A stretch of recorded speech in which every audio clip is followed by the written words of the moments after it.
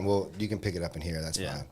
Are you starting the show now? Yeah. You're saying going live? Cool. Yeah, we're going live. So we were talking about staffing stories. Yeah. And she had meant, you said Brick killed a guy. Yeah.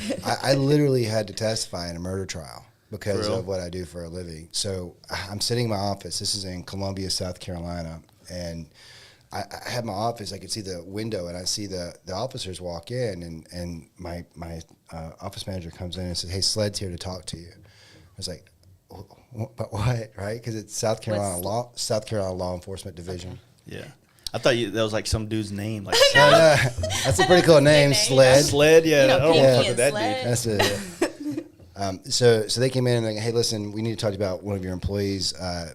They're suspected of murder, and they're using work as an alibi. And I was like, okay, so what are they saying? They said, well, they can prove that they were clocked in and out all day.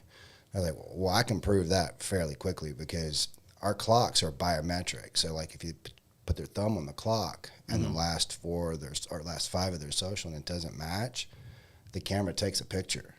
I mean, the clock takes a picture of you. And none of our employees knew that.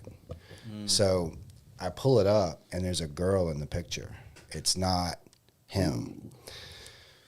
It's a kind of a dark. It's kind of a dark story. I mean, he start the podcast off the right. It's a murder podcast, dude. Yeah, Those get a lot of views. I was gonna say, yeah. So he and this girl had conspired, right, to basically kill his wife. He had her clock It's so crazy. him in and out that day, and because this clock took a picture, they were able to prove that. And then I had to testify on hers because she was an accessory. Yeah. It's a weird feeling, man, sitting like literally 20 feet from someone that you're pretty sure murdered his wife. Well, that kind of reminds me of Goodfellas. Do you remember when he had to testify against them? Oh yeah, and they're sitting there and they're just looking at him like, and they do that. They're like, get you. can you point? You're like, It's that, it's that guy. that famous one where that kid's pointing at those dudes, and then there's like memes about not being a snitch and shit like that made Right. afterwards. Yeah. Well, Yeah. you know, I guess my level of dealing with staffing in my life has always been like real low level shit. Like, hey, I'm just trying to get on like as a grocery or a Attempt. like temp agency stuff, Yeah. right? And that is that still kind of in the same Yes. film or whatnot Realm, yeah. realm. Fucking words aren't working right now. It's fine. I haven't Yeah, done a I know. podcast in a while. I'm rusty. Well, So, we've been driving all day, so Yeah. we're a little rusty too. but yeah, so I would think that like that would be such the range of people and It like is. but you said like it kind of threw me for a loop because I kind of had a question to ask, but you said like a CNC operator. Like these are skills like Correct. that are usually not hard to, if you have them, find a job. You know, I can tell 20 people, right? I know 20 brands that need a CNC operator right now. Like I can staff those motherfuckers. You know what I'm saying? Yeah. But you know, when you have like someone that doesn't have any skills and they're trying to get their foot in the door with something, that's where I was always wondering, like, that's got to be a rough place to be. It is. But a lot of the jobs that we staff for are entry-level jobs. Like I was saying, blue-collar workers. So a lot of, before the pandemic and before inflation, like those jobs were typically paying between $10 and $12 an hour. And that was like from the beginning of my career in staffing, that was the pay rate. And like 20 years later or 15 years later, they're still paying that. You know what I mean? So they really took advantage of the worker, I feel, because a lot of the jobs when they went overseas, you know, they got cheaper labor. And so that happened to the U.S. economy, too. A lot of our jobs went across seas, and they were paying like $2, less than $2 an hour. For, I remember when all that stuff. happened. Yeah. Yeah, so that affected the wages because it's like we can pay people over here less or send our business overseas and get the production done there. And so it took away a lot of American jobs. Yeah. And then the jobs that they did have were, you know, lower end jobs. So, but people that are starting out trying to gain skills, that's kind of what we're dealing with right now because there aren't that many people available for work, which is weird. Well, is the concept not ever like, I guess if you're 28 and you're trying to entry level somewhere, it's probably difficult because you probably have a lot more responsibilities in your life. Yeah. Maybe a kid or you're married or some Right. sort of bills that piled up. But it's almost like schools don't push trades anymore and they don't push the concept of if you go to college, you're paying to be there to learn something, but what happened to apprenticeships? Like, why is this not a thing anymore? Why is nobody wanting to, like, whether you're getting into videography or you're getting into custom paint or all these things, like, no one ever fucking calls me to say they want to learn how to do this. Right. You know what I mean? Yeah. And it blows my mind because, like, I'll get people on Instagram like, hey, man, I want to come learn how to do what you do, but they live in Colorado. And I'm like, bro, well, how are you going to do that? Right. Because I'm not going to pay you because you don't know shit. Yeah. You know what I mean? That's affected a lot of industries too, is that there aren't people that are going after those skilled trades. So like welders, we're lacking in welders, plumbers, electricians, even CNC like people. Yeah, that's a huge gap that's right now that we're trying to fill, and we're trying to push people towards that stuff. Do y'all mainly just deal with like Georgia as a whole, or is it just more concentrated in Atlanta, or what's your realm of that? Yeah, you just want to kind of break down so that they'll so get a picture of it. So I work for a regional company that has branches pretty much all over like the Southeast. Okay. But I run the Atlanta market, so I have 6 branches that are under me in different parts of the Metro Atlanta area. Okay. So. And Zahara, how did you get into the staffing industry? Actually, I answered a newspaper ad. For real? Literally. Wow. Was dating yourself there, bud. I know. I'm right? old. I'm 40. Do you remember that? That's where you went to help Wanted? You circled shit. And then you had to call them, and you didn't have to use the first 3 numbers either back in the day. You didn't. You just tell the number. I remember that's where you went to find out what was playing at the movie theater, too. Oh, yeah. Fandango. Do you remember Fandango? You remember Movie Phone? Yes. Yeah. AOL Movie Phone, I think is what it was. Yep. Yeah, that was... Ms. Z over here started out as a temporary associate herself. Yeah, And I was a worked her way receptionist. up from receptionist to office manager, or a recruiter, office manager, sales, branch manager, trainer. Now she's vice president of sales. Yeah. Oh, yeah. Yeah. So she primarily Atlanta right now, right? Yes. Primarily Atlanta. We're growing though. Yeah. How many times have you wanted to quit? I've literally quit one time. So I worked with one company for 15 years, and like 10 years, 7 years into it, it was like the recession was happening. It was 2007, 2008, and I said, F this, I'm out, How bad was that out there on the East Coast with you guys when the recession hit? It was pretty bad because the housing market, right? Yeah. A lot of my business literally was lumber yards, woodworking, trusses, things like that. So it dealt with carpentry and building houses. So my business went from, I don't know, like let's just say 10,000 hours a week from that I was billing customers to like 2. Damn. What was that? Was it The Big Short? Was that the movie? Yeah. That, like, I was an adult when that shit happened, but I was renting. Like, I wasn't paying for shit, right? Yeah. That movie kind of put it all into perspective for me to it's like I didn't read the book, I watched Right. the movie kind of thing, you know. Right. And they talked about how the whole East Coast in that movie was about how, like, they were writing these shitty loans and blah blah blah, and I didn't feel it here, like with. We still had lots of work coming in because we sell luxury with custom paint. Like, no one needs this shit, right? So we still were busy as hell. We were still building bikes, but when I did podcasts with people on the East Coast or on the West Coast as well, they talked about how hard it hit California. So it's like, I don't know. There's like pockets of America that really got it bad, and the rest of the country are like, like, what's going on? You know what I mean? Yeah. So it's weird. Yeah, It is weird. The financial crisis is actually kind of led to the first time we talked because that's so true. I didn't experience it. I'm going to be a little arrogant that I came into this particular part of the industry around the time the financial crisis hit. Yeah. I had started out as an executive headhunter in the banking industry at a time when I couldn't even balance my checkbook. And I was out here recruiting. I'll tell you real quick. The very first job order I got was for a commercial lender, and I knew so little about banking because basically they were like, hey, you're going to work banking. I'm on a draw. You know what a draw is? Like, Absolutely not. A draw is where like when you make commission, you give them yeah. back the money that they paid you, Yeah. right? 'Cause you don't get a salary. So I'm paying them to be there. Yeah. And this guy's like, you're going to work banking. You got to make a placement within 90 days. We're going to have to fire you, right? And I'm like, I can't even balance my checkbook, bro.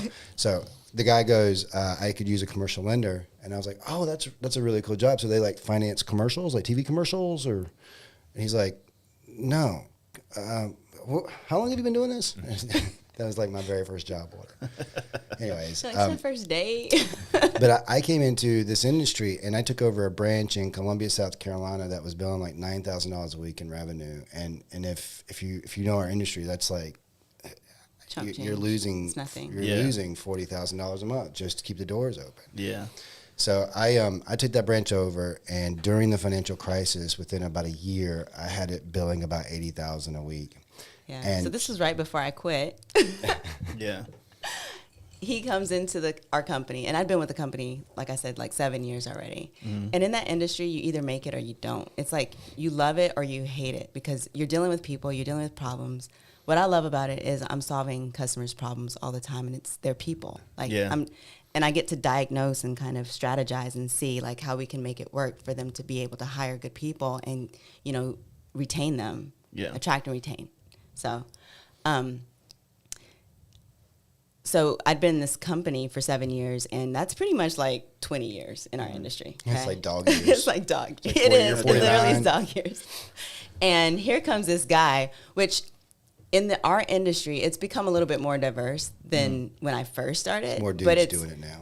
It was primarily women that were running the show in staffing, because it started off with Kelly staffing, which girls. In the World War II era, that they were the Kelly girls, and they would go out and do like the receptionist work and things like that. So that's pretty much why. I was just joking. It's like the staffing. I can tell you where all the podcast. women went. Yeah. Well, it's the same thing like They're in painting bikes now. Yeah. 100%. Pharmaceutical, you're right. Pharmaceuticals, so pharmaceutical sales is typically women, right? Yeah. So, but he comes in and he's killing it, like killing the game. And I'm sitting here like, how is this guy? First of all, he's a guy. So how is he doing this?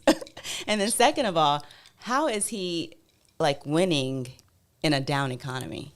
Yeah. But that, and I've been in the industry for that long, and I just was like, I don't get it. So I call him up and I'm like, hey Chuck, my name is Zahara, and I just wanted to know, welcome to, the company. And I just wanted to see like if you had any tips and tricks about like what you're doing.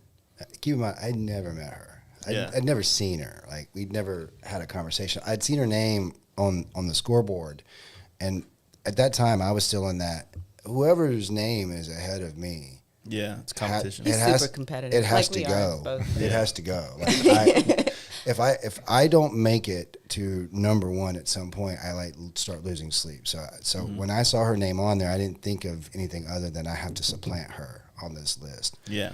So she calls. I'm not trying to help her. Like, she's like, I'm literally competing with her for a trip. Was it Cancun that year? Yeah, Something like that. It's like, if I don't knock her out, she goes to Cancun and I don't. And she's calling me to ask me, like, hey, can you like help me figure out how to do as well? And I'm like, no. So basically, she's on the. I was like, well, you just do what you do. You get out there and make it happen. If you're always in the right place, eventually it's the right time, right places in front of clients. Like, that type of stuff. Just this nonsense. fucking guy. Yeah. Dance around. Yeah. I was like, thanks, Chuck. I appreciate it. Talk to you later. Click. Yeah. She Thanks didn't for like the me tips at all. and tricks. Anyways. But So I did that that's kind of been the main or the gig for you guys and brought y'all together. And what was that like? How long ago was this? So we met 12 years ago, Yeah. 12 and a half years ago at a sales meeting. Platonic, friends at first. Yeah. And it kind of grew from there. So, yeah. And we've been We married were both 8 kind years. of coming out of relationships at the time. Yeah. But, yeah, it's been it's been a good ride. If I didn't like what I did, like I said, you either love it or you hate it. But I just feel like I love helping solve problems. Yeah. And when you have a company that's bleeding employees left and right, it's like something's going on there. there has to be, I have to find out where that gap is, that your guys are not understanding employee relations. You guys are not understanding how to retain your employees. Yeah. Do you have bad supervisors? What's the conditions of the job? Could you say at all that like there are two different types of people? There are people that solve problems and the people that ask problem solvers to fix it. Yes. In the workforce. I mean, I feel like I've been successful because I've always been a problem solver. Yes. You know what I mean? And then I feel like every time I hire somebody or I've worked around other people, you can always see the ones that are waiting for instruction or 100%. when the roadblocks happen. And obviously the problem solvers are always the ones that go further in life. Like Yes. you look for problems to solve. And that's, and also like, I've always said that that's what also keeps you mentally, like, what's the word I'm looking for? Like just together, Yeah. happy, out of the dark zone or the deep zone. Stimulated. Yeah, it's like Yeah. the problems are stress, but it's manageable stress. So therefore, you're never quite like dipping too deep into the Right. like, who am I? Why am I here? Right. You know exactly. what I mean? Yeah. You're 100. That's exactly true. I like this saying I heard recently that was like, if you want to learn something, take it. But if you want to master something, teach it. Mm-hmm.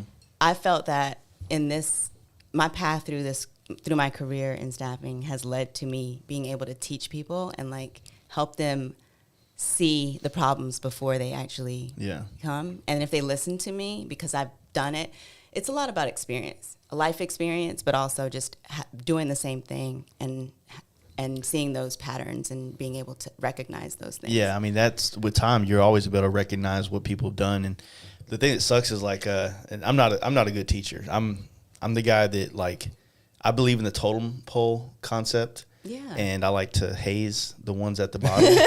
Of You course. know what I mean? Just to Yes. let them know, like, hey, when you get up here, we don't make fun of you anymore. Right. So if you don't like being made fun of, work harder. Yeah. You know what I mean? That's part of it. Yeah. But I've never been I'm a good locker room motivator with words, but I'm also the guy that walks by and sees what you're doing. I'm like, man, what the fuck, dude? And I just walk off.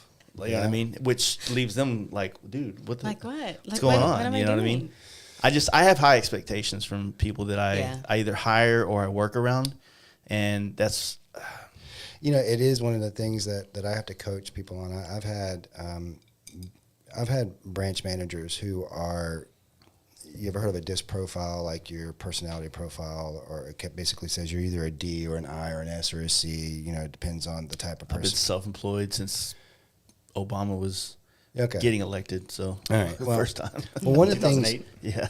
one of the things that happens is you tend to try to hold people to your standard, right, versus their standard. And I think that a lot of times, whenever it comes to leading people to see it your way, it's not a command and control relationship. It's leading by the example, but also asking questions and try to get them, like, for instance, versus just telling them what your standard is, you kind of lead them to it by asking them if their standard is enough, right? Because you kind of have to meet them in the middle and bring them and stretch them to where you want them to be. Yeah. And the only way you're going to do that is I'll be honest with you, like that scenario you said, like if I were, for instance, we do these things where we'll go into a client location and we'll actually sit down with their supervisors and we'll evaluate how they're doing things. In that scenario that you just provided, I would say, man, what are you doing? And then, you know, kind of walking off, you actually cheat yourself out of an opportunity to pass on knowledge, because one of the most important things I think within most leaderships is the ability to replicate yourself, to replicate what you've done that is successful and provide somebody else with that pattern. And I know I deal with it a lot. Most people say it's not worth the effort because I try to show them this and they don't do it, right? But the reality is you're aiming for 20%. The 20% of the people that take that coaching and do really, really well, those are the 20%. Think about who are the top, there's what the top earners in the country. It's only, 20%? You know what I'm saying? It's not the vast majority of everybody, but because you get so used to the folks who don't pay attention, you miss those folks because you're like, I'm going to walk away because it's not worth my time. But it really is, because you're going to identify, like I said, you know. Yeah. You know. Like I'm just different, right? Like Yeah, I feel you. I learned from getting an opportunity to do the bottom totem pole, taking the trash out, wet sanding, washing my boss's bikes in his car, right? That was my first job. Yeah. But being around all the other things and wanting to be at that level, I absorbed what I could visually and then practice on my own. Right. And this is before YouTube, so it's like, you know, I'm going home and laying flames out on the refrigerator at my house, you know what I'm saying, trying to learn how to do that stuff. Yeah. And so I guess I try to, when I see someone here, you know, whether they want to learn how to do video stuff or get into photography or learn how to custom paint, it's like I was explaining this to my son today. My son wants to get a guitar. So we went by a guitar center. I was showing him the different guitars, which I don't know how to play them, but I've listened to music enough to know, like, this is a bass guitar, this is electric guitar, this is an acoustic, right? Yeah. But I was trying to get into his head. It's like, if you're only going to use this when you go to the people that we're going to pay for you to learn this from, then you're never going to get it, right? If you're only going to touch this at that time, and then when you get done, you're going to go put it away and go do other things, you're never going to get it. And that's what I see in a lot of people that they go into what they call work. And I don't know if it's because of, like, maybe today's culture with, like, the hustle culture that goes through the internet of, like, or maybe the lack of it. Like, hey, you need your time and you need to be you. It's like, fuck, man. Like, your 20s need to be fucking grinded in some kind of way of putting yourself in a position to get, like, the skills you need to make the money in your 30s. The whole thing. It's, you know, it's very much a instant gratification culture right now. It's because they grew up with the internet, like instant gratification at their hands. Yeah. You know, looking at screens. I mean, my son's 20. Yeah. And I mean, I was a victim of giving him a phone at 10, 11 years old, you know, same. and they just kind of grew up with it and they don't know anything different. So it feels like I've found myself having to, because Jace, I totally get your mentality because that's how I was. I started from the bottom. You know what I mean? And Chuck is the same way. So it's like I totally understand that. Unfortunately, I've had to, well, I guess fortunately, we've had to kind of change our thinking because this is the next generation of employees. Like, this is the next generation of people that are going to be running businesses and running the country. Yeah. And we have to. They'll be furries. You know. Stop. No, please don't. They're gonna be furries, dude. No. That's true. CRISPR is coming.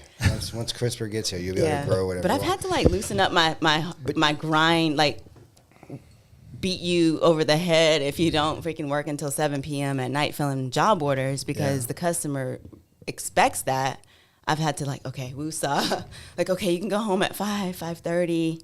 Like, I used to work 80-hour weeks, but yeah. So it's interesting that you say that because I get into this conversation a lot, right?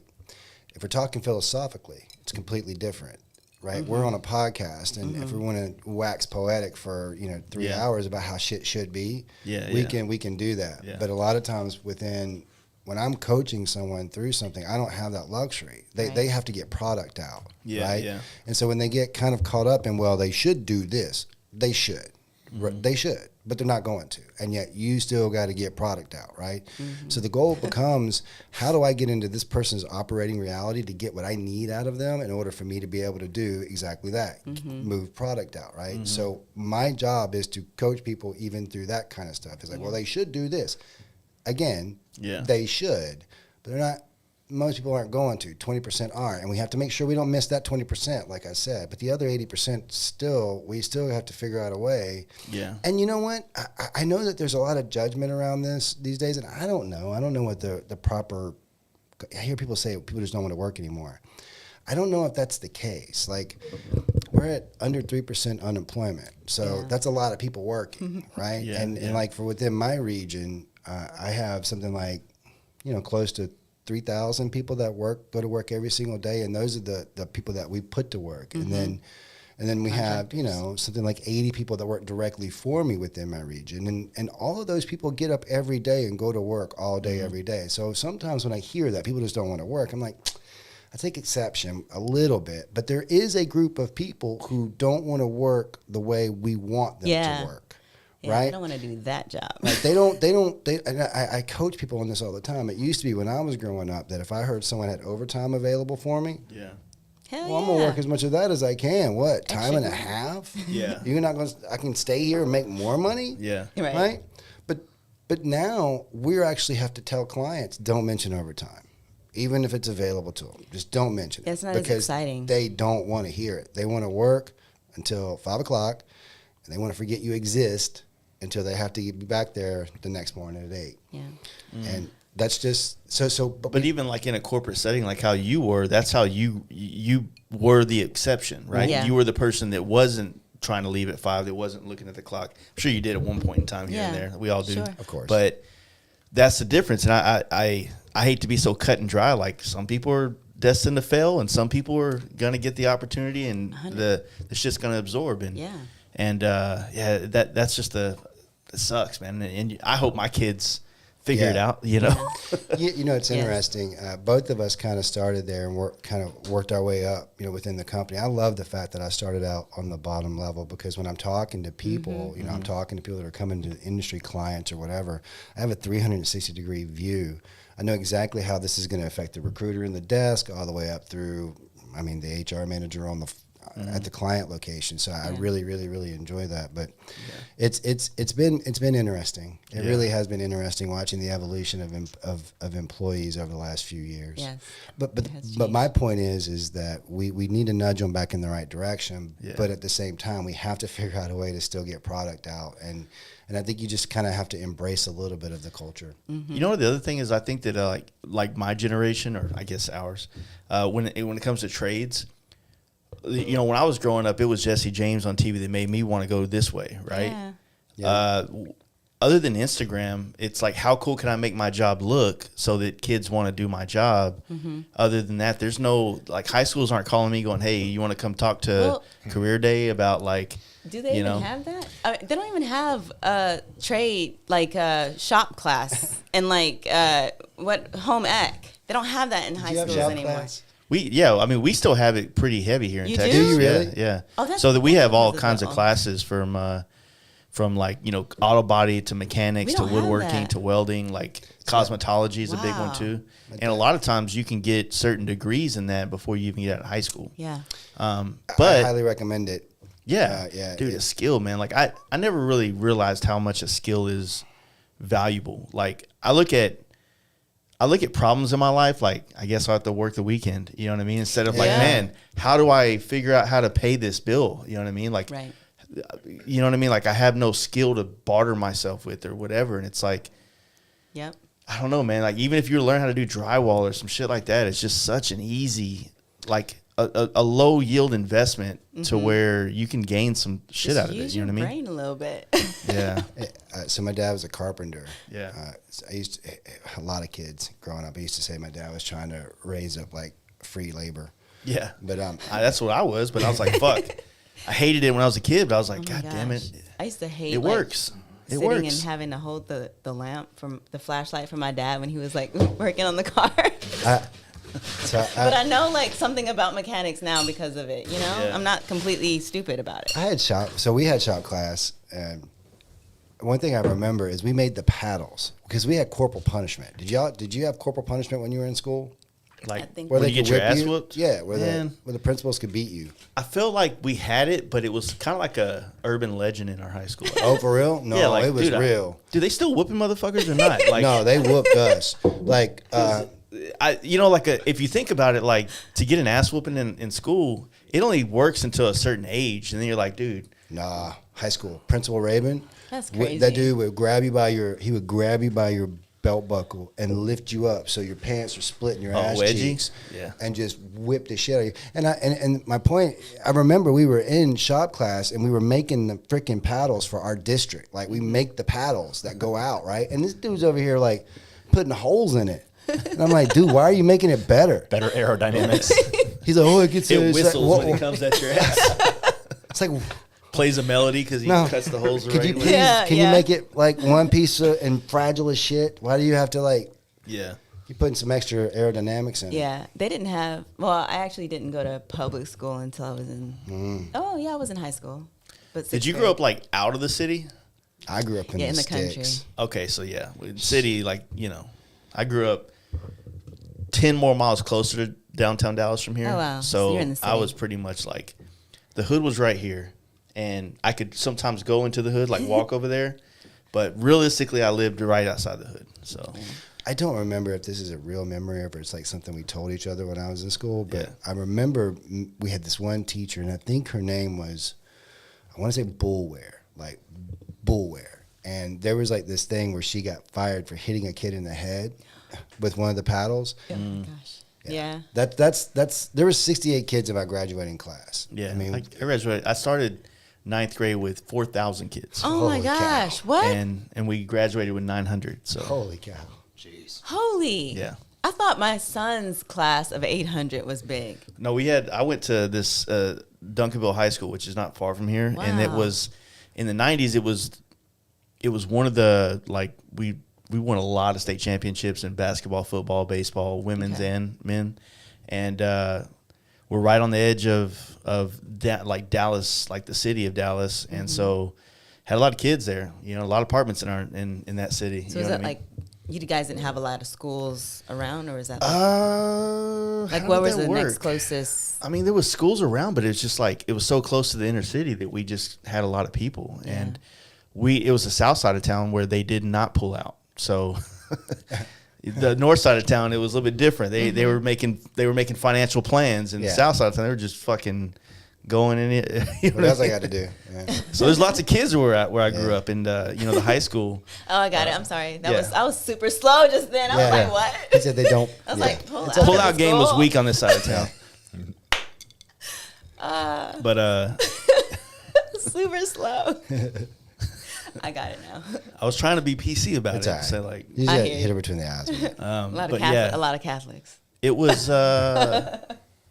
Well, I grew up in Mormon town, so But I mean, I don't know. Like it was a great experience though. Like I played sports growing up, so I felt like I got a good high school career and shit like that. But like I said, I was forced to work in a body shop as a kid, so I didn't like it. But and I tried to do something different. I tried to go into architecture. I got some opportunities I was actually working in an architectural firm my last year of high school as a. You go to school for half the day and then you get off and you get to go to work and kind of work half day in and out. And so my senior year, I was doing that, and I realized I fucking hated working inside of an office. yeah. And it drove me not for nuts. everybody. Yeah. And then Fast and Furious came out. Yeah. And I was like, fuck this, dude. I want to go fucking put stickers Do you on remember cars. those movies used to be Damn. about racing vehicles? Now they're like Avengers and cars. Yeah, they're Here's the deal. flying. I like both. I grew up on comic books. It's my artistic past. Sure. But, and then me and my son bond on that shit a lot. And but as much as I did like the superhero movies until Iron Man died, basically. Yeah, And then I feel after you that, on they'd be that. kind of woke, Yeah, a little bit a much. little bit too much. The Doctor Strange wasn't bad. It wasn't bad. It the was show okay. or the movie. But I like Sam Raimi, so I like his directing style. Yeah. Yeah. Sorry. But well, it's like movies. People, I mean, you probably understand this or get it. Like they're not going to invest in a movie that's not like guaranteed to make them money. Yeah. You know what I mean? Like No. Yeah. they're going to put 100%. money in another superhero movie, and then everybody's going to try their version of a superhero money because that's what people are watching. You know, and then it's like those other movies that are pretty good. They slip by. They become Netflix or Right. They used to be Lifetime movies, but now they're on. That's so true. I used The to watch Netflix movies now are, the Lifetime movies now are terrible. I didn't even know it Yeah. still They're existed. like Left Behind. Have you ever seen those Left Behind movies? Like you try to watch and you're like, oh my God, what is this? But that's So like cheesy. Hallmark. Yeah, movies, Hallmark movies are bad. Yeah. We ain't going to get any Benjamin Buttons anymore, man. Those kind of movies are going to be far and few between. You know, you mentioned when you were talking about the life of, what was it? Secret Life of Walter Mitty. And then also Forrest Gump, which is one of my favorite movies of Yeah. all time. That's a 94 movie. That's the year I graduated high school. I love that movie. But have you ever seen Big Fish? Fuck, I don't know if I have. That's the one you might like. It's kind of got that whole fantasy mixed with reality thing going on. You know, that type. I think you would enjoy that. Ewan movie. You should check McGregor's in out. it. Oh yeah, right? it is Ewan McGregor. Have you seen Life of Pi? Oh, that's a great movie. I remember it, but I did not watch it. Okay. Yeah. You didn't watch it? No, that's that one where the dude's. Is that the one where he's got like a tiger on the fucking Yeah. little boat with him? Yeah. Yeah. So I see the movie poster in my head, but It's no. a good one. Yeah. It's a good one. It's good. Have you seen Showgirls? Yes, absolutely, absolutely, Great movie. Is that what? absolutely. She really did a good. Moore, or is it No, the No, other girl? that's The- Elizabeth That's Berkley. striptease. Yeah, Yeah. the Elizabeth girl Berkley from Saved by the Bell. Saved by the Bell. Yeah. I always like Lark Voorhees on that show. Did you ever see Lark Voorhees? You remember Lark? No, I didn't. And see Saved by the What's her Bell, name? Lisa. Lisa Yeah. Turtle. Lisa Turtle. She got thick, dude. She did. Have you seen her Kinda lately? good, though. Yeah. Not gonna lie. No, I remember that was a good. big deal. Like kids that grew up on Saved by the Bell, they're like, oh my god, You know what's Elizabeth Berkley's gonna be naked in a movie. yeah. And she You know claimed that ruined her career. That movie. Yeah, it did. Yeah, I mean, she didn't really do much after It's that. kind so of like it's it's kinda kind of true. like the whole saying in I think like the acting Tropic kinda ruined Thunder. You know when Tropic Thunder says you don't go full retard? Yes. She went full frontal on that whole thing, yeah. right? So you don't show that much. You show a little, and that's Little it. tease. I love how on those movies. She can go by like, the strip tease. Yeah, Yeah. That Demi Title. Moore striptease was a good ass movie. I like how like Showgirls and The Room, Tommy Wiseau's movie, and even Striptease, how they always like after the fact come back and like, oh no, it was that way on purpose. Like it was a dark comedy. Like you know how they now try to say Showgirls was supposed to be so over the top that it was a parody. Yeah, right. You guys were going for Skinamax. We know what you guys were yeah. going So for. they're trying to say that it's like Sharknado. Yeah, that's exactly like they were trying. That's what they do. They come after the fact and say it was so bad on purpose. Yeah. But, Yeah. yeah. I just remember she broke her back in the pool, or like it looked like she was breaking her back when the sex scene in the pool. I don't remember it that well. 'Cause, I have a curse with movies, man. I remember all that shit. I would say you do remember. A lot. Yeah. So there's always that guy that can like quote the movies another level above you where you have to like just sit back I know. and take the reins. shit, man. I know. You got this, man. No, I get hit like that sometimes. You're like, you're trying to remember it. You're like, I like scotch. So one of the things that so my one of my hobbies is screenwriting, so I'm kind of obsessed with film, and I have been since I was real young. So yes, I He quotes every time you watch Ferris Bueller. He quotes it. that's every my favorite time you movie watch. of all time. Ferris It's Bueller. good. That's a fun movie. Yeah. It reminds me. It's a stupid analogy. I really like Hot Tub Time Machine, and I Yeah, feel it's a like movie. It's a that movie. gives me that vibe of going back to that '80s, but with So- like I don't know. Yeah. Yeah. So what we've been doing lately, because All movies there today aren't, suck. they suck. They do suck right You now. know, so we've been going back and watching old movies and just kind of like reminiscing, and they're good. Like watching old stuff like Ferris Bueller's Day Out and Goodfellas and Step Brothers. You're never gonna watch those movies. They're never gonna make those type of movies anymore. Yeah. Everybody says that, but like I think the one movie that I wish they'll never make this type of movie. I think they could make those movies if they did it right, because there's like kind of an anti-culture that's going on right now, but they'll never make movies like Blazing Saddles again. And I don't know if you've ever seen Blazing Saddles, but That's Richard Pryor and right? it's Richard Pryor and Gene Wilder. No, Gene Wilder. I was gonna say Gene but it's not Simmons. Richard Pryor. Yeah. It's what is his name? It's daggone it, but it's Mel Brooks. Oh, okay. I can't think of the main guy's name, but Richard Pryor and Gene Wilder was Running Scared or Oh, okay. Yeah. something like that. Yeah. So yeah, I'm just like you could say any word right now. And I'm like, yeah, that's it. That's that it. yeah, 100%. Hey, Jason, how did you get into motorcycles, man? Oh, how did I? I was yeah. gonna ask you that. I mean, I was waiting for the right time. Like y'all were jumping rope, and I'm just like waiting on my chance. Well, they name all their motorcycles after movie characters. They- So Oh, that's cool. After characters from Kill Bill. Bill. Yeah, Oh fuck yeah! I got my pussy wagon keychain out there. nice. Yeah, It's my daughter's favorite movie, Kill Bill. Tarantino. Oh, wow. Tarantino is my favorite director. I like Tarantino, Baz Luhrmann, and obviously 2001. Yeah, that's Yeah, the that's Jules. Yeah. Say what again, motherfucker? That Speak scene. English and what? Yeah. Well, ain't no country I ever heard of. I watched those movies growing up with, just randomly. I'd be in the house with my dad. He'd be watching it in the 90s. I never really got it. But I think The Big Lebowski, Oh, when I watched Come on, that, bro. I watched it in the movie theaters. Like, dude, what the fuck is going on? I was too young to kind of understand it. Yeah. I watched it again, and then it made me want to watch all these old movies from like that era that were kind of that conversationalist type thing, right? Yes. How Pulp Fiction is, Yes. how Reservoir Dogs is, and those type of things, and it made me fall in love with that. And then recently, when I started doing this podcast stuff, like, because I remember our intro that we used, the sound. I remember sitting in my brother's room. He's the one that did all the he was like a SoundCloud, like he would make music to put on SoundCloud and shit. So he knew how to use GarageBand and all this shit. And I told him, I was like, I want the intro to sound like the porno sound, but with the stern announcer. And we didn't get that, but we got a version of that made sense. You know what I mean? But I like that.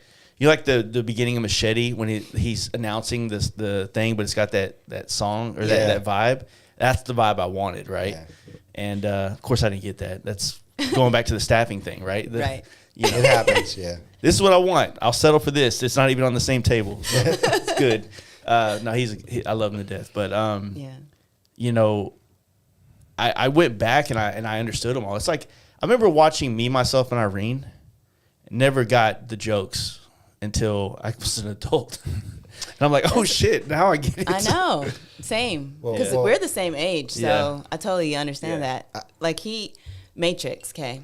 The Matrix. And you probably are going to be like, dude, whatever. That came out. That was fucking... It was amazing, right? But I didn't understand the philosophy, you know, the philosophy in the Matrix. And like, it was a lot of talking to me. And I was just like, can we just get to the action, right? But when we got together, we went on this, like I said, we do movie marathons. Okay. So we did the Matrix marathon, and I hated the second and the third Matrix series. I was like, I hated those second movies. Was like the one that gave us all the action we needed from the first one. Right. But I didn't understand. I didn't understand it. Come on. I was like, blah, blah, blah, blah, blah, blah, blah, blah. My wife, she looks a lot like Trinity. If she had shorter hair, she kind of has that look, and we've always I was like, always had a thing for Trinity. So you know, guess what? So it worked out. Yeah. But no, the first Matrix was like any first movie that they're planning to do a trilogy. You're going to get more information. You're going to lay the story out, right? And then you get parts of like really good action, right? You know, when he finally stops the bullets, when he's running through there. That action scene when they're running in the lobby and the fucking bullets, that's one of the best ones. I've never seen that shit before. Yeah. I've never seen anything like that. Yeah. No. Now, the new Matrix that just came out, I don't know what the fuck was going on with that. They just tried to redo. Let's capitalize off this. Yeah. That was bad. That's actually, it's so many things to tag in on as far as like we're talking about the Matrix and. Hey guys, we're going to get to bikes eventually. Calm down. We'll talk about motorcycles in a minute.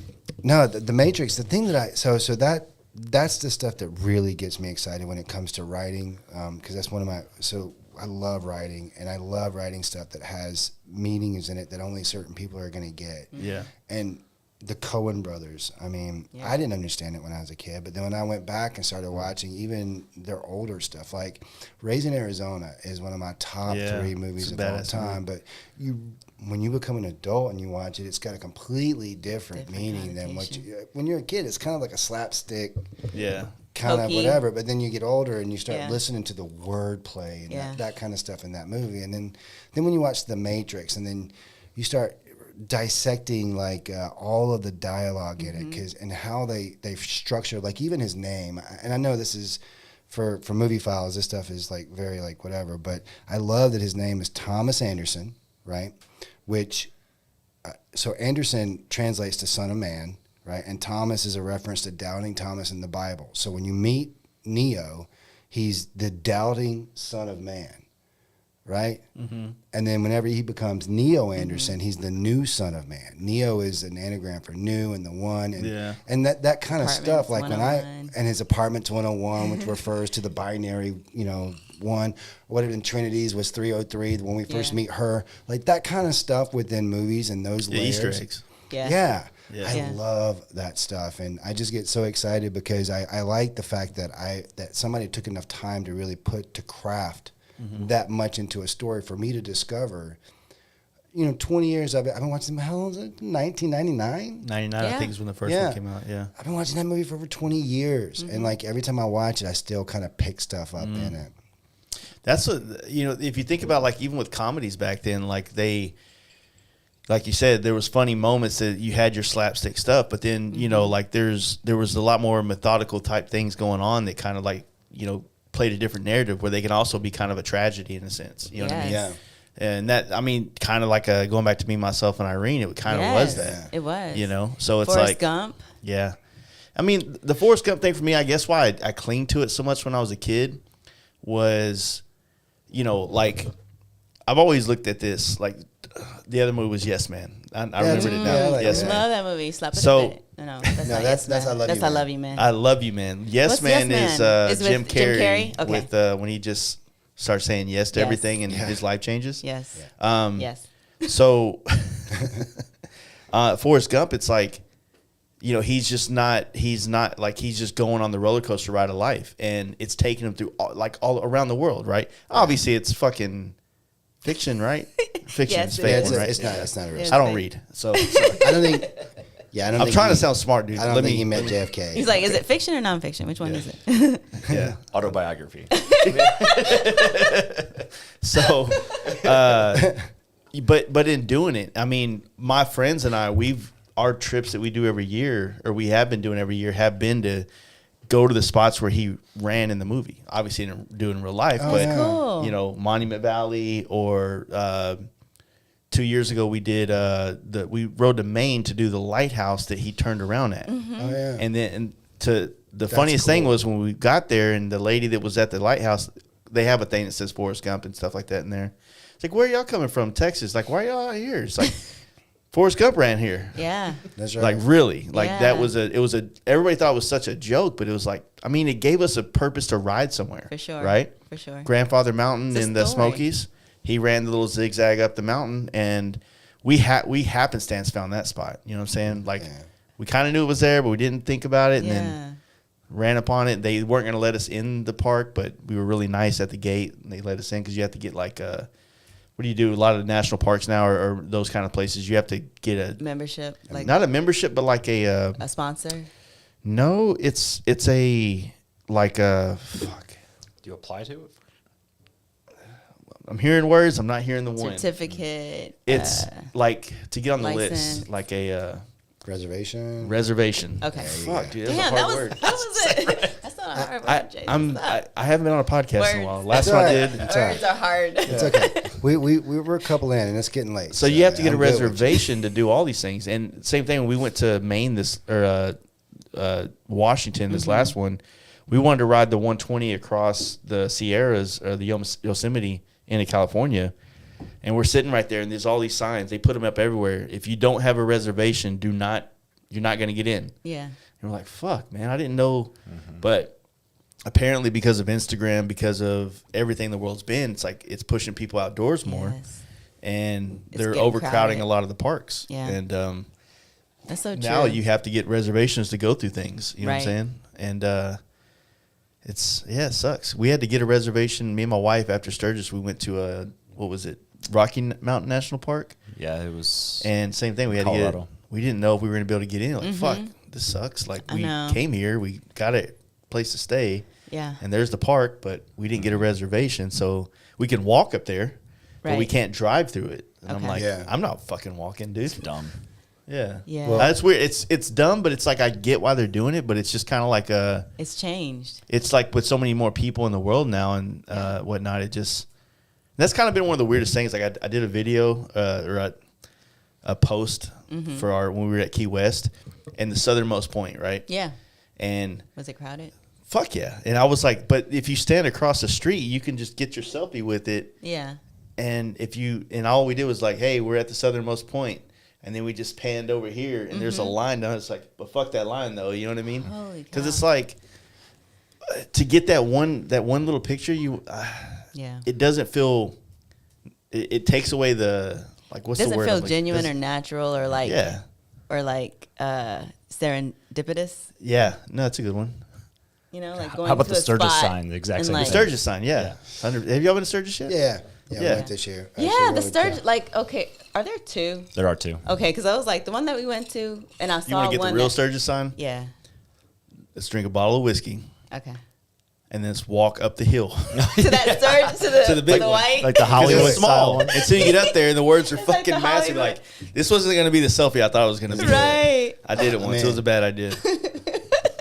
when Drink the whole bottle of whiskey. I didn't do I shared the whiskey. Okay. Yeah. That's good. When you come to, you got to come to Georgia and ride with us. Come ride Yeah. the mountains. But when you do, let's go down to Savannah so you can. I want to go to Savannah. bad. Savannah. You can go sit on That's the. a great city. Well, you got On Savannah. the Forrest Gump. Savannah. Yeah, that's one of the ones that they got they still have the bench there? Yep. It's still there? Okay. Yeah. Yeah. I don't know if you guys saw this week, but the world passed 8 billion people. I just saw that, It's yeah. nuts. So There's too many people. So the, But why the why world's don't we have- population crossed 8 billion this week. That's Do crazy. you know how I know there's too many people? I'll tell you something. Don't laugh. She gets mad because I talk about this stuff all the time because I see these things and I go, is that where we're at as a society? We were leaving Tennessee the other day, and as we're leaving, I noticed a sign over us. You know those little blinking signs over the road, and it said, "Don't forget to check for baby." And I went, the fuck does that mean? Don't forget to check for baby. I can one up you on this one, but And go ahead. And I started thinking, I was like, what? Don't check for. So I'm like, Google it. And it's like this campaign in Tennessee where people are forgetting their babies are in the back seat, and they're dying of heat stroke. That's common. So, no, I hear you. I know. Listen I'm to just what saying. they say, though. So then it's like I got okay. So maybe we got too many people, and then I'm like, all right. Well, so let's go see what this campaign's about. And I go over there, and one of the first things they say is, put something important in the back seat, Not your baby. like your phone. And I just think to myself, if there were 12 of us and one of us had a baby, would we not know where that kid is? Yeah. And we are literally at a point in our society where the mother who just had the kid, Yeah. just had it within a year probably, forgets it's in the back seat. Right. And the suggestion from our government is, or whoever Tennessee's phone. government, put your phone so you don't forget your kid. Yeah. There's a lot of That's us. sad. That's actually sad. Yeah. That's super sad. Yeah. Don't forget to check for baby. Yeah. That's why I'm not having more kids. So what I was gonna say, Yeah, I wanna hear it. is because now every Chick-fil-A has a double line, and every other, like our Whataburgers here have double lines now. Like every billion people, I think we're gonna get a triple line. A triple line. Yeah, and it's so insane, like the wait for things, like, and I think it also has to go with like they don't build enough shit, like we're in the suburbs. infrastructure? Yeah, we're in the suburbs of Dallas, Yeah. right? But like franchises are looking at like, okay, well, we don't want to put a restaurant here until you reach this population, Right. But out here, the population is, not enough, but they don't understand that we're pulling from like a 20-mile radius. And then, Sure. we're overpopulated after that point because we're kind of like the last line before you're in the fucking sticks, right? Okay. And so we get these restaurants out here on this side of town where you walk up, like you try to go to fucking Texas Roadhouse anytime after 5 p.m. Stop. Are you guys that You're not- popular? Yeah. Really? Yeah, you ain't getting in, bro. Texas Roadhouse. Yeah. Wow. Yeah. I mean, look. What's taco? What was I talking about? I want to try squirrel. taco shop, taco. This it's a taco place you guys Mama's have out here. Tacos or Is it something? Torchies? It just says taco Taco Casa? Oh. What is that? So Taco Casa it's actually a gym. All right. So Taco Casa really? bought the original Taco Bell menu from Okay. when Taco Bell first started. So if you think about Taco Bell's original menu, it was like a tostada, a taco. Yeah. It wasn't an enchilada. Yeah, it was like simple Or like chalupa. things. Yeah. Dude, if they can bring the double-decker taco back, it'll fucking make my life better. Right. Right. Those are but- so good.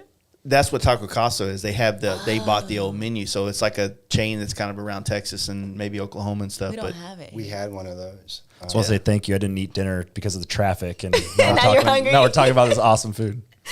Taco Casa. it's not good. It might be the Taco Bell that you can eat before it would blast out your ass. Oh, okay. All right. So probably good I didn't Yeah. have that. Oh shit. Yeah. But no, it's shots fired here. I've been to California a lot, and they do not have good tacos out there, so they for can real? go suck.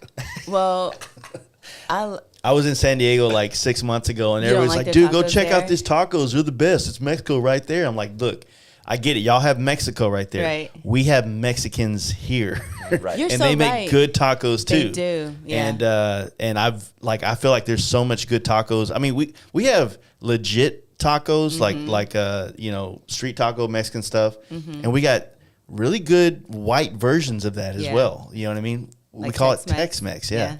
And I don't think that Californians really understand. Like they don't. they don't get that. Because they got the like, hipster tacos too. It's not really They just don't have any flavor, dude. Like I've been out there and I'm like, dude, like you get like Papa Juan, love him to death, good buddy of mine. He took me his taco spot, and I didn't want to insult him, so I'm gonna do it live on a podcast. Like, bro, this shit is weak, dude. Fighting words. When he comes back You're gonna here, be a meme tomorrow. I'll be a meme tomorrow. Yeah, Oh shit! Yeah. 100%. He does the memes. So Right? Gainesville, Georgia, is the poultry capital of the world. There's more chicken that gets processed and created out of that market than anywhere else. And they Yeah. literally have it on the water tower. Yeah. Gainesville, poultry capital of the world, and they have areas in that area that you go into it and there's no more English. Like all the signs are Spanish, and so they have carnicerias and these little areas. Did I say it right? Carnicerias. She corrects me. Right. Listen, she teases me because I try to speak like Spanish. carnicerias? I try to speak Spanish, but because I'm from say South, it like you see it, brother. I learned it in Columbia, South Carolina. So it's like prometo a la bandera de los Estados Unidos de America. Hey, my Spanish is terrible these days. I don't practice as much, you have but to, yeah. you have to like learn Spanish for the staffing stuff. Or No, I'm half. Okay. Like I'm half El Salvadorian. So I grew up speaking it, and I actually was born in California.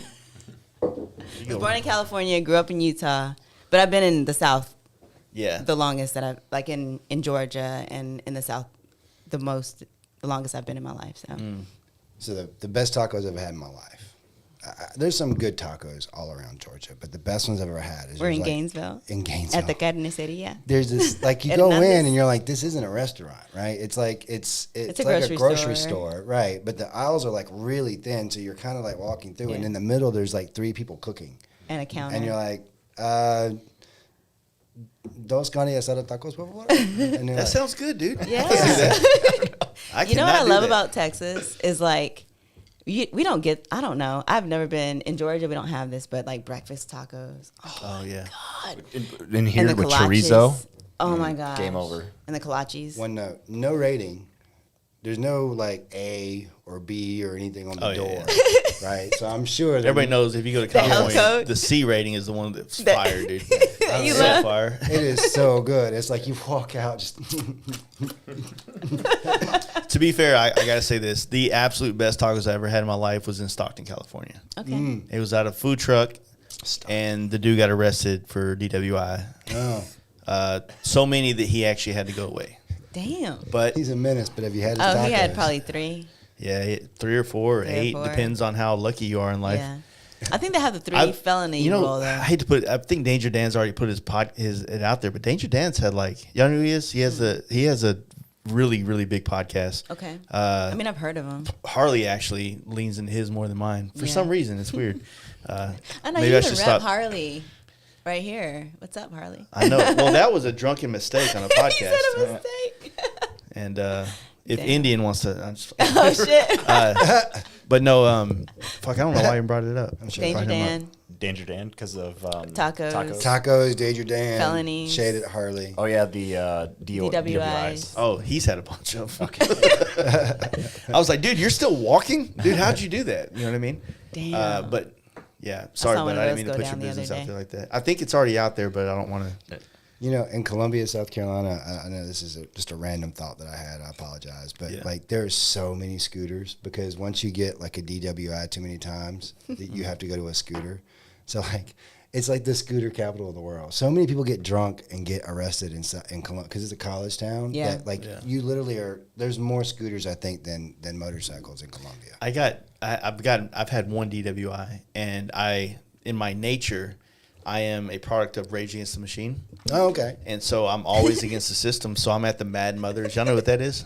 Mad Mothers? I'm at the Mad Mothers thing they make you do in one of the processes. Oh, of- MAD. Yeah, MADD. Yeah, and all they do is come in there and talk about how somebody drunk, not me, Yeah. but somebody else killed their kid or something Mothers like that. It against drunk sucks. driving. Yeah.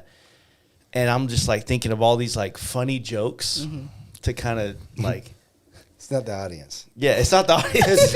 It's really not the one. Or, you know, in the DWI education class, the whole time I'm just thinking to myself, like, they don't understand. Like, that woman's having a hard fucking day. She needs a drink. Oh my God. Like, what are y'all talking about? Like, you act like y'all don't. Why am I the only one that sees this? Like, if we all agree to this, then we can change the law. Like, And you're like, in this house, shit changes, right? Like, right? So that's your dark. Do you ever find yourself in like? So I find myself in moments where like, there's something going on, and I want to say the most inappropriate thing, like the darkest joke I can come up with at that moment. I've been trying not to do that anymore because it never works out. Does it on not a go over podcast. very doesn't. well? No, because No. what happens on podcasts is they can just take that context, without they can remove what you just said and just make it, put it out there, and then put some sad baby on the other end of it, and the next thing you know, it's like the Fast Life podcast hates babies. You know what I Right. mean? Next thing you know, you're like, well, fuck, man, how do I don't have time to learn Photoshop that well. You know what I They'll mean? make like the Sarah McLachlan, like the puppy video, you know, Exactly. like, In the against arms. you. Yeah, right, exactly. That shit gets me though. For real. You start crying when she starts singing. It's so not nice. It's like so like manipulative. It's weird because like Can't the film crew help that dog? yeah. Stop. Yes, flies. I think that's like, a Kinnison joke. Flies all around. I think that's a Kinnison. It is a I think that's a Kinnison Kinnison joke. I think that's a Okay, Kinnison because joke. it was super funny. Well, so you guys ride bikes, right? We Yeah, right. kind of, sort of. Cool. I think that's why we're here. we have a couple That's motorcycles. kind of why we're here, right? When did that start? When did that bug bite y'all? Yeah. Well, for me, it was 6.5 years ago when he turned 40. He, Damn. yeah. Just had to say it like that. I She had to put it know. out there, didn't she? Like 40, Well, he's about to 6.5 years ago. Hold on, he's I'm about an to be old man. He's I'm about an to be old 50. Are you scared? Are you scared? when we first started dating, I was 35, and she's like, "Oh my God, you're like 5 years from 40," and I was like, "Yeah," and she's like, "Are you scared?" And I was like, Because because he's 29. 6 years older than me. Yeah. So I was like freaking out about turning 30. I have no idea why. It was just one of those moments in my life where I was like super scared about crossing that 20s into the 30s. But then when it happened, I was like, I'm wiser, I'm smarter. I know shit now. This one A hurt. little bit. 40. Did it? That one. I feel like every problem That was my physically, it like Yes. happened all of a sudden. Like I've got lower back pain that I thought I solved with a fucking expensive mattress. Oh my gosh, you're so Joke's on right. me. And then I used to be able to just work out for fucking a month and a half and like see results, and not anymore. And I know what and you I mean. get emotional on TV shows I that know I what you shouldn't. mean. So I know my testosterone is too low. So you and just so probably now I need got to get go some fucking. TRT. I Come have on. to, yeah. Come on, let's go. And you'll see the weight come off, I promise. Yeah. But 40 for me, I don't know. Was I scared this time? No, you I rolled through it. kind of like leaned into it. I leaned into my 40. But so he turned 40. Real quick, I've never understood why people get so weirded out with their age. Like, I feel like it's the better alternative. Like, I think- the more numbers I see, the better. True. Right? I mean, you're living, right? I look at it like. Well, I might only have. So much time left. Well, not so much time left as far as like, oh, I'm going to die at 80 or 70 or 60. Like, not that, but I only have so much able body left to make things happen the way I want. Or, and obviously, like, you know, I feel like as you turn 40 and 45, maybe even getting older like that, like, I know, like almost 50. I'm not trying. the jokes write themselves. I'm sorry, dude. You know, like when you're super old, like Because trust me, I'm in 46. here and all my friends are making fun of me, so I get it. You're playing, like, you feel like you're starting to, like, especially in motorcycling, you feel like you're playing a younger man's game or a younger person's game. Yeah. And you're stuck with this like fucking weird thing in your head. Like, how do I stay relevant to, some kid that does a wheelie that can tattoo his whole face and not have any fucking care of in the future, world. I know. right? Yeah. But because they can do a wheelie, like, they're the best thing to the motorcycle industry. And so I'm like, well, shit, like, he is important to the motorcycle industry, but how do I get my voice heard in that fucking mix? You know what I'm saying? Yeah. And the older I get, the harder it feels to connect with that base, because I really don't identify very well.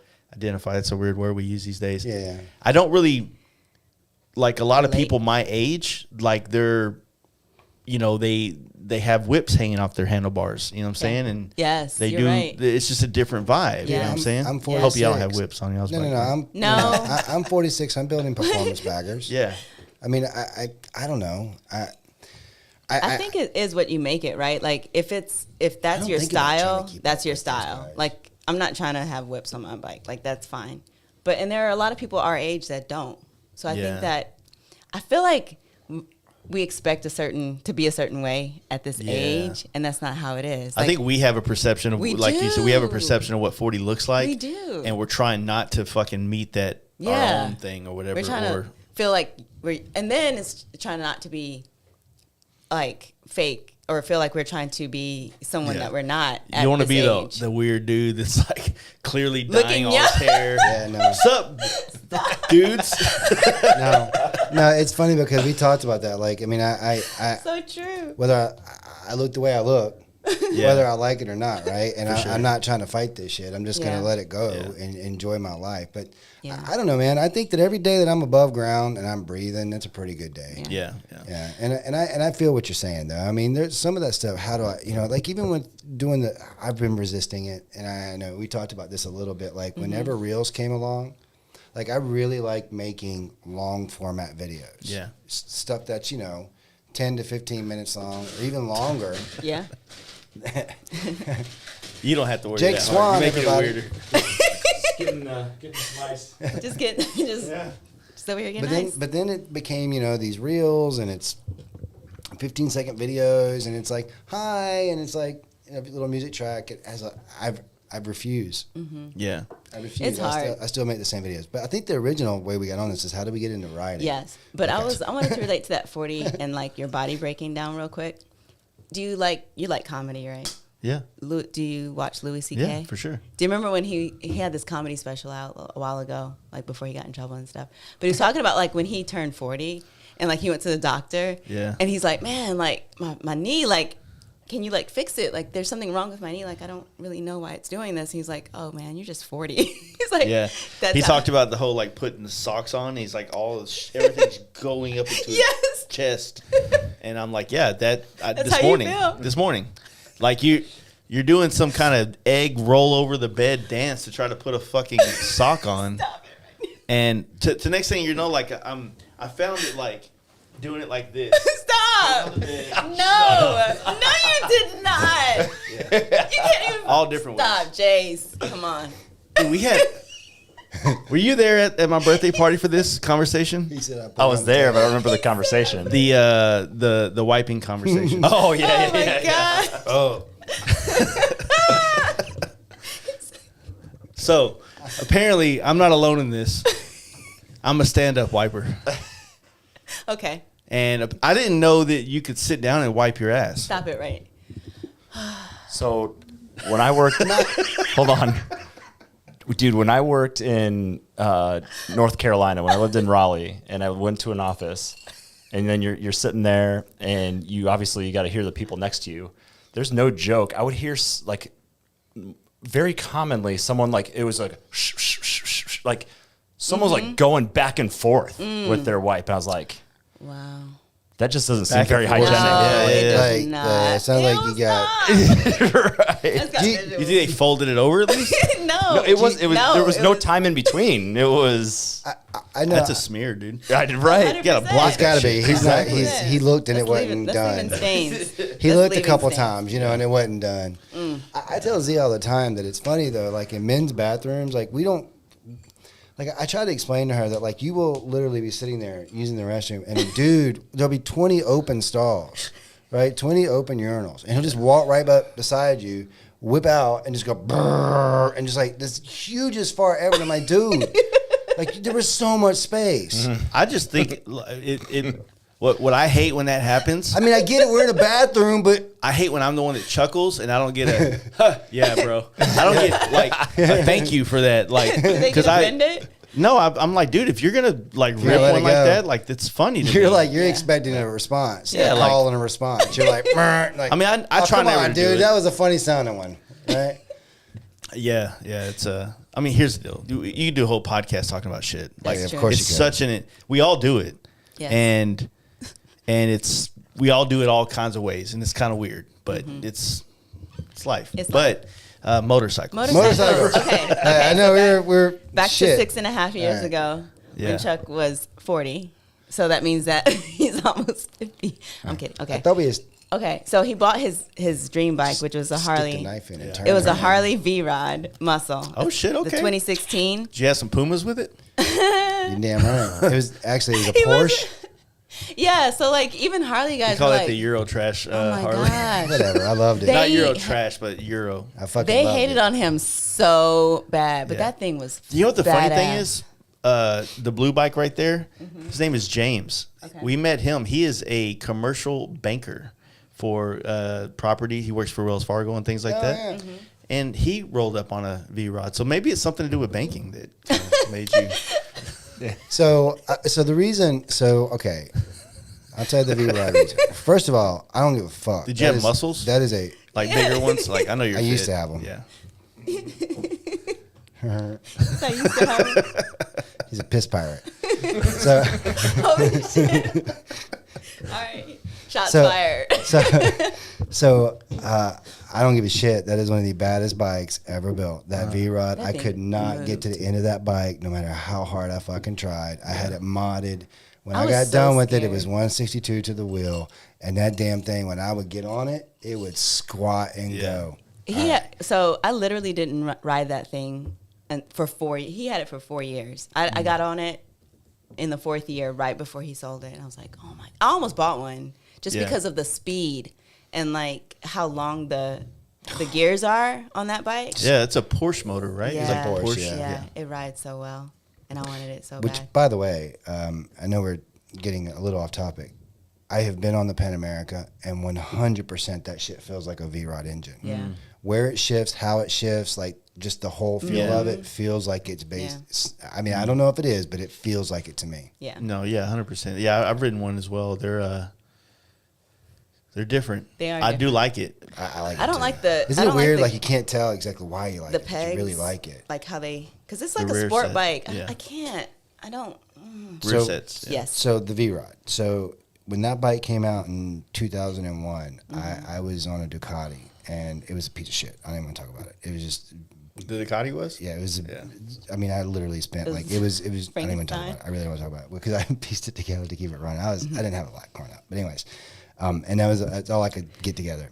So, anyways, I always said if I was ever going to ride a Harley, when that bike came out, it'd be a V-Rod. Like, oh, that's a Harley I could ride, because up until that time, it was all chrome and Yeah, all that. And It didn't really cross. it the- didn't. Yeah. It didn't attract me, right? But Yeah. that bike looked like something Batman would ride, It and did. I was like, yeah, I could ride. It was that that bike. matte black, the denim black.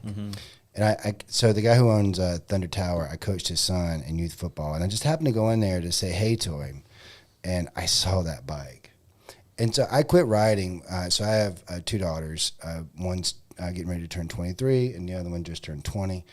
And whenever they were younger, I stopped riding for a few years, and then I'll pick it back up when they got older. Yeah. So I walked in there, and she didn't know me as a rider. I hadn't been riding the whole time we've been together. And I saw that bike, and I was like, that bike looks so nice, right? Because it was Yeah. that matte black, and it was low swung. Did it have the fat back tire on it, like Yeah. the 240 or something like that? 230. 260? Was it a 260? I don't remember. I know it was I thought it was It's 230. been a minute. 200s. Yeah. Yeah. Yeah. But so I really liked it. I called her and I said, hey, I think I'm going to buy a motorcycle today. You have any issue with that? And she's like, no, but, I'll never get on it. It's like, why not? And she's like, I'm terrified of motorcycles. Yeah. I was like, okay.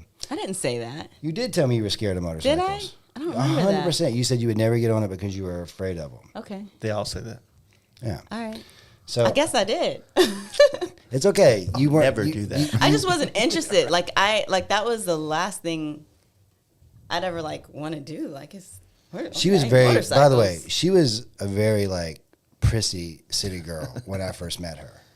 Like, don't lie. Well, I'm not. You had a lying. shoe person. I didn't say anything. I She was had- like, she had, yeah, she had that's a me. lady that she would call I need some shoes, and the lady would help pick shoes Yeah. out for her. So it's very much a city girl type of girl. Like I never lived in into Atlanta. I mean, come on. never into country. She goes No. camping. I would I've never been in a million camping. years I've that never she been would go camping ever Motorcycles my whole was life. outside of her realm. I gotta pee, Sure. Yeah. but this is all fucking good now. All right. So Yeah. Okay. carry it on. Yes. Yes. I'm the worst one at this. I'll do this 8 more That's times. okay. You're good. I'll probably go in a It's minute. that 40s, isn't it? Hey, by the way, It's the 40. I'm older. Yes. I'm older than dude. I'm older than dude, and I'm older I'm, than him, and you're holding it. and I'm holding it. Yeah. Yeah. So I'm gonna. So do you want to finish that story? So yeah. So he gets his so he calls me and I'm like, yeah, but I'll never get on it or whatever. So he gets it delivered the next day. And By the way, I didn't have my Georgia license, and I had not been on a motorcycle in forever, so I Yeah. was very nervous about Sure. getting back on it right away. I mean, you pick it up kind of quick, but Yeah. at the same time, it had been a few years. yeah. So he gets on it and I'm like, oh yeah, it's really pretty, right? And the guy, because we lived in a condo apartment place, and the guy, one of the security guys we made friends with, and he looked at it, he was like, yeah, it's badass, like such a nice bike, blah, blah, blah. And I'm just like, yeah, it's nice. And so our gym is probably like a mile or 2 miles down the road from where we live. So Yep. every morning, 4:30 a.m., get up, go to the gym at 5, like right when it opens And up. I'm on the bike. And so he's like, I'm going to get some practice in because he had his permit or whatever. And so I'm driving. I didn't have a helmet. We have to wear helmets. And do you have to wear helmets in Texas? Texas does not have a You helmet don't? law. Okay. no. So in Georgia, you have helmet laws. So I didn't have a helmet. He had his helmet. He was riding to the gym, and I'm driving my car behind him.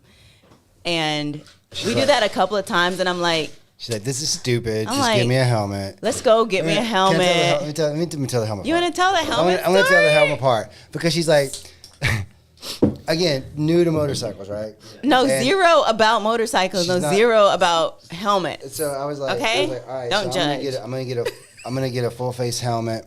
That's what I'm gonna get. And she's like, well, like, it'll mess my makeup and stuff up. No, I was also like worried about like you were being, like you wanted that visor. You were like, sure, but I but didn't I want it to also was mess my worried face about up. like being claustrophobic too. So she got one of those half helmets that have like just a clear visor. It's a 3/4 helmet.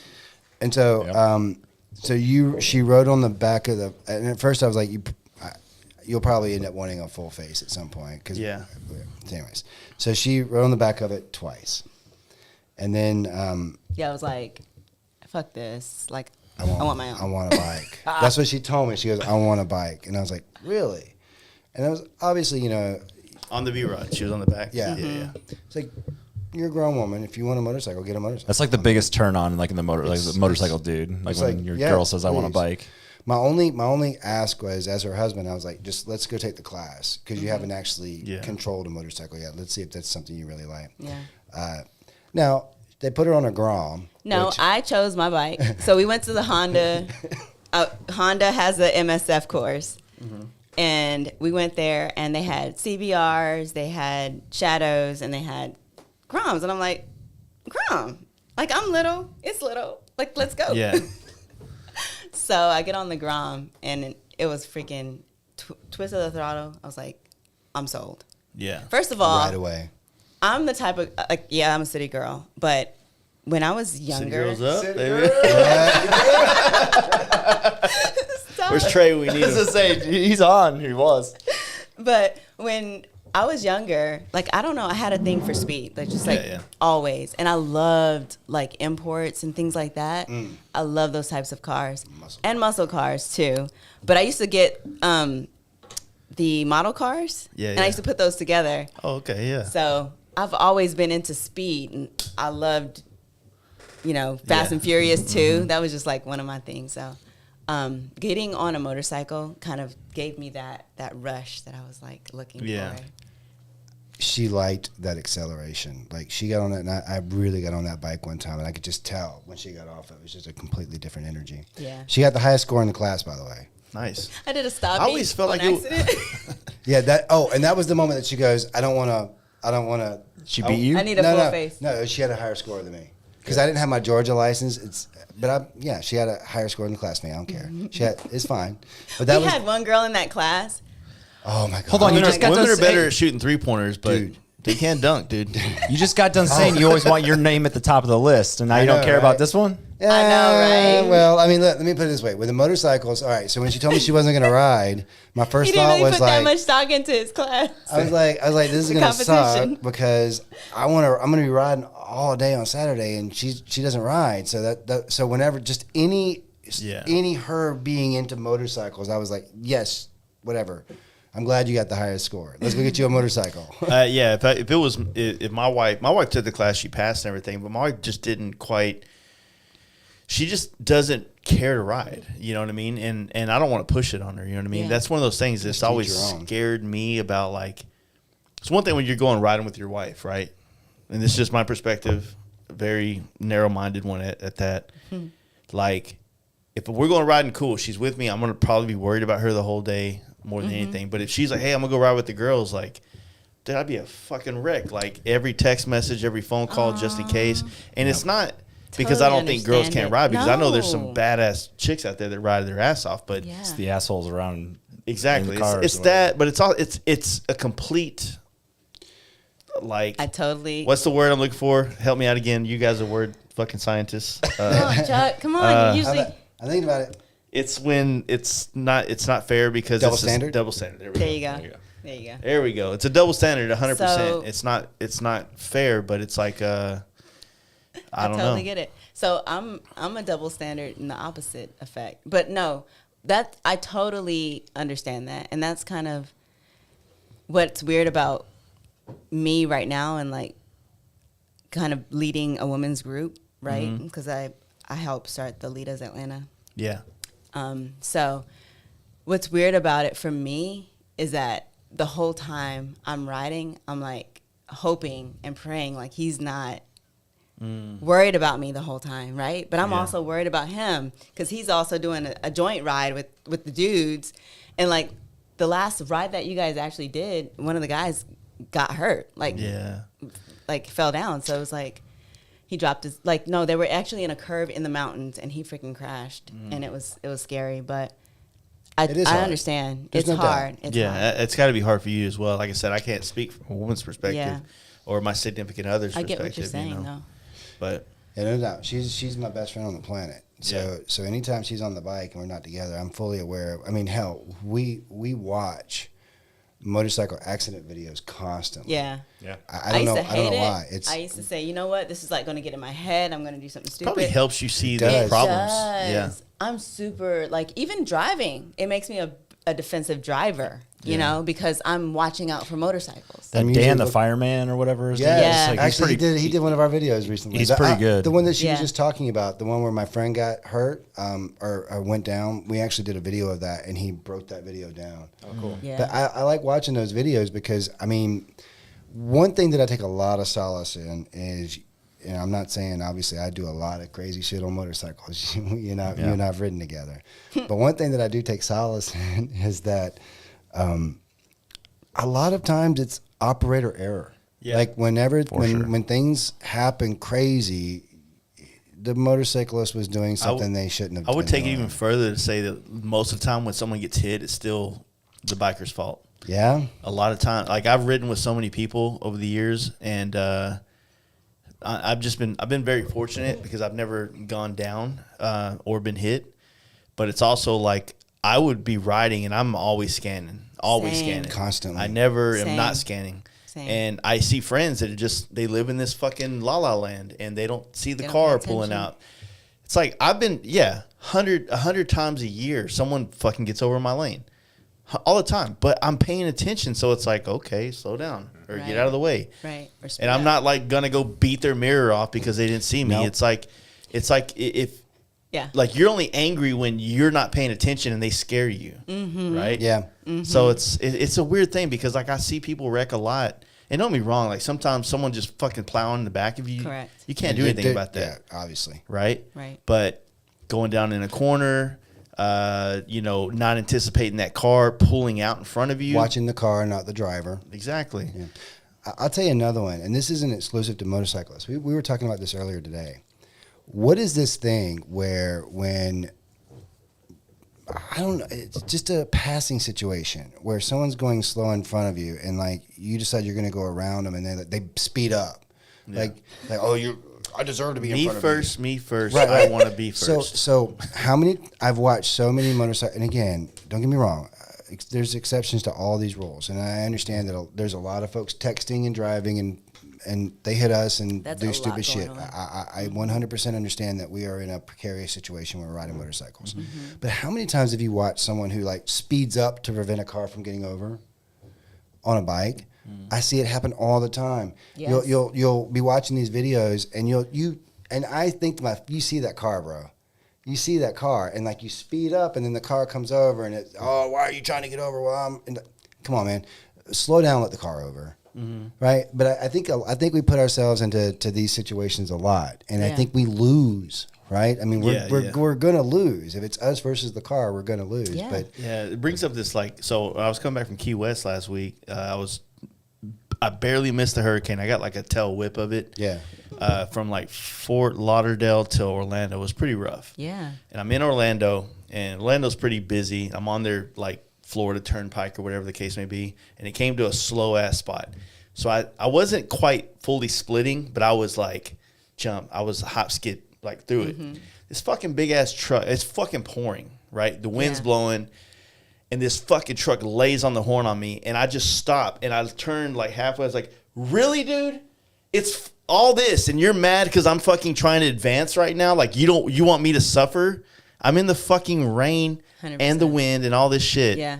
And it's always miserable being behind a semi. Oh my gosh. Like miserable. That was us a couple of Always. weeks ago coming in because we did a charity ride for his stepdad in South Carolina. So it's like a 3.5, 4 hour ride for us. So we rode it. But coming back, that's when like the hurricane started. But it started in South Carolina. So we got rained on. But these freaking cars, if they would just speed up a little bit, we wouldn't have gotten soaked to the bone. You know what I mean? Because it was like they weren't driving normally. And I wasn't trying to speed in the rain, but at the same time, I'm not trying to go 25 when it's... Yeah, the slower you go on a bike, the more that I know. wind hurts you. Exactly. Or it fucks your Yeah. it was funny when it was raining, when we were doing about 55, 60, we really weren't getting that wet, which is crazy, right? Yeah. But as soon as we slowed down to like 30, it was like Just Feel it touch drenched. your nuts. Oh my gosh. 100%. Like I was like, Oh, there it is. Damn, damn, that sucks. Yes. And like I tried to explain that to her. Similar situations It's going kinda on like a down cold there. Yeah, it's From the window. To the you know the guy that actually I think is hilarious to me, and like obviously he irritates the shit out of you when you're driving. It's like the guy who's in the fast lane, who's doing exactly the speed limit, and will not get the fuck over. Yeah. Like he's like, I just always assume they have this attitude. They're like, They are like this is the my speed lane. limit is Go 75. around. I was here first. I was Yeah. here. I Calm down. deserve to be here. Or the guy that like when you're coming up and you see him pull out in front of you, right? And he like guns it as fast as he can to try to like stay ahead of you. Like I deserve to pull out in front of you. And you're like, dude, I still have to slam on my brakes. If we're gonna do that right now, the street that my shop is off of, it's 2 lanes, a center lane that's like for turning, and then 2 more lanes. But each side is big enough to be a lane, so that you can get the fuck over and turn. And when people, and I never think about this because I want to make a video of like what grinds my gears, and it's when someone stops in the fucking highway to turn, and there's a whole fucking lane over here Yes. To turn. and. Yes. Like I turn into a different human who is void of all sympathy, empathy, and fucking like consideration of who you are in life. Animal Yeah. brain. And I guess that's what that guy is whenever he sees me passing through the middle of the lane and he's stuck in traffic and he's like, no, you don't deserve that. You know what I mean? Like Yeah. all that shit it fucking drives me Oh, nuts. you guys man. get to split lanes here? No. No. You do We're it. fucking adults, Oh, man. my bad. We do what we want. Oh, my bad. I can afford the Make ticket. choices. You're right. We make choices. I do what I want. It's funny you say I always that. tell people, like, look, I'll take this ticket. You ever like park somewhere and like, I'm just gonna park here. Yes. Whatever happens, I do it it's all worth the time. I do it all the time. Chuck's like, $45 to park here, or go through all the hassle of like trying to Yes. scan my license Yes. plate and do this. Like, We do I'll it just take all my the time. chances. I do. In the summer, I'm you like, have to I'm just here gonna though park because it's here. so hot. It is. You just- can't walk like miles. I do that in the checkout line, like when you're checking out, like when you're getting groceries and stuff. When like you see that lady that pulls out the book. Oh, checkbook. Yeah, and it's I like do not know how to write a check. no checks are one. I'm talking about the lady with the They're still- coupons, Oh, right? no. So she's like this stack of coupons. I yes, I'll go ahead and admit I'm guilty of going. How much are those worth? So I can just give you $10. I'll Venmo Yeah. you. Here you go. We were talking about. Can we get out? Can I get out of here? Yeah. Because I've got shit to do. Right? I'm sorry. That's gonna look really bad. But No, I mean that's kind of one of those things. Like not that anything's wrong with this, but like when $20 is that much to you, Time is money. yeah. I remember the guy I started with. He said this. He goes, "You want to know how I feel like someone's like really made it and they don't give a fuck anymore is when the gas pump slows down and they say I don't give a fuck anymore. Yeah. They put it back when it's Yep. it's like yeah, fuck Yep. it. They can keep those 8 cents, Right? but it's like the person. It's like the same amount of time to fill it up 20 gallons, but this last fucking 20 cents. Yep. And that's always when you prepay shit, right? Yeah. So it is funny. We literally had a conversation with my son the other day where it was like he was talking about, he was doing something about his hair, right? Yeah. He's spent like 5 hours working on this. It's, again, different generation. Well, if you have it, Yeah, I don't have it. I don't have it either. By the way, the boy has more shoes than she does, but it's just how these kids are these Stay days. up, player. I know, right? It'll be worth money someday, hopefully. For So sure. so he gets up and he spends 5 hours working on his hair, and so it's like, hey, what is your hourly rate? How much do you make an hour? Yeah. Like He asked you that, or no, you no, asked I asked him Okay. that because he spent he got up He's super like, early. So he has dreads, okay? Okay. And he's trying to grow them out. Like, so they're pretty long. They're probably like right here. But when you have dreads, you have to like retwist the top part in order to like keep them groomed or whatever. So he stayed up from like, I guess, midnight till 5 a.m. doing his hair, okay? Like retwisting it and that sort of thing. She's going to kill me if he ever listens to this, but he probably won't. But I He was doesn't think like, we're cool. He dude, doesn't like us. come He's on. like, you guys are lame. $200 to get your hair retwisted. Somebody do it for 2 hours or whatever, however long it takes, an hour and a half. He's a professional. It's worth it. Like, get it done. don't spend so much time. The same thing. It's like, am I going to spend time working on skill sets? Are great, but you have to think about like what you are spending your time on. So if you're going to build out an awning in your backyard or whatever, like, is that something that you can do? That's going to cost, Is it better for me to pay someone to do that Right. versus taking the time that I would use to generate income? There you go. Yeah, Sorry. yeah. Right. Words are hard tonight. It's okay. Same. Hey. We literally drove like 12 hours. 12 hours. I think we're doing good, though. Yeah, I think so It's too. fun. Yeah, I'm actually trying to calculate how much did I spend tonight. When we did Sturgis, when we drove, I think it was 303 gallons of gas, Okay. and at the time it was like $4.99. It was expensive back then. Yeah, it in was August. expensive. It was Yeah. a lot. Yeah. It was a lot. Gas is pretty low. I mean, if you're It's like 319. hanging out with me down in the unleaded 87 87s? rands, yeah, it's not that bad. Yeah, we're Life on is good. 93. We're on that Life is 93. good. Yeah. We're on that 93. I That saw Jeep you- doesn't require a high premium or premium. The Jeep. Well, it's not. It's recommended. It's recommended, but They you can don't get know away shit. without No, it. yeah. Who are they, scientists or some shit? I know. Exactly. Yeah, I don't do You know that. what's They don't know where they crazy come out. about that though? So I have a Scat Pack Challenger, I'm actually the old man's And, going to the restroom. Go right ahead. and so they recommend 89, which I've been putting in, and it's great. But I put 93 in one time, and I was like, damn, I got extra like juice. Yeah. You felt it? Like, I felt it It's a little got bit, the juice. but I know. you got the juice. Man. I got the juice. But then, like, after a while, putting it in, I don't know, maybe it was like where I had it, where the gas station where I got it or whatever, Yeah. it started to feel like kind of sluggish. And then I put 89 in again, it was like, phew. So I don't know what that is all about. Do you know? I've never had a high-powered sports car like you have. Okay. I have the Muscle car. V6 pack. Okay. So my shit does normal The V6 things. pack, I got you. Slow. I told It you. just pretty much runs, and my check engine light's been on for 6 months. Are you kidding me? Because I have not had time, dude. My check engine light came on the way to Sturgis. So you have no idea what's damn. going on with it. Well, I went to what's the thing? O'Reilly's. Lube? Okay. O'Reilly's. I say, hey, what the fuck? They plug Plugged it in? Yeah. And I'm like, hey man, here's 10. Race it. Right. And of course, it was off for like a month, and then it came back on. and What'd they was the say it same was? thing. It's An some O2 sensor. no, it's something like very, very a part of the emissions, but it's not an O2 or anything like that. It's Yeah. another sensor, but it hasn't affected anything, gas mileage, performance, nothing. And it's under warranty, but I haven't been home long enough since Sturgis to take it to a dealership to let them do and their wait thing. and do the diagnosis. Do you guys have to have like emissions here in Texas? So is that coming up soon for you? Just before the light came on. Oh, that's So, right. fucking made it. That's right. So I got. Is it your birthday or what is it? Here. No, it's June. So when I got back from the month-long trip to California, I went and got it registered and inspected because we have to do it all at the same time. Okay. You can't get a registration without an inspection here, so Okay. it's all like one sticker now. And so Same. then like a week later, then the check engine light came on, and I just haven't had a chance to fuck with it. Yeah. And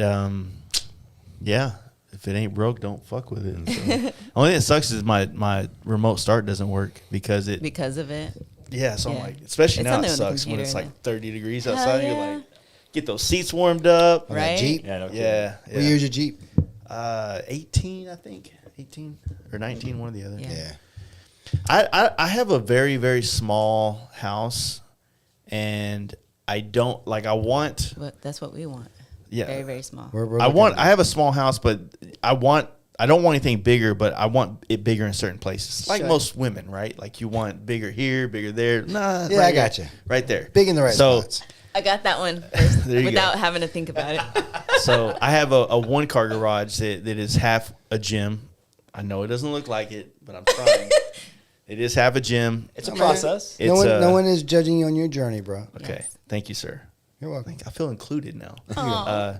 So I just don't have a lot of space in the house. I got bike, gym, and then a big ass tanker desk because I like old desks, and I use that to draw on whenever I'm like working on sketches and things like that. And so I can't park anything in there. So I don't want to buy anything that That requires being parked. You know, in. if I had like if I had a fucking Trackhawk or something like that, which I'm not going to leave it outside. You know what I mean? Right. I want a fucking 4-car garage Yeah. to put that in and nothing's know. by it. You know what I mean? That's kind of like our dream is to have maybe like a 2,000 square foot home. Like nothing really big. That's like the biggest that I want. But I want. That's not big. Shit, I got 1,100 square foot that'll rock your world. Hold up, for real? We have a loft of a 3-bedroom house. Oh, nice. That sounds amazing. No, it's like it's It's less area to clean. trust me, like if you want to travel and be very nomadic the way I am, Yes. we You have we to. have a very, very cheap living situation. You have But to be. Nice. we don't have That's That's what what I'm we're talking looking to about. do. yeah. I guess 2,000 is kind of overdoing it, right? So- but what I want is like a garage in the back. 2,000. Maybe a 2,000 square Ballin', foot dude. garage. So That's like MTV Crib shit. So dude. so it's funny, like I'll be so it's funny. I went a little overboard. Stop it. So I grew up in so all together with all the brothers and sisters, I have 10, right? So bragging. some of them are half, some of them are step, and all that. But at one point in time, there was like 7 of us in the house, and it was a 4-bedroom single wide trailer, Hell yeah. right? So that's what I grew up in. Mm-hmm. Right? So I lived in a double wide once. Don't. Hold on. Yeah. I lived in a Hey, 2-bedroom. you're a little fancy with your double. I lived in a You're a little fancy with your 2. Yeah. I lived in a Fancy with your 2-bedroom 2. apartment. Little seam in the middle. Hello. Yeah. Gotcha. Hello. I never ran because I didn't want to knock it off the bricks. In the Yeah, house, no, you know it what I gets mean? it's scary. They Yeah. shake. He said little. It's a wobbly. little fancy We called them too. wobbly boxes. It's a wobbly box. I lived in Really? a wobbly Was it box too growing big? up. It was too big for the stilts or whatever. No, they had ours actually blocks? still had the wheels on it. Oh, it had wheels. Yeah, and the single wide, you don't have to worry You about don't have to that take 'em much. You know what I mean? Because it's like one. It's only like it's like a how wide are those things? Usually like 12 feet. Yeah, you could have like I think Tiny. ours was like a 16. I think it was like a 16 by 60, something in that neighborhood. So that's where I grew up, and I always so my dad, we built houses. Yeah. But we lived in a trailer, and again I love my dad to death, but it's just that mentality of like I asked him, I was like, one day we have all this wood, Yeah. like all this leftover stuff. He's like, why don't we have a house? Because we have the property, and he was like, we build them, I don't live in them. All right. That's fair. Right? Excuse me. I guess. So that's excuse me for the cough, but that's kind of how I grew up. Yeah. And so when I got to a place where I was like, I'm gonna buy a house, I was like, I'm gonna buy a house. You bought a Yeah, house. yeah. A house that like too big. I don't need it. It's too big. I don't. But now that I've done it, it's like, okay. I'm very goal-oriented. Like we were talking about earlier, like I need like shit that makes me want to fucking like obsess over to have, right? Okay.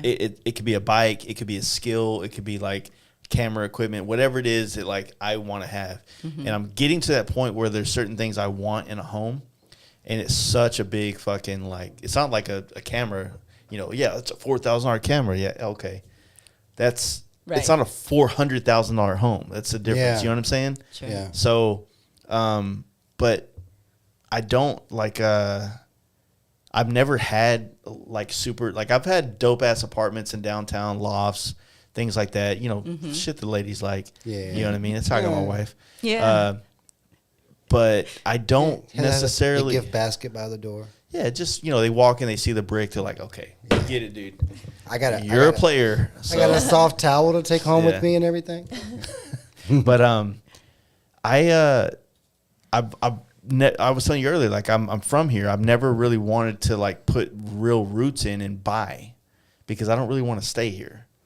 You know what I mean? And then when I started traveling the country on motorcycles, like, and I see all these little pockets of the country or even like bigger cities, I'm like, fuck, I love it here. Of course, it's always northern cities and it's in the summer. So it's never a fair, It's not a fair assessment. It's it's not a fair, dealing you're with from the north, elements. right? Yeah, I'm from Illinois. Yeah. So it's like, I love the whole Chicago, Milwaukee, all the way to like Minneapolis, like that big like circle. I love the land and I love the cities. Really? Because it's very blue collar feeling, and it's very the architecture is fucking awesome up there. The communities are, if you live in the city, it's like much different than the South. Yeah. The Is it South, like real old?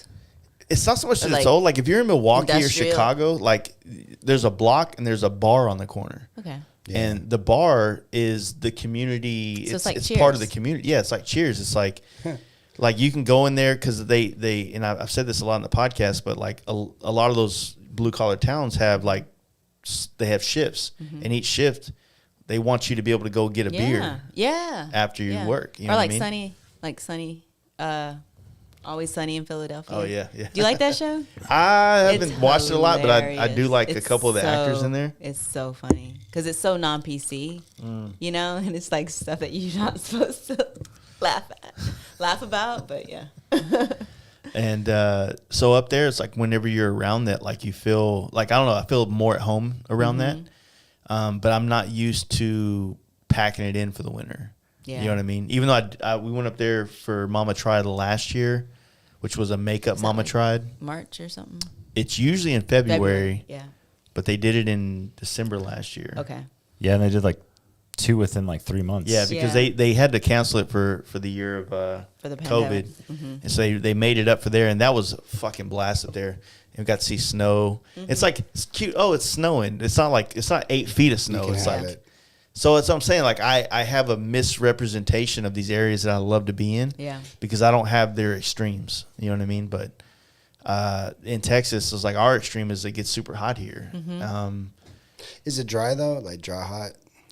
Like you guys were talking about how the humidity over there where you guys are bad, but I guess the further you go west, the less it gets. But we have bad humidity here You too. have humidity here? So Yeah. I don't know. Like Houston is terrible. is it? Houston is I've only so been. Yeah, I was Houston's, in Houston for like an 'cause hour. No, Mine because like That's the too ocean's much. right there. Is that a lot? There's the Is Gulf. that a lot? I'm tainted. Yeah. So like, That's some good tacos. so though. like Salt Lake City. So when we went there, it was like what, 90 something Yeah, it was like degrees, 90. and I was wearing a hoodie. It was like Yeah, not it's hot. different. Because it's dry heat. But in South Carolina, you walk out the door It's like an at oven. 68, and it's just you're drenched. When immediately. you know when they say on the news like it's 48, but it feels like 30. yeah. yeah, It's like That's- I never got that, but I understand that because that's the humidity that takes that air. They say like, and me and my son went to New York in January, and it was like calling for these cold temperatures, and we like fucking like we look like the Layered Christmas up. story. You know what I'm saying? With your And we're like, layers. dude, it's like not that cold. It doesn't feel the same as it does down south because we have humidity and that Yeah. moisture in there makes it a lot colder. Right. So 30 here is like probably 5 up there. You know what I mean? yeah. And the wind matters too. Yeah, yeah. That's true. I don't know. There's got to be a reason why, like people up north can stand the winter, You know what I mean? It's No, so they're hardy. populated. They're hardy people. Yeah. It's so populated up there that like it can't be so bad that it's unbearable, right? No, Because when it snows here, it's like you might as well just fucking quit life. Yeah. You know what I mean? People. Yeah. They're harder people though too. They're like they can deal with harder shit. I'm not I feel. interested in cold. I don't like cold weather. Yeah. I used to. The cold weather has all the cool shit though, man. Like You're right. some of it. Utah. the mountains. Utah, like those mountains in Utah. So, tell me that We have you hills were in not. Georgia. I get it. But like when you went to Utah, and you saw the Yes, those are Wasatch mountains. Mountains. Those You were are like mountains. You're amazed, right? You're right. Those are mountains. We have hills in Georgia. I get it. It's Yeah. freaking crazy. Those switchbacks. They were Crazy. nice, but no, I just don't like really cold weather. Like Yeah, it agreed. just hurts. Like Yeah. like cold hurts. Especially when you get. So speaking of like being older, Just look at me. I'm literally the oldest. Hey, what's up, Jake? she directed it at Right, me. yeah. You- I'm like how Jake, he's No. the youngest one here. he is. Yeah. How old is Jake? I'm trying to relate to I'm you, 37. because we're the same age. Yeah, But you see him on his like Instagram lifting like 700 pounds and shit. Yeah, I muted him. I don't have to see that shit It's anymore. like, what are you trying to do? may I have some Like, of what- that Rebecca what's the Creek? point of this? What are you trying to Said man. accomplish, Jake? Oh, no, ice, please. Yeah. Yeah, put some ice. Oh, excuse me. But Sorry, I I'm got saying it. like now okay, so 30-degree weather, riding in it, I was like, hell yeah, let's go. Yeah. Now I'm like, Is that good? fuck no, it's too cold. One more. It's cold. No, I agree. Like I wanted to ride here. 12 hours. Like Yeah. do 6 hours and then do JMO's 6. Empty. But I'm like, Just nice. this cold weather, I don't know what got the you. lake of something happened where it's like a cold snap that came through the East Coast. Yeah. It was 40 degrees yesterday at home, and it felt like it was 25. Let me put it like this. So, Is it because I'm old? no, I think that like if you have a trip planned, if you're planning on doing a trip and Yeah. it's not an option to be a vehicle driven trip, like Yeah. I'm riding to said place, Right. then you are subjected to whatever the weather, whatever Mother Nature throws at you, Exactly. Yeah. and you have to deal with it, right? Yeah. As opposed to like, hey, I'm gonna run to Texas real quick.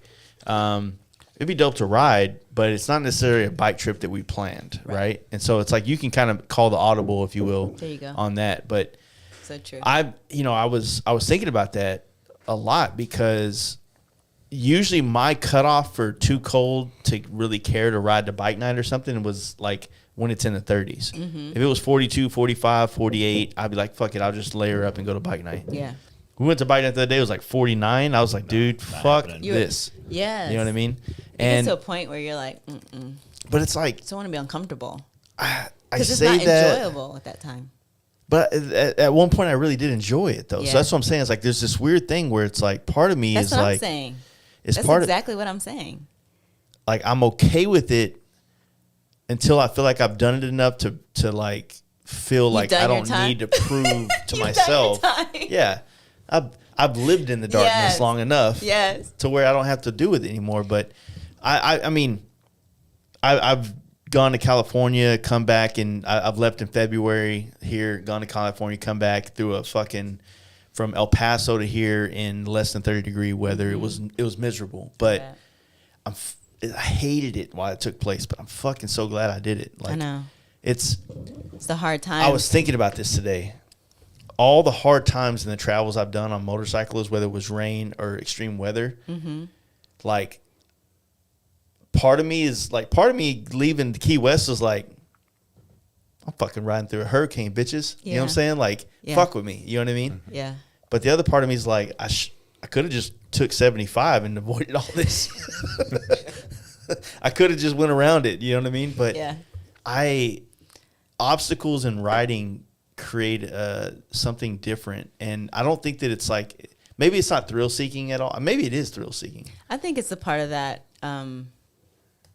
just having that adventure. Like for me, going on that ride through South Carolina and getting drenched, but getting home and like getting in a hot bath and like saying, "Oh, I made it home." Yeah. Like, and then like that was fun, wasn't it? Like we did that together. Like we went through that adventure together and we made it home, and it's just like it's gratifying. Clearly. So bougie story, but like is this along the same lines, right? One of the most worst. I've had a lot of whiskey at this point, so bear with me as I tell Hell this story.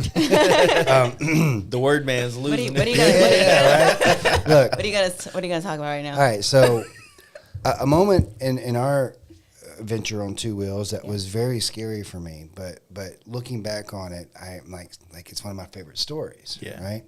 So again, bougie. We're in Hawaii, and we rent 2 motorcycles, and I'm like on the maps looking for the curviest road I can find. Right. And so we talked to these locals, and I'm like, "Hey, look at this! What was the name of the road? Was it Corner? It started with a T, and It's I like can't.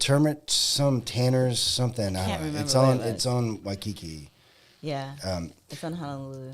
Yeah. So anyway, so we talked to some locals, and they're like, "You don't want to ride that. You don't want to go through it." And I was like, "What? Look at all these twisties. I want some twisties." And you're like, "Yeah, you don't want to ride that. It's not what you think. It's not what you right? think. Right? But I'm like, I'm gonna do it anyways. So we get on it. I'm on a street glide, and you're on a low rider, and we're going. And at first, like, yeah, right. It's like, this is cool. Those fuckers didn't know anything. They don't know what the fuck they're talking about. I'm Yeah. having a good Awesome, time. right? I'm leaning this Yeah. bitch through here. And actually, it was the first time I'd been on a street glide. So I Yeah. was really trying to evaluating. At this point, I was on a low rider, and I had just come from the V-Rod. V-Rod. So I was trying to decide, do I want a street glide? Do I want a road glide? So I was really testing this bike out. And so we keep going up this hill, and it just kind of keeps going. And I'm like, this is really, really cool. And then it starts to, slow down. Then the road kind of goes to, 2 lanes and then 1 lane. But I'm still enjoying it. And then I start seeing these elevation changes that are pretty extreme. Yeah. But I'm having a good time. We come around this one, and the road's green.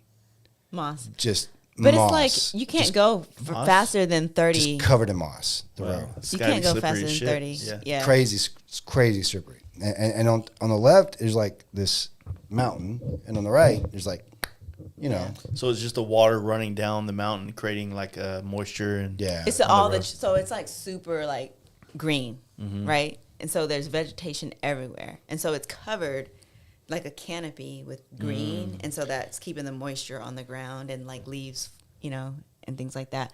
But it's a residential road. We don't know any of this, right? We didn't know. We were like, I was oh, like, I'm just it's a gonna go mountain. whatever. Yeah. you know? Gonna ride a mountain. So then it gets green, and at first I'm like, all right, so now we got to figure out a way to turn around. So I'm kind of looking over my shoulder here, like like that, but there's nowhere to turn. And then we come to this dead end. Well, first we come to a place where the road starts to get broken up. Yeah. Like there's chunks of it missing, right? And then we come around this another one, and I see it says road closed. And we're like maybe 20 yards as we come around the corner. And so I literally kind of look over my shoulder at her, like, follow me. And so we go, and I see like this one little small patch of just on the right-hand side. But on the other side of the patch is like, straight down, and then there's nowhere else to go. So we go up and we dip around, and that moment on the bike where it's like it's either gonna fall and slide down this mountain, or I'm gonna roll through it. figure it out. Yeah. We don't have that in Texas. No. It's usually a car in front of us. Like, Right. I guess this is it. Sons of Anarchy, or am I going out like this? But I remember in the moment, it was the scariest thing I'd ever done, because if I drop this bike, it's literally gonna slide down this mountain. it would've It's slid. just gonna go, and she's behind me, so I'm worried about it. Anyways, so we both hit it, just like kind of like that moment where the bike starts to fall and you gun it and go through, and we both get off the bikes and kind of look at each other like, oh my god, You're like, okay, now we gotta turn oh my these bitches god, around. and now we gotta go all the way back down. But my point is like it's terrifying, because if you make a mistake, it's literally like, you're gonna have to pay to fix this bike, or you're gonna fall off a mountain, one of the two. Yeah. But so he anyways. tried to go up this mountain that he thought was like nice, long, Sweeping Sweeping. turns and- No, it was like literally 25 miles an hour. So how long were you guys on the lowriders before you jumped up to the road glides? A year. A year? Yeah. So it was in Utah. Mm-hmm. So I went to go visit my dad in Utah. He still lives there. And my brother and stuff live there as well. But we went and we rented. He got a Street glide. road You were glide. trying to get away from... No. Like the road glide is a natural habitation. Like we just all... I feel like we all go to road Yeah, glides. no, and it's he- like the he had street a glide road is like the glide. one that we like have to convince ourselves to like. You know what I Exactly. mean? Yes. Does that make so sense? he rented the road I did glide, rent a and road I glide, you're right. I rented the street glide, because Oh, I was okay. like, the road glide. I'm just super It's intimidated big. by It feels bigger, but It does. doesn't feel that big once you get used to it. No. You know what I mean? And the street glide was like, okay, I feel like I can handle it, whatever. But we rode those. Road glide. Hey, let's come on. We're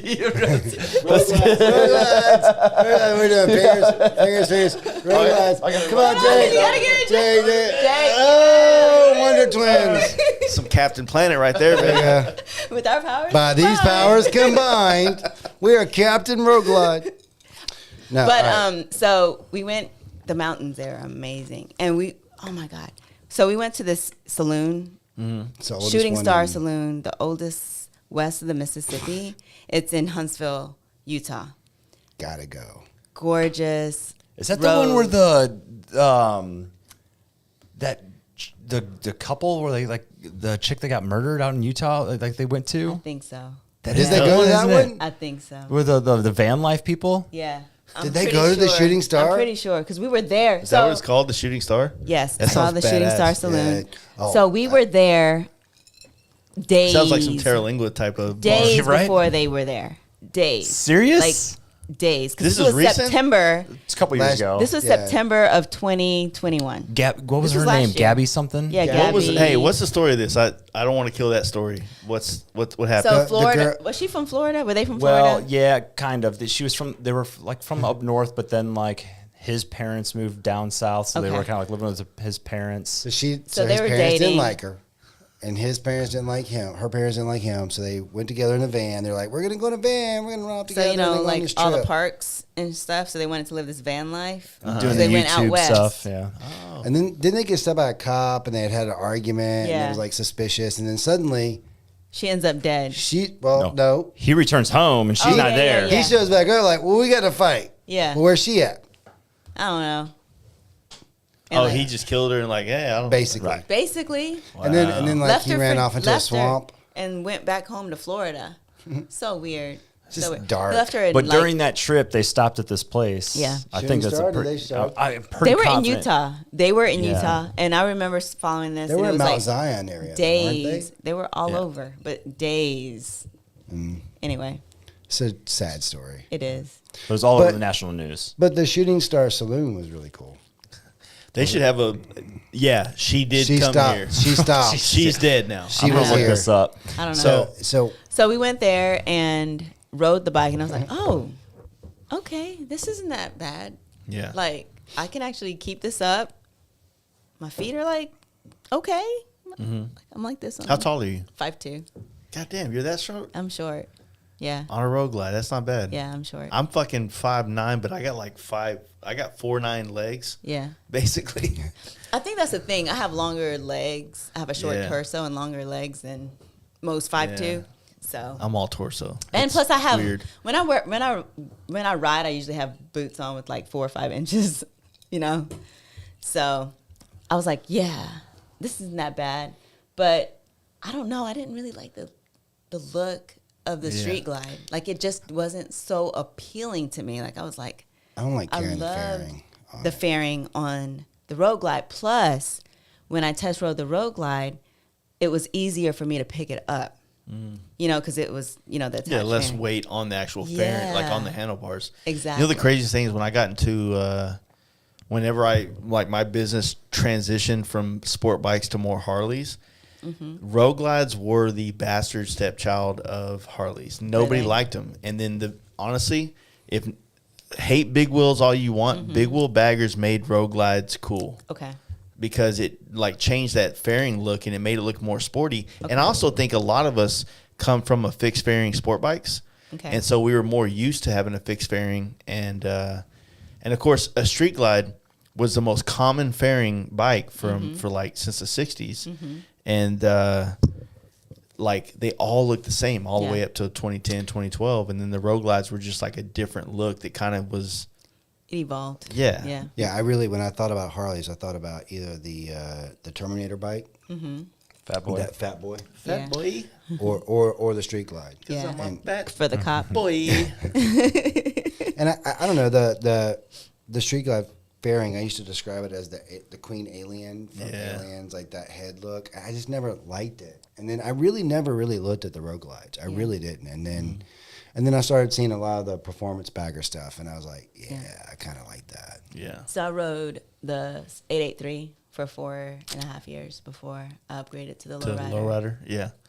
That's not bad. Most people don't stay on I the know. sports trip for that long. She was out riding it like within I like 6 could've- months. What I loved about She my just loved it. experience. What do you think it like from someone that had no motorcycle experience at all to getting on it? Like, what was that like for you as far as like the addiction aspect of it? You know what I mean? Wow. I felt like it was literally something that just kind of helped me be not within the moment. Yeah. Just be in the moment. Because our jobs are so stressful. We're dealing with people all the time. I used to come home from work and not answer my phone. Just like leave my phone on the counter. I want nothing to do with my phone because I'm dealing with problems all day. Yeah. And like I knew that phone, it was just another problem. So Yeah. I wanted to be That's where the source. Yeah. yeah, I wanted to be away from that. So getting on that bike, but that adrenaline rush of like speed coupled with having to be so defensive while you're riding and in the moment, that was like pleasure zone for It was me. escape from reality. It was escape. It really was. So for me, like anything to get on that bike and to go. So like I'd come home from work, oh, we need some toilet. All right, I'm going to the store real quick. I'm going to go get some toilet tissue What I've noticed with no bags. to talking to people that have like the mentality we talked about, our work ethic, the way Yeah. that we all are. Yes. And I assume Jake is as well. Yes. We find a hat like we solve so many problems in the rest of the world that like the bike is the escape. And for me, like it was a bike at one point. It was golf at another point. Okay. It was a lot of different things. Yeah. That required 100% of my attention to where I felt like I escaped from reality a little bit. Yep. You know, sometimes a video game for Yep. me or movies, For if me, you will. it was you know? the gym. Yeah. So I'd gotten to a point where I'd gotten to be 40 pounds overweight. Okay. So my little 5'2" short butt being 160 pounds, that's like a lot. But I was so obsessed with like finding out what the cause of that was. And so it ended up being like some health issues and things like that, hormonal imbalance and things like that, which is a lot going on in the world. And I don't know if it's like the food that we eat or what is causing like all of these like, cancer and all this other kind of stuff. So, but I gotten obsessed with working out. Like that was like something that I did every morning. Like when he met me, I was like, obsessive compulsive working out. When I met you, But that's a trait, Yeah. though. you're That's still a that trait. way. I know, but I'm saying like that was like the thing that I focused on. Yeah. 20,000%, you know? And then when I got into motorcycles, it was like working out and then that. And sometimes even motorcycles like took over like working out sometimes, right? And I was obsessed with just getting on that bike and going and learning because I wanted to get good at it. I didn't want to just be mediocre at it. Throughout the years I've only been riding 6.5 years, but like throughout those years, I've known a lot of people to get in accidents and lose limbs to the point where I'm like, is this, like, should I be doing this? Like every day I get on that bike, am I going to be okay coming home? But that's like the rush for me. It's like getting out on that bike, having that adventure, and then coming home and like, oh yeah, I made it, right? Yeah. So It's weird because I haven't. I hear I remember we were on that trip right there. We were all of us left Dallas. We went to San Francisco and then down to L.A. We were at Neptune's Net, and you see all of us got Vans on and Yeah. Converse. None of us have riding No gear. and everybody was just like these old guys pulled up on like adventure bikes, and they started like I guess their way of like rap battling us. Rap battles. Yeah. Of like what we were wearing, and I'm like, you guys are fucking nerds, man. Like you guys set yourself up. Like you go out planning to wreck. I don't plan to know. do this shit. You know what I mean? And I know. don't get me wrong. This is a controversial thing, but I sure. feel like if you uncomfortable yourself to the max to be safe, you're not as fluid riding. You're not as agile. You're not as this. You're not as that. So maybe your boots to your knees aren't giving you the flexibility you need to kind of maneuver the way you need to maneuver during situations. So maybe my Vans might be better Yeah. for me No. as a rider. I get it. I don't know. Maybe. I don't, on the safety gear and all that kind of stuff, I don't judge. Like, ride your ride. Do what you want to do. Do y'all get a lot of shit from that, Right? like with your Hell yeah. your YouTube stuff and things like that, where yeah. people No. are like, Someone's always got something I feel that why Someone's is always- YouTube there's full of always fuckheads, dude? there's always somebody going to judge. People identify with their but people identify with their opinion. Yeah. And like whenever your opinion is different than theirs, they feel like it invalidates or makes their opinion less. Yeah. So they constantly have to say something about what Push you're back, doing. yeah. Yeah. But I was going to say, like, when I first started riding, what I thought got me to be the rider that I am, not just taking the safety course, because I haven't taken any other safety courses since then, right? Which I want to do. I want to do, like, We should. master your I wanna do bike, more. pro, Yeah. MSF, whatever. Like the track stuff is actually Yes. supposed to The be really track good for stuff. you. Yeah. and then, like, the It, slow learn, speed stuff. it shows you how to like brake accurately, like Yeah. trail Yeah. braking, things like that. Through Which I need, because I Yeah. know I'm I not need that it great too, in the honestly. corners. Yeah. I know that for a fact. Like, sometimes I'm hand braking. I'm like, I should be using my foot brake right now, you know? technically, Gotta they would tell you you need to be Yes. hand braking.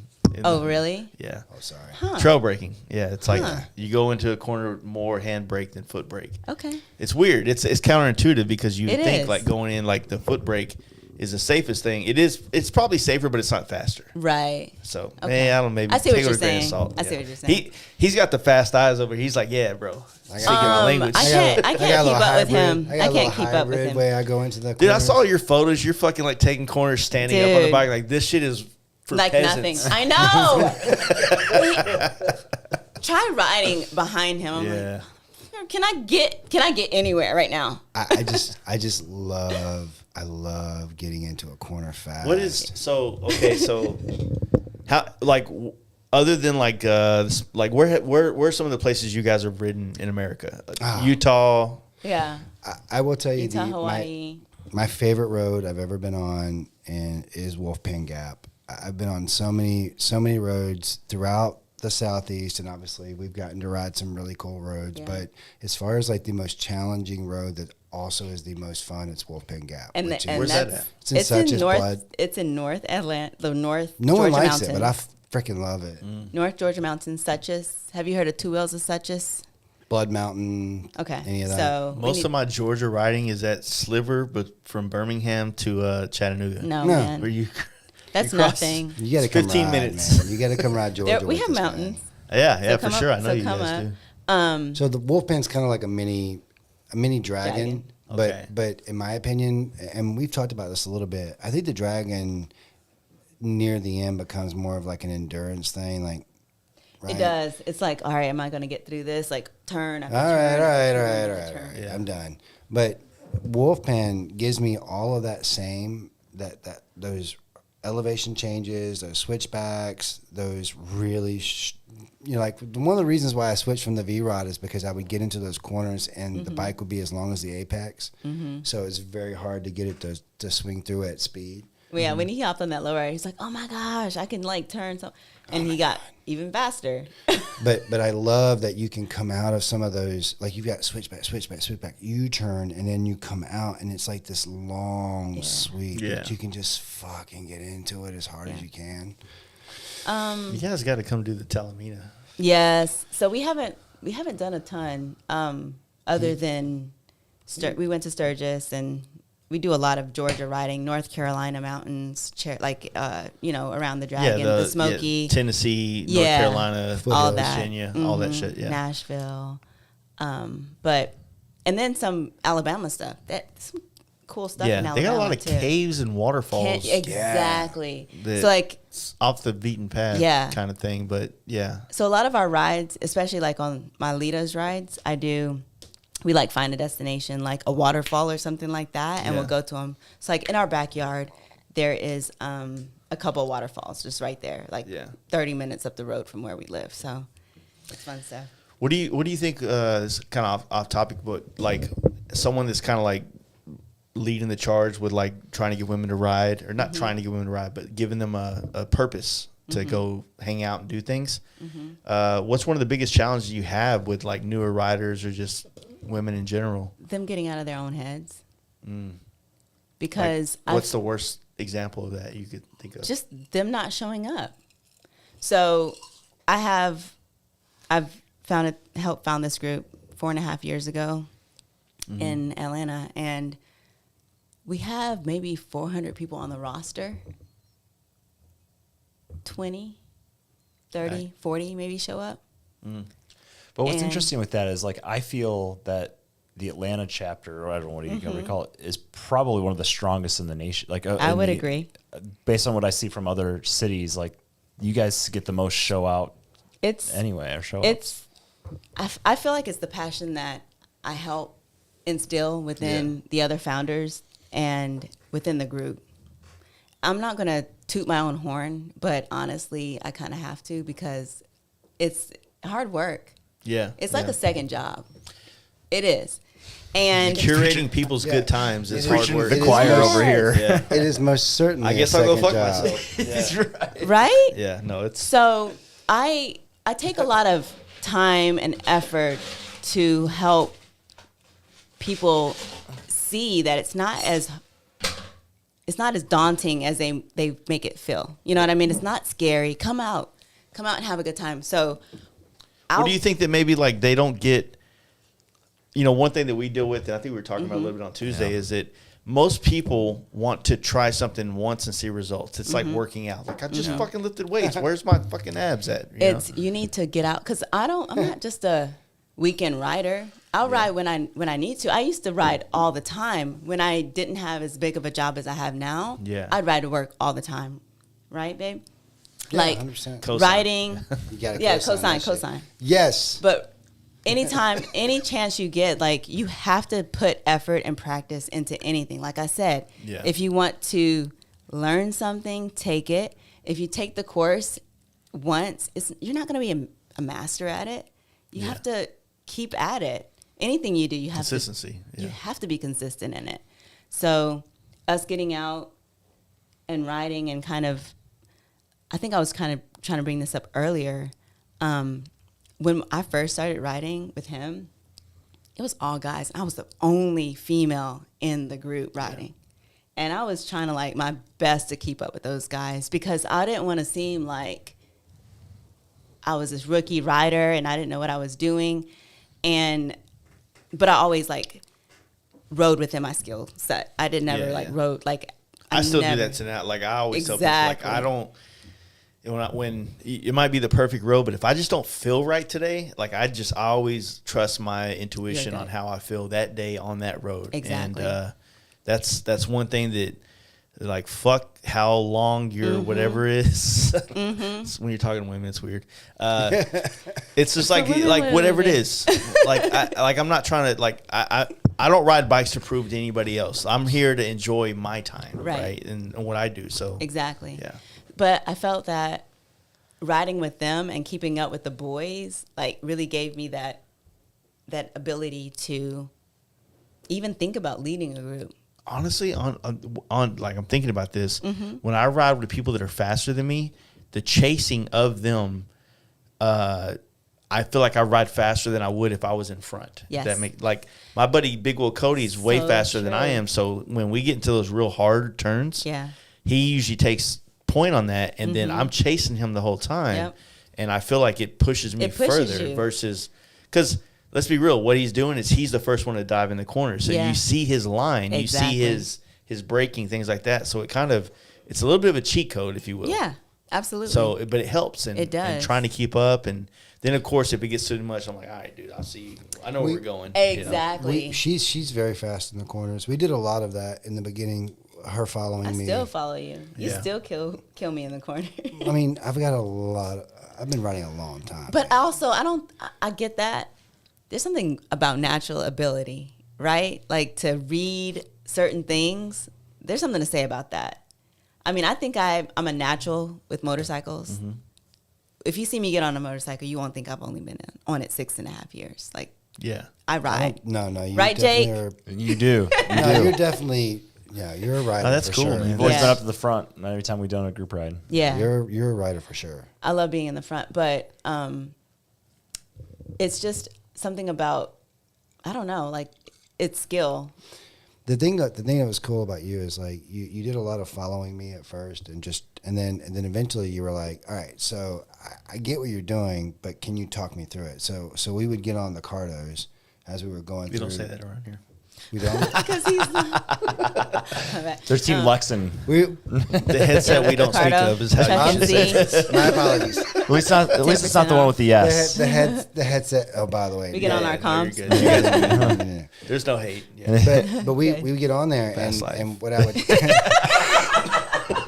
Chuck and Zee, Fast Cardo. life. 15% off. Honestly, we haven't used. I haven't used Lexin. Yeah. I've used Senate and Cardo, and when I went from the Senate to the Cardo, I like some bass in my night and day. helmet. Night It's and just. But we. Mark it so we can edit all that out. Yeah, Just exactly. fuck with you. So all right, no. So No, it's all all right. good. We So have to what keep talking happens about is it. one of the cool things about Zahara is that whenever we're on the. On our headsets. So what I would do Speaking is. telepathically. Yes. Because Exactly. your married relationship, you're so Yes. close. We have this type of relationship where we just kind of get each other. Yeah, yeah. And he can like. I say think what I'm things saying. and she hears it. Yeah. But no, I would tell her like low, high, low, high, low, high, low, high, or whatever. Or I'm just gonna go straight through this corner, Yeah. whatever. And the cool thing is like I gotta be. So when we were in Sturgis, there were a couple of times where we got into a corner, and she's been the road glide is a year, not even a year yet. It's been a year. Good, now it is. But from November. Sturgis, it was. Yeah. It wasn't a year Like- in Sturgis. So she's been swinging this big bitch around for a minute, right? But I had not seen her really like get into it as of yet. True. And so there were a couple of times where we were getting into Y'all were all staying in lead, right? Yeah. Yeah. Up there in the top, yeah. there were a couple of times where we were getting into the guy that was from he had the orange and carbon bike. Oh, D from here in Yeah, D, Dallas? yeah. The Street Glide? Yeah, so we got into it one time where we were leaning pretty hard, and I was like, "There's no way she's in my pocket, right?" And then I kind of looked back, and she's like right there. Dude, I gotta tell you, that is one of the best feelings ever, right? Like, Yeah. not because it's my wife, but it's she's my best friend, yeah. right? And we're like in that Yeah, sync. synchronization. Hey, that groove you're talking about when you like get in those synced corners, like I said, my friends I've traveled this whole country with, we get into this vibe, and it's like you're fucking like just it's like a symphony. It It's a is. different connection. And You're you're doing dancing. it, and then You're like dancing. when you're having a good time and you look back and your boy's right there and he's right on your there, you see him in front of you, you're like, fuck, like this is Yeah. very very short-lived part of motorcycling, but it's so fucking like most It's a rush. motorcycling is like this. Right. Yeah. You're Check so my right. Instagram. Yeah, stop. But then every once in a while you get into this fucking groove where Yeah. you like you're just fucking In in, the it, moment. and you're in the or you're riding something slow and you're just seeing this sunset on the Pacific Ocean. You're like, fuck, dude, like y'all seeing this? Yeah. And you're like, Yeah. yeah, they're with you, and it's like Panoramic. Yep. yeah, you're kind of like on another plane of You are. existence, if you will. in that moment. Yes. I will say this, So true. So I was talking to a guy one day. I mentioned piss pirates earlier. Yeah. And you know what a piss pirate is, right? Yeah. Yeah. I'll tell you my definition of piss pirate. So, No, because you're almost 50 and he's only 40. all right, I'll tell you what a piss I'm pirate only is. 40. So you know those guys. I'm old. So you know those guys. See? I'm making you want it. So you know those guys at bike Selling night it. that are sitting in the back corner and they're just like pissed about everything, and all they want to do is just shit on everybody else about what they ride. Yeah, what me. They don't ride. Nah, fuck with you. And they I think we all have a little bit of that in us. a little bit, A little, right? a little, right? a A little little hate, bit, a little but Depending on how much we're drinking or depending on how we woke up that day. a little bit. But these are the guys that are like gatekeepers. Yeah, Like, yeah. oh, that's not a fucking Harley or whatever. Yeah, That's yeah. a V-Rod. And I call them piss pirates because they always have all the gear. Like all the skulls, all the whatever. And All the they're the guys whips. that South Park made fun of, right? Yeah. You know what I'm talking Yeah. about? GPS. You know you guys are gay, right? Yeah, you guys suck. They're fucking bike Right. from this century, Right. right? Type of thing. Like from this century. I don't Well, even no. know- On that same note, like, everything old. I don't even know how I got on piss pirates now. no, I didn't know where you were going with that, but that's very relevant to a lot of us. You know what I mean? I don't dress the way I'm supposed to dress for most motorcyclists. My bike doesn't look the way my bike should look for traveling on it. Right. And so, like, when I pull up to a place like Strokers, our biker bar here in Dallas, yeah, I can go have a beer and come sit down and watch people walk up to my bike and, like, talk shit about it. Yeah. Like, oh, this dude doesn't ride anywhere, blah, blah, blah, blah, blah, blah. Just the whole fucking nine. And it's like, but I always think to myself, like, you know, I have two options here. I can just accept the fact that people like that exist that are always going to look at putting down something they think is not what it fits in their world, right. you know, or I can go up there and start telling him all the things I've done and whatnot, and then he's still going to hate me 100% because of that. And then all I'm doing it for is my own ego. Right. You know what I mean? You're like, no, but I do ride cross country. I promise. Yeah. The best thing is, like, I mean, you see that happens in movies all the time, Yeah. right? Yeah. It's such a common cliche in movies, right? The perspective versus the reality. Yeah. Whenever the guy finds out that the guy that you thought was a poor loser, dumb motherfucker in the plane seat next to you actually wrote the book that you're reading on the plane, right? Yeah. It's that concept, right? And you know, it's always going to be that way. With motorcycling is like it's a cult thing. You know what I mean? It is. Like people that get into a bike thing, they feel like they're in a lot of ways. You're so outside of society, like you and your 5 friends and your community are not like the rest of the 2,000 people that live there. No. Right? No. We're not We're not the same. Yeah. So you feel like you're separate from them. So you look at your whole life like, I'm not like them. I'm a biker, right? And then how much does that transcend when you go to another town and you find other bikers who are also that 5% or 2% or 1%, but they don't fucking ride the bikes that you ride. Yeah. So now you're like, oh, they're not like me. Like, really they are, but because you're so used to like being against that world that you don't want to let anybody else in this club kind of thing. I think you and I talked about that a little bit the first time we met. I don't understand that shit. I've never understood it. I don't give a shit what you ride. Yeah. I don't care. I think Fucking there's always ride. going to be. I think a good shit talker can make fun of me and my bike as well as I can make it. And then And take it. if Yeah. we can't talk shit to each other, then we will always have a level of our friendship that can exist. That's right. So, Because I know what you're saying. You know what I'm 100%. so speaking about like first getting into riding, like we've experienced that where we've been ostracized because of like what we ride, how we I was ride, very hurt by it. and The V-Rod?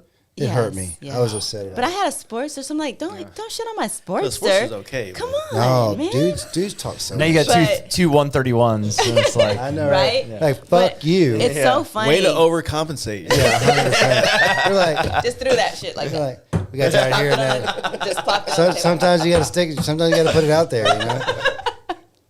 But no, like that really gave me insight into how the motorcycle world is and how it can be. Is it not an insight into, like, you deal with, in a And sense people, of philosophy in a it's sense, people right? in Yeah, we do. general. You deal with so many people, like you understand different dynamics of people and how they think and operate 100%. and whatnot.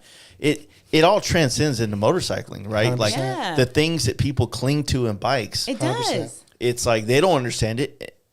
And honestly, sometimes we're in our own bubble too, and we don't understand it with how we're projecting ourselves. Exactly. But like you can see that. You can see when you don't fit in, but they judge you by how you dress, look, Yes. ride. They don't understand your intentions Right. with motorcycling. Right. Right. Yeah. Yeah. And it's the judge Yeah. a book by its cover concept, right? Exactly. It is. So like at work, I work in corporate America, right? So I was super quiet in the beginning about like riding motorcycles because I didn't know how people perceived it. Like I don't really show my tattoos at work a whole lot, right? And I have a lot of tattoos, but I keep them as discreet as possible because it's just like something you just, It's a stigma. it's a stigma, right? So at work, you want to get one People- behind your ear like Chase, like right now? right, yeah. I actually did want one and Chuck was like, no. This is called the fuckboy tattoo. Would you like So one?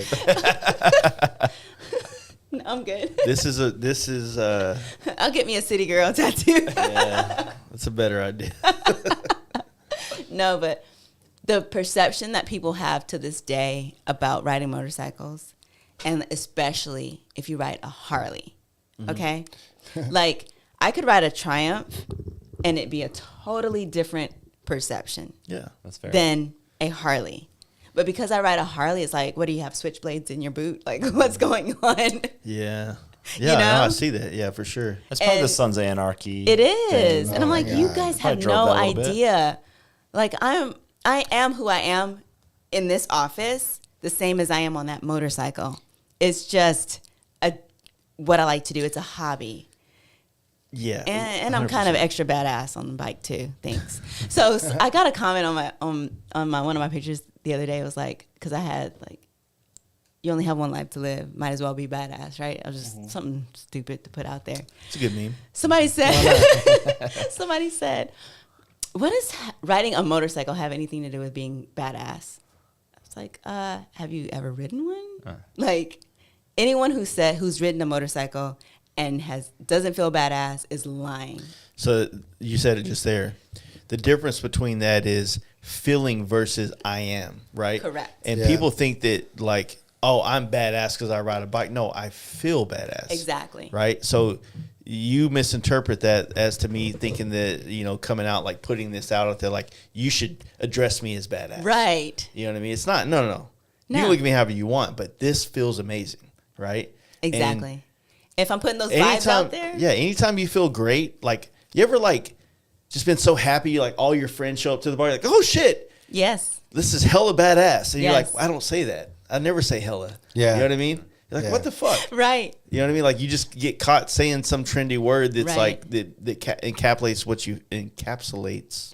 You got it. Is that the word? You saying That's it. Oh, That's Yeah. works. that fits. There's got it. letters missing, I think. No, I think you're there. Words are hard. Yeah.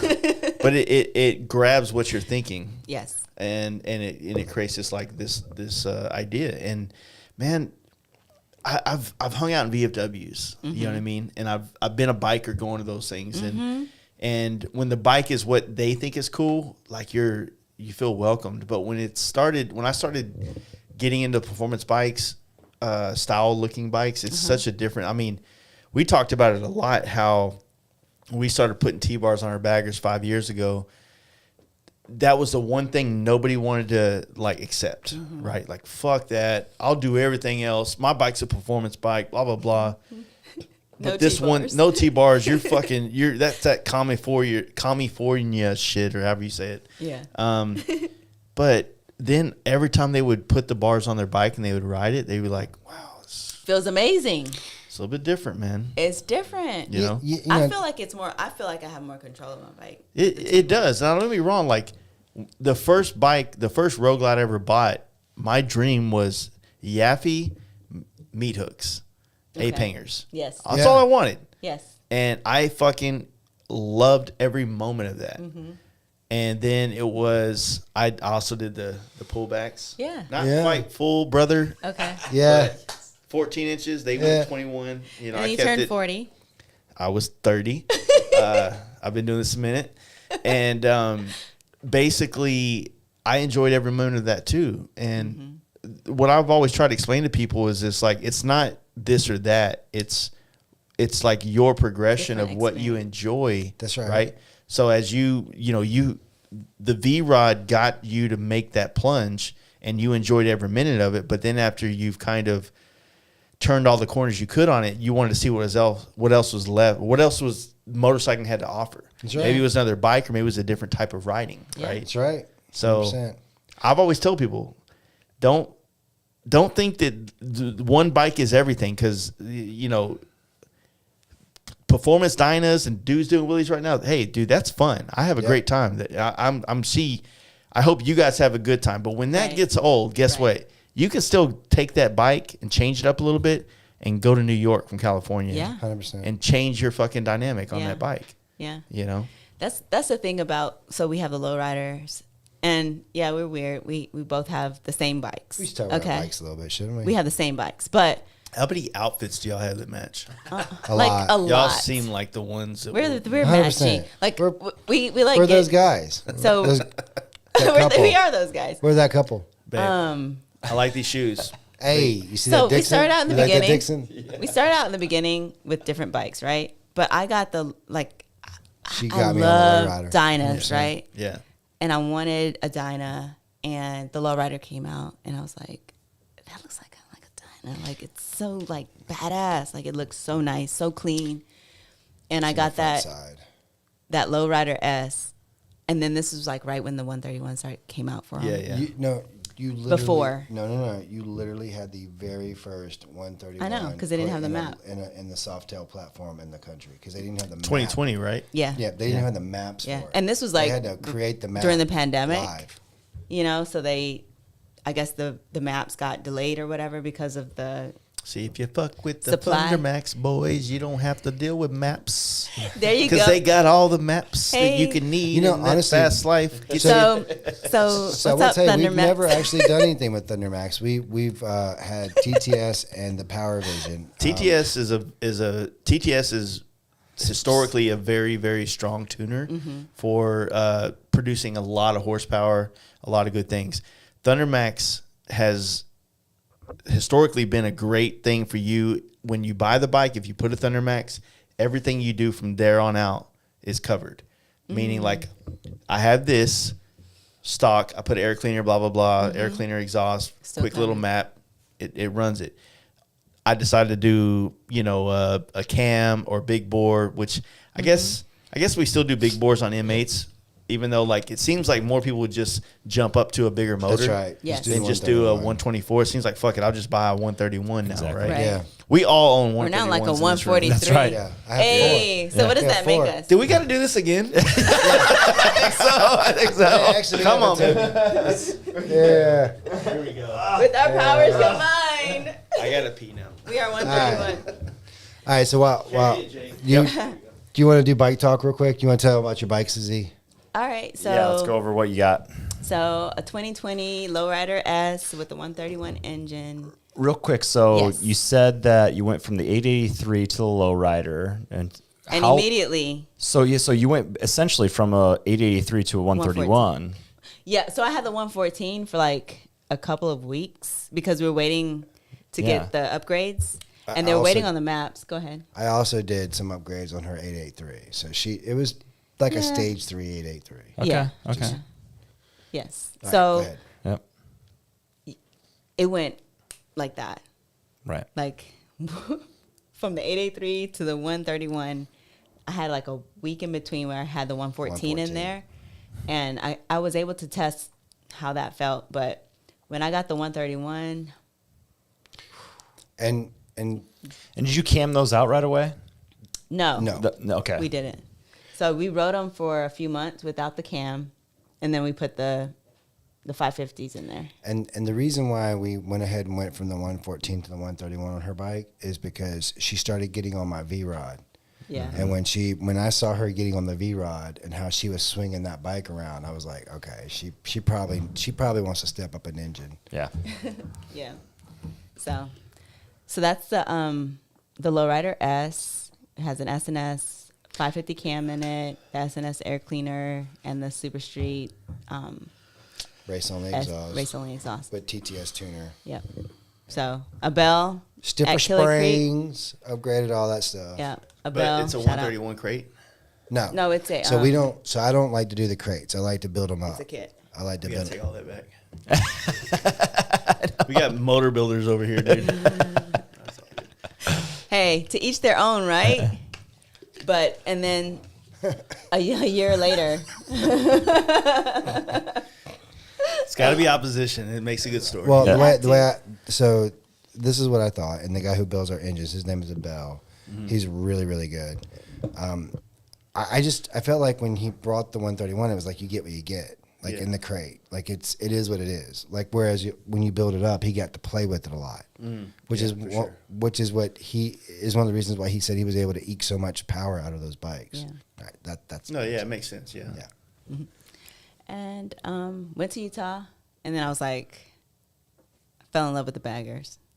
So test rode a Road Glide, She and cried when she traded that 883 in. yeah, I did. What do they give you, like, for that trade? A T-shirt? Right. They were like, "You're welcome. Here's your new bike." Cool. No, We'll waive the. I know. The paperwork fee. The textile dock and all that. We did some. Are you? negotiating. Would you say y'all are sentimental about the bikes that you have, at all? Yes. I'm a sentimental person. If you, Yes. You know. It's weird. Like, so the 883 I had for 4.5 years, longest I've had a bike so far. And they have personalities. I don't know. 100%. Something about the carbureted engine, something about those just mechanical, I don't know. Yeah. No, I agree. It has a personality. Yeah. So I used to talk to her a lot. Black Mamba. She was my girl. She got me through a lot. Like, no accidents. I should have been motherfucking Black Mamba. I dropped her I know, right? Kill Bill. From Kill Bill. Sorry. I dropped her a couple of times. And I was able to pick her up. Like, that's like how intimate I was with this bike. Yeah. So when I traded her in, I was like, so I was sad. Yeah. Sad. She cried. But I got on Cottonmouth, and I was like, fuck yeah, you. Cottonmouth. Cottonmouth has. All Kill Bill names? Yes. Yeah. Yeah. And then the Road Glide is California Mountain Snake, but I call her Cali. So what we did was, so the V-Rod was Beatrix, and Black Mamba is the code name. So like he would have like the real name, and then I would have the code name with the snake. That's cool. Yeah. Yeah. So for the lowriders, he has Oren, Oren. which is Oren Ishii, and then Cottonmouth is her Nice. code name. But he went back to Good movie. Beatrix. That's a good vibe, like with the bikes my to use gosh. that movie. They're Yes. assassins. Those, yeah. Yes. Yeah. But Cali, I don't know. But what I was going to say was there's something different about each bike.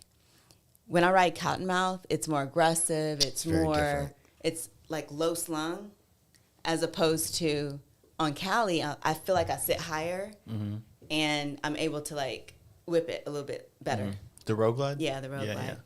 yeah. People don't understand that. I always tell them, it's like, man, Road Glide's like, when you get your position right, like you feel like you're really commanding something. Like, Exactly. Don't get me wrong. Like a lowrider, you can push that thing through corners. Yeah. 100%. Probably better than definitely better than Road Glide.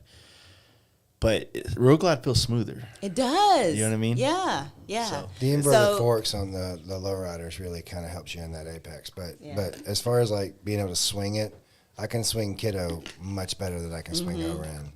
Yeah, I don't know what it is, but so one thing that I had someone ask me, like, what would you have done differently in the beginning when you first started riding?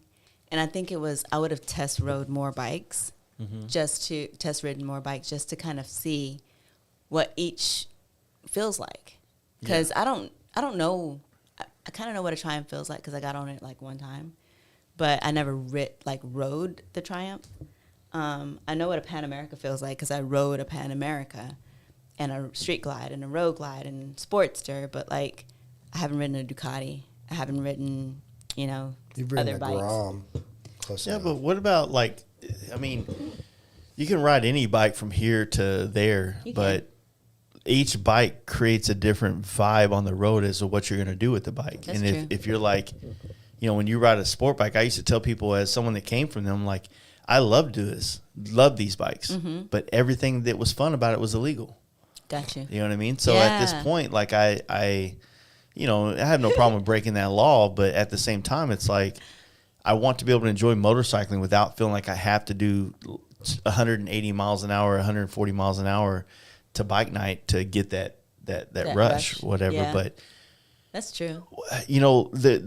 the natural progression of motorcycling for most people is kind of like how it should be. Like you pick the bike that speaks to you because that's the only language you speak at that time. Yeah. Right?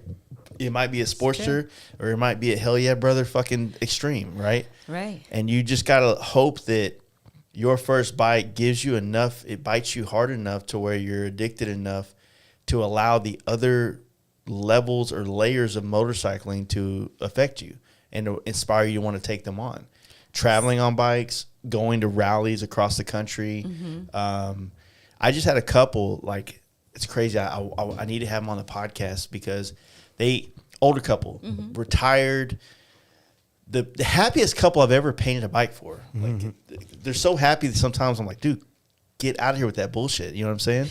But they're so fucking happy. In 2017, they bought a fucking Road Glide. I painted a similar one for a dealership here, and they said they want that. They couldn't work it out with the dealership to buy the one that I had painted, so they just paid me cash to do it again.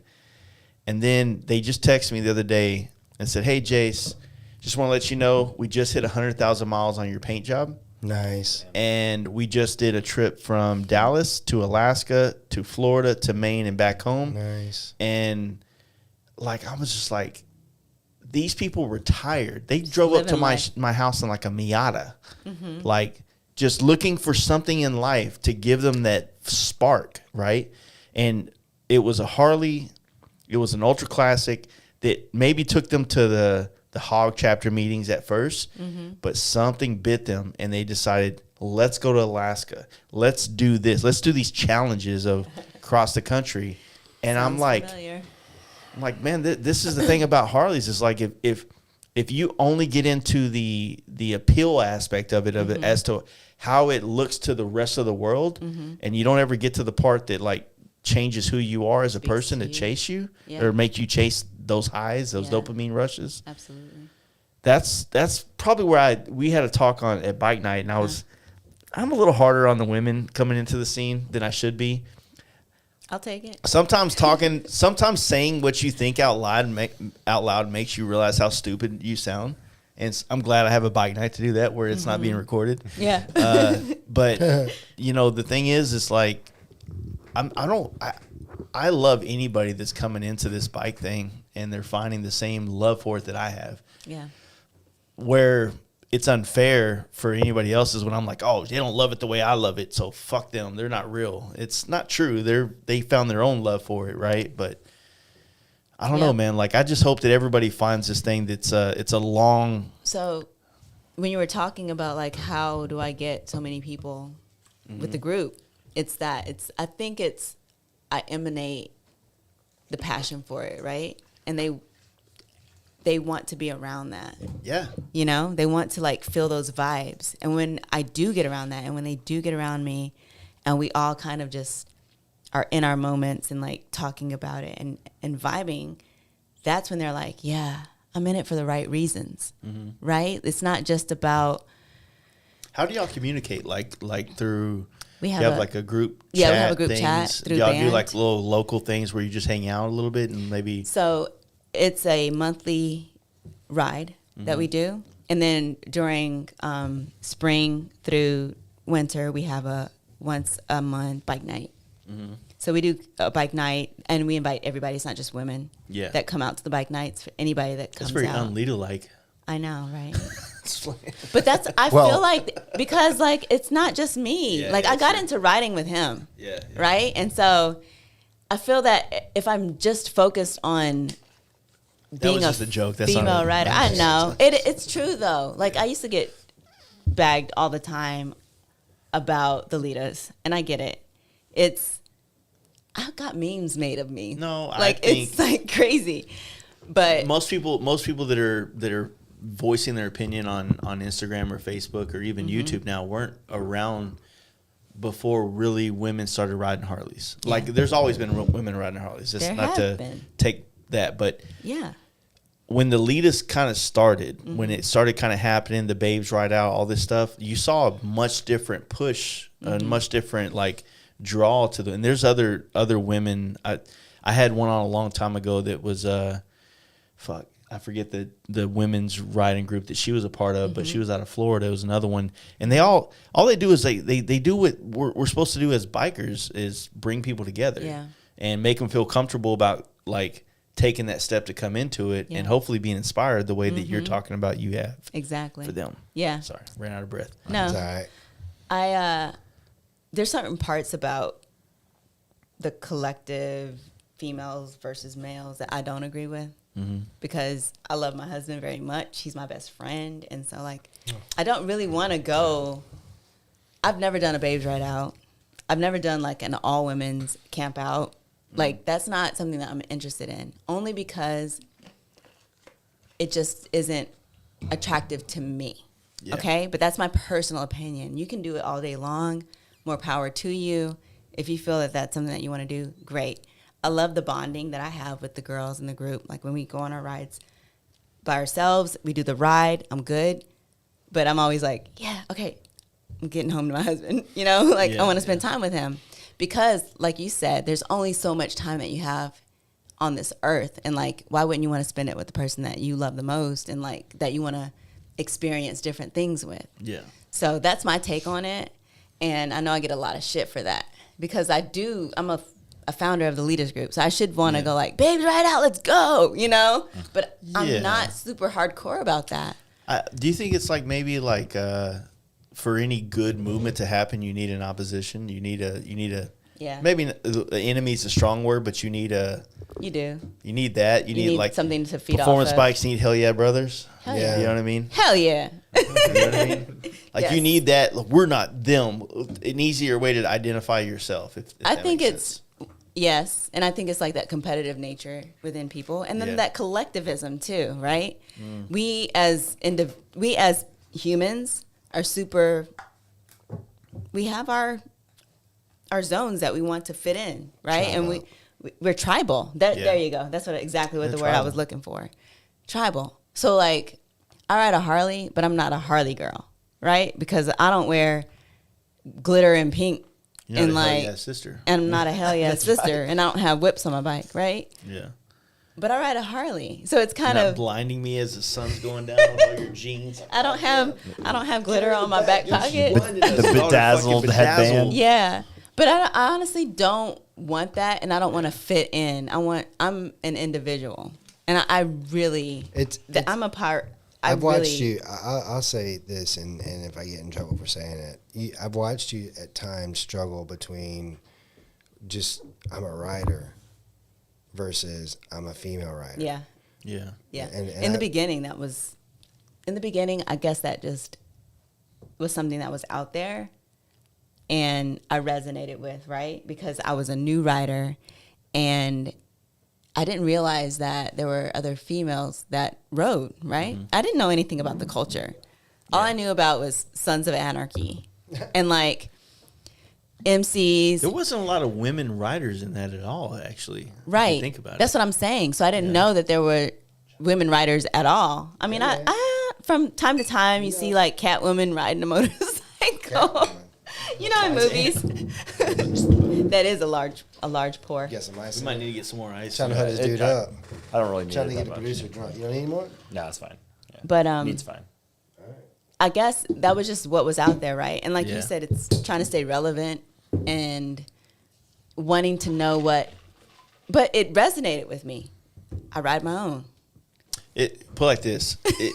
It's easier to find an opposition than to allow like your effort to be the opposition. Like meaning like, all right, we are women that are riding bikes and we want to fucking go. Yeah. Let's push ourselves to go further. Right. Let's do a trip somewhere. It can't be a women's only trip just to like, you know, just to ride bikes, right?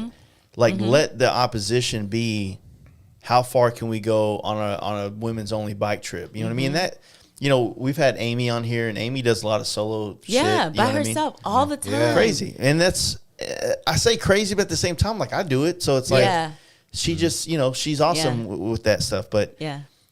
the opposition for her is just like, what's the obstacle? The obstacle is where I want to go and whatever I got to do to get there versus like, oh, I'm a woman rider. Fuck all the guys that are doing this because they're, you know what I mean? Like, Yeah. you don't have So to. I'll tell you, Go I'm going to ahead. be controversial. a Oh, little no. Oh, shit. Oh, tiny- shit. a What tiny time bit. is it? Is There's it some midnight Joe yet? Rogan shit going on in this bitch. So we live in Atlanta, okay? Yeah.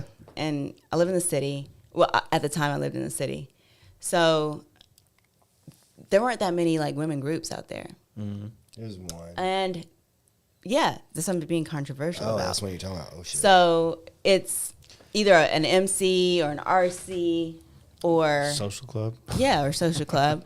Don't you guys But- have like the caramel curves in Atlanta? I guess. I have no idea what that You is. said that like you followed But it. I know you don't. No, I've seen like these YouTube video. Isn't that from Atlanta? I think there is. It's something like that. I think there the is. sport bike girls. Yeah. You ever heard of the oh, never. Go ahead, keep going. But so Atlanta has this culture of hell yeah brothers. They have MCs, and then they have a lot of what do you call it? Like hipster riders that like to ride like Pants. And- But y'all have always had a very, very heavy. I guess the best words for it's the minority bike club. Yeah, I scene mean, out there. okay, Oh, so like that's rare that's breeds and completely things like that, That's yeah. separate, right? Yeah. Atlanta bike. What is it? Atlanta Riders. Bike life. Yes. Yeah. Stunt So I've culture. had my experience with them too, like the stunt riders and all that kind of stuff. That's really cool. But I never really. That's not my first experience. It was the eclectic antique riders, like guys that had like Royal Enfields and Yep. Triumphs Leeds, and like Barber, vintage bike. vintage stuff, bikes, yeah. right? Like, was it cafes or was Cafe it? Yes, racers, Nortons. Bonnevilles, Nortons, like all of those old school. And here we are, new riders pulling up in our Harleys. And you had some Harley making riders, noise. but the Harleys weren't 20. Like we were 2016. We had 2016s. They're not pulling up in They're 2016s. Suicide shifters and shit. I mean, like freaking, let's go, like awesome looking bikes, but amazing bikes. nothing that I was interested in at the time. So it was that life, and then it was like hipster, like, you know what I mean? Yeah. So there was a riding group that I felt like I pulled up on my bike, and they were like, "Damn, girl, you're riding a big bike." It was an 883. You got that I know, it's big an bike. 883. Like, you're a badass. And I'm like, Was it women? It was women. Yeah. Okay. I had no idea I was riding a big bike and I was badass. I was just riding a bike. You know what I Yeah, mean? So they invited me to ride with them and things like that. But meanwhile, it was a lot of like bashing of groups like the Litas and things like that. Yeah. And because the Litas were like new on the scene, and it was all about inclusion. It wasn't about Yeah. you need to be one specific type. And that's the thing about the lead is when you see like a city, like a chapter's lineup, it You can is tell. everything. It is Yeah. like a very Sport bikes. Diverse. yeah. It's diverse. It's It like, hey, is. look, this is about like getting people on bikes, and so True. Exactly. yeah. So it was a lot of that to the point where I was like, I don't really like. I want to ride with females because it feels like I'm riding with someone that is like me, you know, and I can probably learn from them. But at the same time, I don't want to be the same. Like, I want to be in a group where there is a variety of motorcycles, not just all cafe racers, not just all Harleys, not just all this or that, right? And at that point, I was like, I don't really, like, I rode with them a couple of times, and I was like, I don't really feel the vibes clicking here. I feel like Yeah. it's like a, Well, what you have right there is you have the different tribalisms within there the you bikes, go. right? So Exactly. they fall into these little groups because they're the thing. Well, what you get when you have even the inclusion is you get the tribalism in personalities. You do. So- there you go. You know, that's You do. Yeah. It's another beast to deal with, right? yeah, and it's another. all. I mean, you can't get away with that. We're it's human nature It for is us to human find nature. something that fits familiarity. If you familiarity. Yes, whatever. that's common. If I would just said it confidently, no one would even fucking. I know. I'm Like, like, you didn't yeah, have to that's question it. yourself. Familiarity. Yeah, that's it. So, But but what do you think about like you know? Because I do know, like, I won't take away the fact that there's been women riders since day one, but yeah, do you think that like the women's riding movement is at a like how do you say it, like has it peaked? no, definitely not as it peaked. You know, as you build a country, like you're at levels, and obviously men in motorcycle clubs and just riding groups in general have been doing this maybe more collectively and successfully as a species or as a If gender. you call it successful, Right. I don't know. probably- I've seen you guys at work. Yeah. It's not really that. I'm just Well, kidding. What you trying? Yeah. She's trying to get. She she's had trying to get a super jab in there, controversial, yeah. Well, it's not really a jab. It's more of like, you know, I guess the collectiveness of women group riding has only been something that has been very prevalent. Not saying it hasn't existed.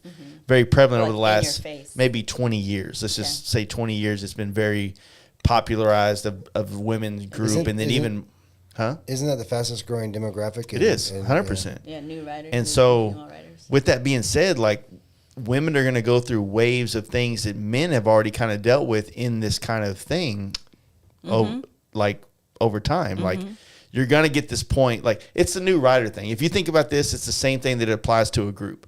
When you first get a bike, you don't give a fuck about anything. You just want to ride it. And then it gets boring, and then you want a friend. And then you don't give a fuck what you're doing because you're with somebody else riding a bike. Yeah. It's the bar, it's the fucking restaurant, it's the ride to work, it's whatever. And it all gets old until you find something new. It's a dopamine fucking chase. Yeah. You know what I mean? Yeah. I don't care who people are. You're right. I can always ride a bike for the rest of my life, but if I don't find something that keeps making me feel like I'm chasing a high with it, then it gets mundane. Yes. And two things I'll say on that is one, I haven't hit that to where it's boring for me yet. Like, I haven't got to the point where and I think that's what's a little bit different about you and I. And I do think that's one of the reasons why people say that about us is like, you guys are different, right? I never get bored riding with you. Like, I've never been to the point where like, I wish I had someone else to ride with. As a matter of fact, it's weird. I had a guy tell me one time, he's piss pirate. We were at bike night one night. And he's like, your wife rides? And I was like, yeah. And he's like, man, I'd hate if my wife fucking rode. that's exactly what I would say. And wait. But go ahead, keep going. Hence, piss pirate. I told you I was one. I'm about to piss off the host. So I was like, why? Why would that suck? And he's like, I can't get fucking away from her now as it is. And I was like, dude, that sucks, bro. I can't wait. Like this is my best friend on the planet. Like when I get on a bike, I would hate it if I was gonna go ride for 4 hours and she wasn't with me. I haven't got to the point where, and I think it's because the motorcycle obviously is an extension of who I am as a person, but I also think it's become an extension of who we are as people. Yeah, it's y'all's relationship. Which is crazy. Weird because we already had a great relationship, and that just kind of helped reinforced and reinvigorated something. I don't know. I'm going to ask you a question because I don't know if I've asked you this question before because it's about, men and women bikers or whatever, but when you started riding, I never once was like, well, she's a female biker.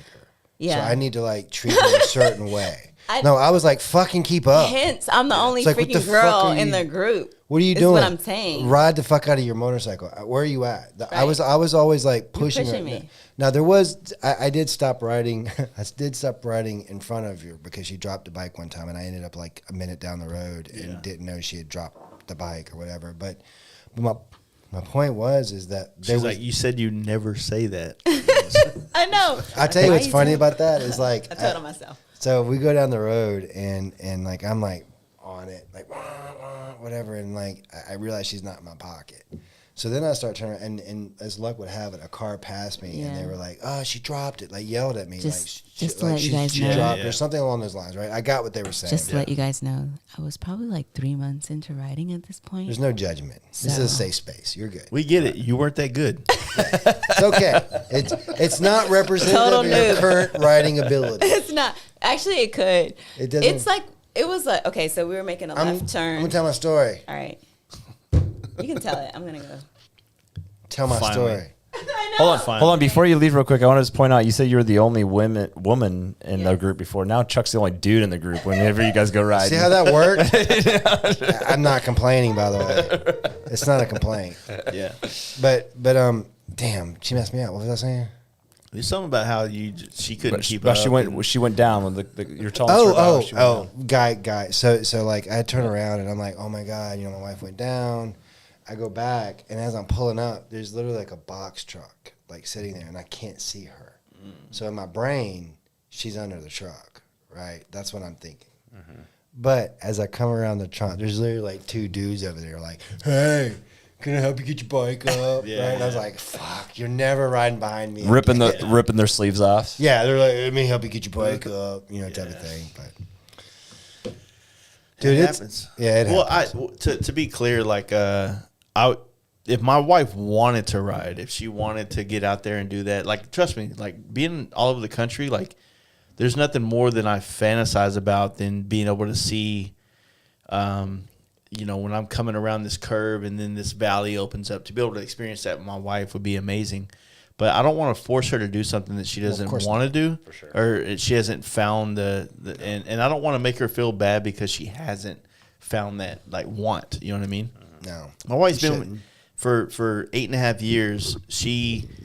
I moved her here to Dallas and immediately dropped her in the middle of a fucking immersive motorcycle culture. Oh yeah, and you're pretty in. Exactly. And then next thing you know, it's like every woman that comes up to her is like, "Do you ride? Do you ride?" She's like, "No, I don't ride." And then it's like, she has her own complex. And I don't mean that in a bad way. She has her own complex with, like, look, I want to, like, know these women and be friends with them, but they have this cliquish tribalism when it comes to, like, do you ride or not ride? It's like, I'm not as valuable because I'm not a rider, you know, kind of situation. And that kind of, like, you know, my wife has a hard time, like, being, like, it ends up creating, like, this opposition to motorcycle culture for her that's kind of, that sucks. And I mean, eventually she might find, like, to want, and it might just be like, now that we are getting closer to a point to be able to be like going to buy something for her that's smaller. Like I said, she did the class, she passed it. She said she told me the problems she had, and she said that she was surprised they still passed her, and she wanted to do another class to kind of reinforce, like, things. Like, she wasn't, like, trying to jump the gun. Like, she's very conscientious of the fact that she doesn't want to just be on a bike. Just to be on a bike. Just to be on a bike. She wants to do it and feel confident with it. Mm-hmm. And we've been thinking about getting Groms and things like that to have around town to be able to ride, to get her used to it. But, man, like I said we talked about the work thing earlier. I am a first instinct decision maker. Like, and I'm riding. I'm like, I'm scanning. I'm this. I'm that. Like, I'm not the guy that rides and then comes to a stop and then looks to see who's coming. Like, I know where everybody is in the world. Yeah. And I just, I don't know, man. That's a scary thing for me. It's scary. I don't want to deter my wife. If she says she want to ride, I'll do whatever I can to help her. But if she would able to show you the confidence that you want to see, or that you feel like, okay, she's comfortable, I think it would probably be different. You know, for me, I'm not too competitive to the point where I'm going to overcompensate my confidence, right? Yeah. So I think it was real in the moment, and I knew what my ability was in the moment with riding, and I'd never been on a motorcycle before. We had this conversation. But I felt that I could do it, right? Yeah. And so we I took the class, passed it. 2 days later, went and got my Harley, and rode in a parking lot for maybe 30 minutes. I was like, fuck this. I want to get out on the road. Like, I want to see what the real world is like on this bike, and took to it like this. Was it difficult? Yes. Was it hard to go, like, to hold myself on a hill and then go on a hill? Yes. Yeah. But we don't have those here. You know, you're right. He's like, no, what are those? So we had this conversation. So there was a moment early on where me being, I have no idea how long we've been doing this podcast.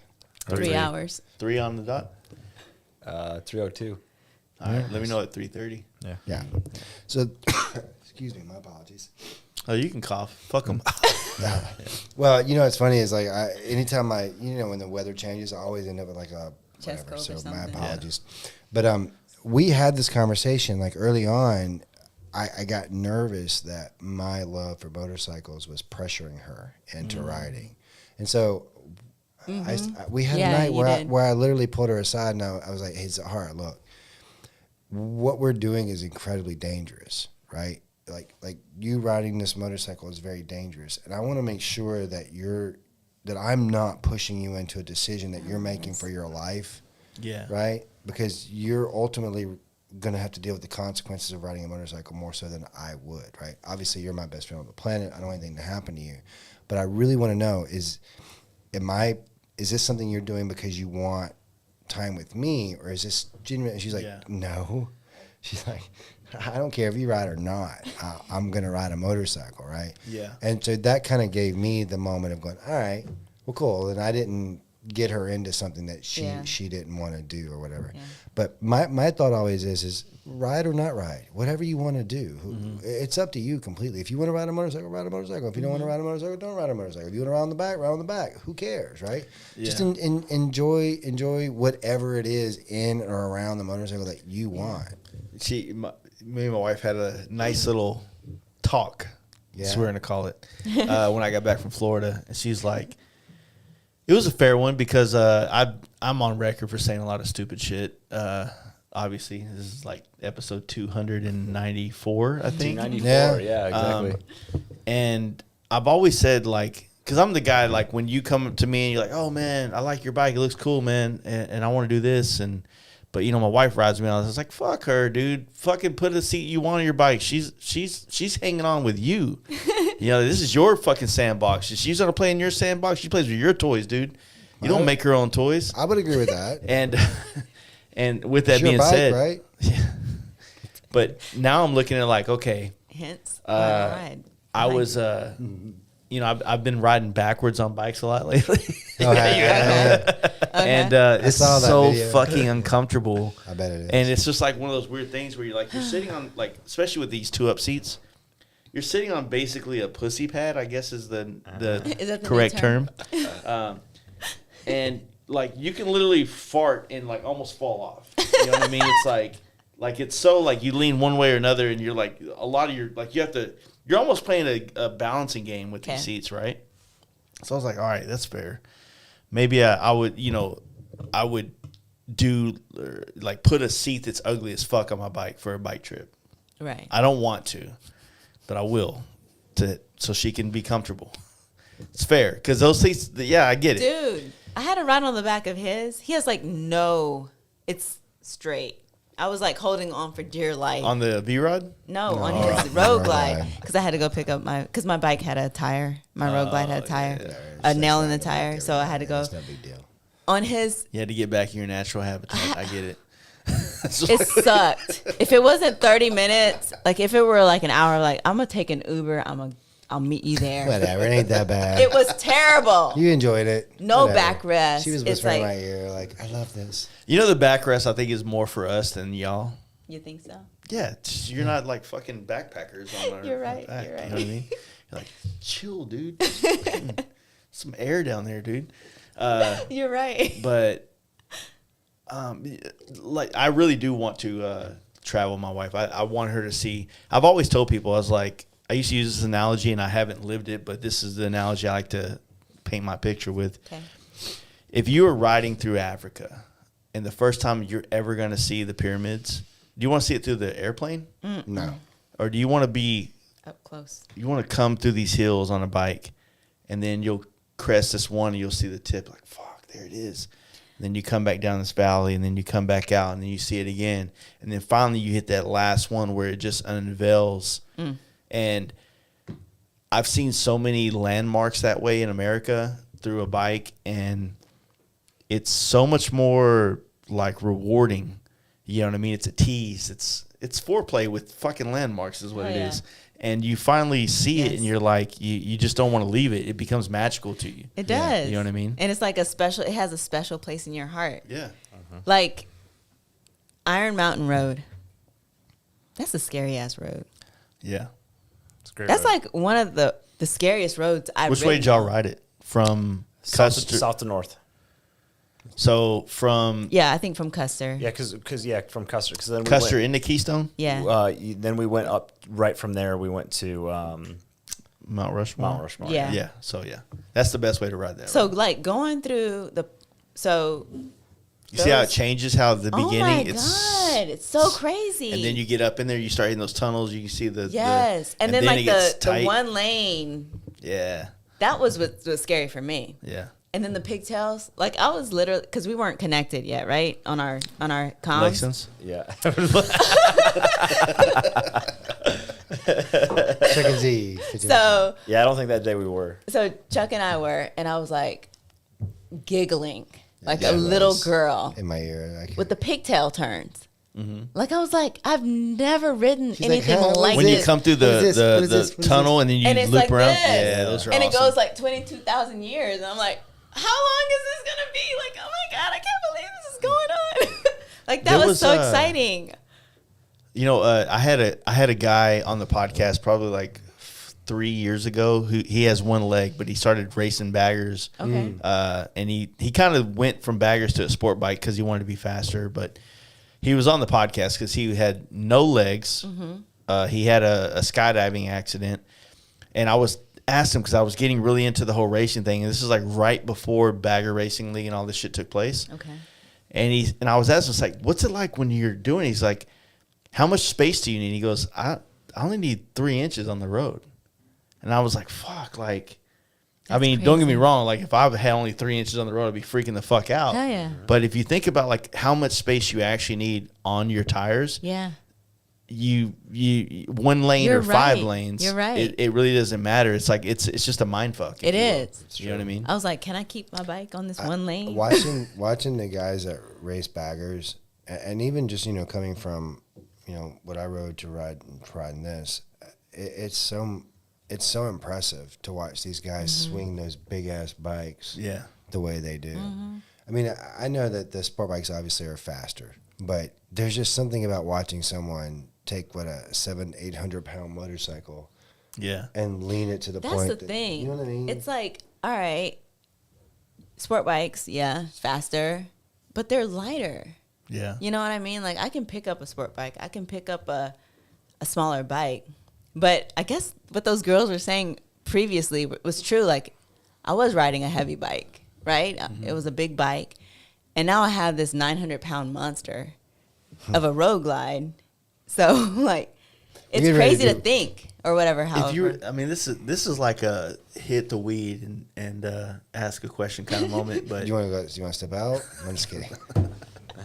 hey, open that door. It's crazy how I've ridden sport bikes a lot of my life and I've enjoyed them as much, but I haven't cracked the code as to why when it became a Harley, it was so personal. It was so like connected to. I think it's that engine. So I think I it's know that's a weird. I don't know if weird it's. thing. I mean, like I do. like the personality of the bike. those bikes are. So I don't want to sound like a Harley commercial. I really don't because I'm I don't not trying fucking to. like I them. don't. Yeah. But there's something there. There's something kinda like like you. I kinda about like you a this. little bit. I like Harley. No, I do as well. I like but- Harley commercials. I like your commercials. Because you're on one. Yeah, well, I mean, It helps. Yeah. it does help. But We're just freaking amazing. Like, They're pretty cool people. insane. yeah. All right. Who are we? Like, No, I wa- honestly. Go ahead. Sorry. No, I want to hear it. I want to hear what you're saying. No, I really just like I rode sport bikes for 8 years of my life before I jumped 100% into Harleys, and I never had the same fucking feeling. I never had the I never had this like connection to want to travel on a motorcycle. Which the traveling thing is always going to be it's going to be a toss up, right? Because when I tell people traveling on a motorcycle, they're either down or they're like, that sounds horrible, right? Sure. 100%. Yeah. Like, oh, your rain suit, you're getting rained on, you're getting this, you're getting that. But as just a person, like that opposition in life, that pushback, if you will, Yes. I don't know, like it's created the best friendships I've ever had in my Yeah. life. I've seen more of this country on the back of a Harley Davidson. It sounds Yep. like a fucking commercial. It does. It does. When you say on the back, Tradition. were you riding bitch? You're fired. He's just Fired fired a producer. producer. No, Oh. it's Live. I don't know, man. It's something that like when someone comes up to me and they talk about like that day right there, we were at Salt Flats. A dude was also headed to because we were headed to Born Free, but we were going through Salt Lake and San Francisco and down. I A love dude that. showed up from Ohio on a CBR 1000RR, right? Took the same pictures that we took and hung out, and we chopped it up for a minute, and I was like, why did I never have this inclination to do this when I rode sport bikes? Right. You know what I mean? Why did I never say like, you know what, I'm gonna put stuff on this bike and then run it across the country. I just always thought about the bike night, wheelies, street racing, and pussy. What do you what do you think? True. Like, so did you ask him as far as like why he wanted to ride cross country? I wish I had the wherewithal. Yeah, that's a good word.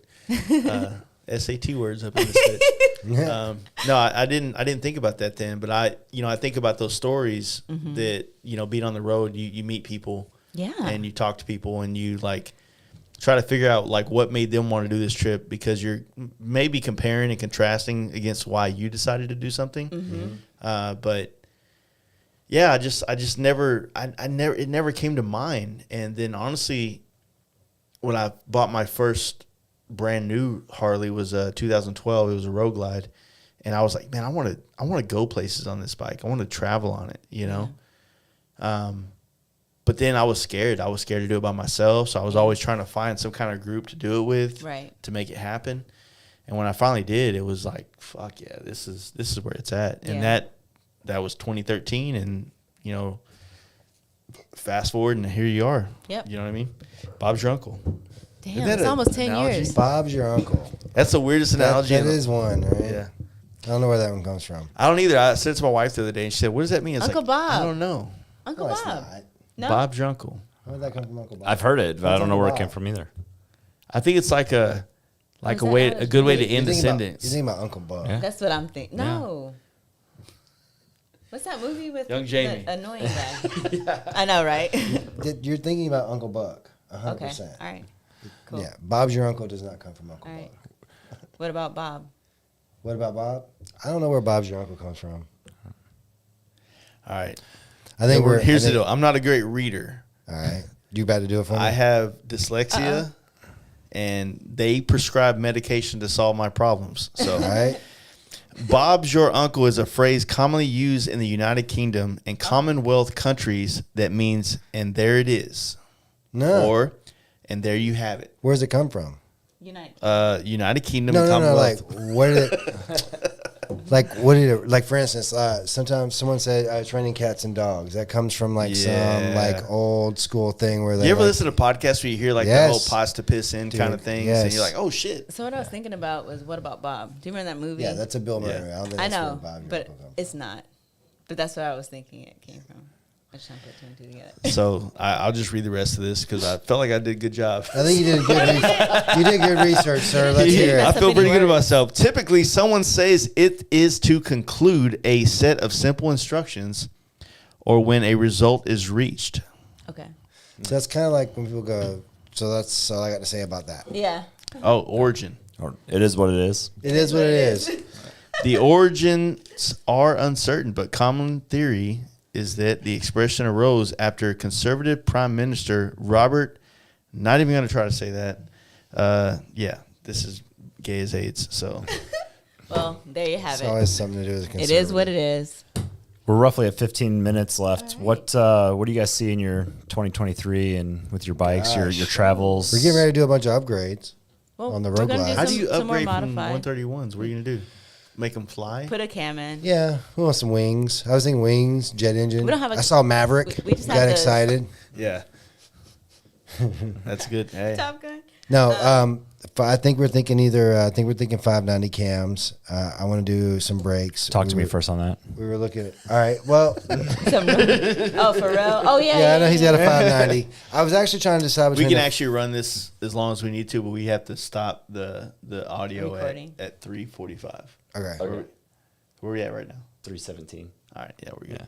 So I'm thinking either the 550 like we have in the lowriders or the 590. Yeah. I like the 550 the way it feels in the lowriders. I'm just not sure it's enough for the difference in weight. I want that. So the main thing I'm looking for, and our engine builder was talking to us about tuning, and he says he can do this, is that on the lowrider, I can't relax my hand. Like if I relax my hand, all that fucking torque is just like. Yeah. It's just like when you get on that bike, it's just like it's immediate. It's all right there.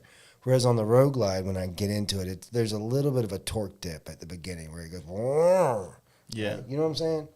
You know, I love how we like turn into 5-year-olds. It's like, Pat him on the back. Okay. Come on, Paul. you're literally making noise about engines over here. I'm like, Oh, yeah, I know that noise. Yeah. He can't do it. He's almost Anyways. 50. yeah. Oh, shit. Well, yeah, Jake, that situation with your bike, because what'd you do, 590 cam? Is that what you did? 590. With the 131 crate engine. Yep. I think you should have built it to a. I think you should have built it. Well, and I talked to him today. I won't mention the company, but and they told me directly that cam was not meant for road. Oh. Oh, But really? nowhere on their website says that. I mean, well, it may say that, but a lot of their parts say like not meant for street use. Yeah. So it's like, Well, they do a lot of race stuff. Too, yeah. So I and get they're it. like, oh, it's a horsepower cam meant for 124 and bigger. I'm like, it's a 131, and I wanted horsepower. So, and it was a lifter that broke and came down and shattered and tore up the whole cam chest. So it's Yeah, that's a weird one, man. Like when Unfortunately, he told me. So I did the crate engine. I've done it 2 years, 2 different bikes, and the reason I've not broken into it at all is for not to say a told you so kind of situation, but it's kind of like one of those things where I just don't. Traveling on a bike, I need it to show up more than I need it to show out. Right? Yeah. There you go. Does I that make got sense? you. No, that makes So, sense. Perfect sense. You know, doing 1,000-mile days, or and 1,000-mile days, and I get these people, these companies all the time. Like, hey, look, we got these products. I'm like, and they're tested. You're gonna fucking be great. And I'm like, where'd you test them at? In a controlled environment on a dyno, or have you put it on a bike where they rode across country and element changes from like extreme heat to weather to humidity to this? Like, I'm dialed enough with the motorcycle industry to know that you have not done that yet. Yeah. You know what I mean? Yeah. And so, like, when it comes to these crate engines, or the 131s or Harleys or SNSs, it's like it's all a fucking roll of the dice, man. You never know if you get a lemon, you get a bad one, a good I one. agree. And what sucks is like with Jake's situation is like, he did everything by the book, the way that both manufacturers of both products want it done, and he still got a shit in the stick.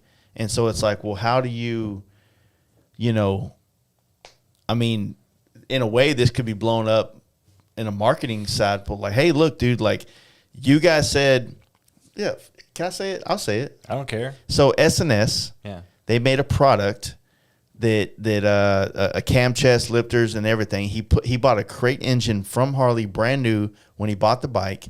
He had it installed from Harley. Everything was done at a dealership under the dealership's warranty, and right at the 1 year mark.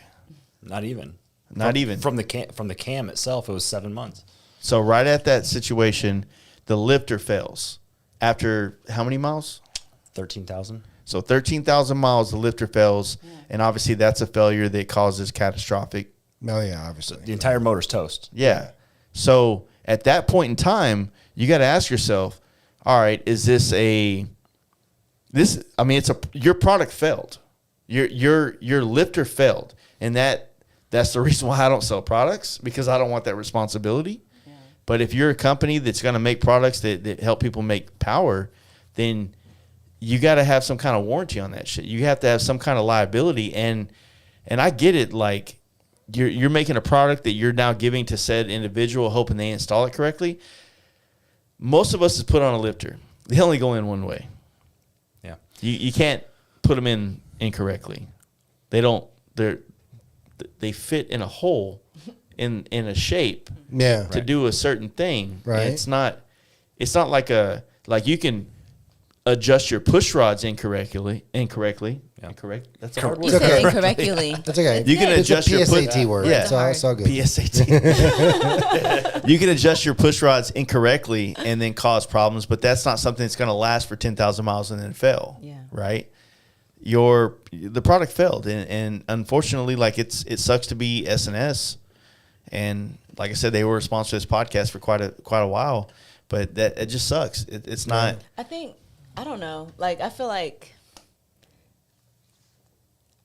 I don't know about SNS, but I feel like things have been like pushed out in advance. Like, hey, you want performance? Here's performance, right? Yeah. And so like they're pushing out these products, and like you said, it's not being tested in real life situations. What I would say is that a fair. They put out so many lifters, and I'm sure there's other failures, but this is like the batch. This is part of the they didn't work out. Like this is the. It's just an anomaly. It's funny because I look at this stuff because we know manufacturing. Right. I look at it Exactly. a little bit. I look at it a little bit differently, right? Like I know that most manufacturers they put out a product to spec that they've means tested to a certain point. Like for instance, I won't go into company names, but I know of one manufacturer that the way their protocol works is they put out 3 products and then they test. If any one of those 3 products fails, they go back to formula, right? Basically. Then if those 3 are good, they go to 10.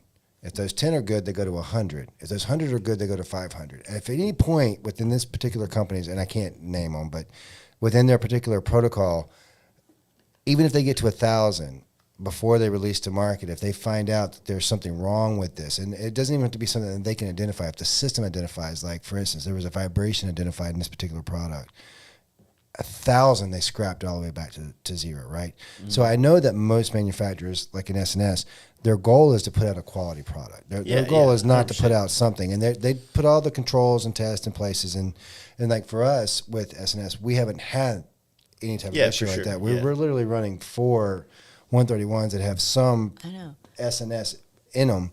But my point is that what I would say is that when you do have the scenario like the one that you're having, I would expect the company to stand behind and I haven't talked to you today since this, and like this all came out today. So basically, and it's still not 100% sure, but talk to the dealer, and so far what SNS is telling me that they're only going to replace the cam parts. So that means I have to cover the cam chest, the flywheel, a couple other parts, and all the labor. Wow. And it's like, bro, your part was in there 7 months, and like, I bought, not only did I buy the required parts, but I bought all the recommended parts on your website, had it installed by a Harley dealer, purchased through a Harley dealer. You're going to tell me I got to pay for labor and all the other parts? Like, so we're still working this out. It's not, we're not to that point yet but basically if that's where it comes down to, I'm not putting another SNS part in my bike again. Well, like I said, I mean, I have a. Yeah, we're not trying to run your. No. Yeah, right. No. Why Wait. Let me say this. So it's funny. Why are you doing all that, man? No. It's funny that you. But what I was saying was, I feel like I'm sorry. That's okay. But I just wanted to say what I want. Like, what I you feel that I do. I want to say what I want to say right now. No, I hear like when people say like my Harley leaks, like oil, blah blah blah. I've had a Harley for 6 years, one Harley or another, and none of my Harleys have leaked oil. So it's like, I haven't experienced that, so I don't. Yeah. I don't know. That's not a. I think it's like a situation. No, much of an M8 that's problem. An older thing. That's not an M8 or a twin cam problem. Yeah, that's more of an Evo and shovelhead problem. And it wasn't because they built like shitty bikes. It was just that it's very primitive technology. Yeah. It wasn't as sealed as like Japanese motors and things like that were. Yeah. I mean, you're talking about an oil pump on the outside of the motor. Like you have a lot of gaskets everywhere on a motor. It's like you're going to have a leak somewhere. Well, it's funny because I want to actually. You guys are. How long do we have? We're bashing. We're going to go to tomorrow. No, we can do it. Whatever. Yeah, we're good. We're going to go to tomorrow. It's already tomorrow. So we were close. Yeah. Almost. We've been talking about this a little bit, and I don't mind you. Just because we have a relationship with SNS on some level doesn't mean that I don't want to be honest about products. Yeah, and for sure. Excuse me, dadgummit. It's the change in the No, I don't. Because you came to a fucking solid state instead of a swing state. I know, right? You guys are like so freaking dry here. A swing state. I'm picking up. I'm picking up what you're putting down over We there. get it. Herschel Walker hangs got out you, here I got all the you. time. Dude, We need a runner. We need a We need runner, not a walker. So, all right, I really want to finish the conversation I was going to get in, but I got to tell you something. Living in Georgia, one of my favorite things ever is watching the political commercials. There's this one, guys, and I don't know if you guys have seen it, but it may only run in Georgia. But let me. For a Georgia politician, I'm sure we haven't seen Let it. me describe this commercial to you, okay? It's like this old dude, like, and he's in this room, and it's like the walls are red and black and white, and he's got a poster of Herschel Walker. He's got a cutout of Herschel Walker. He's got like all this Georgia stuff, and he's walking through his like shrine to Georgia football, and he's like.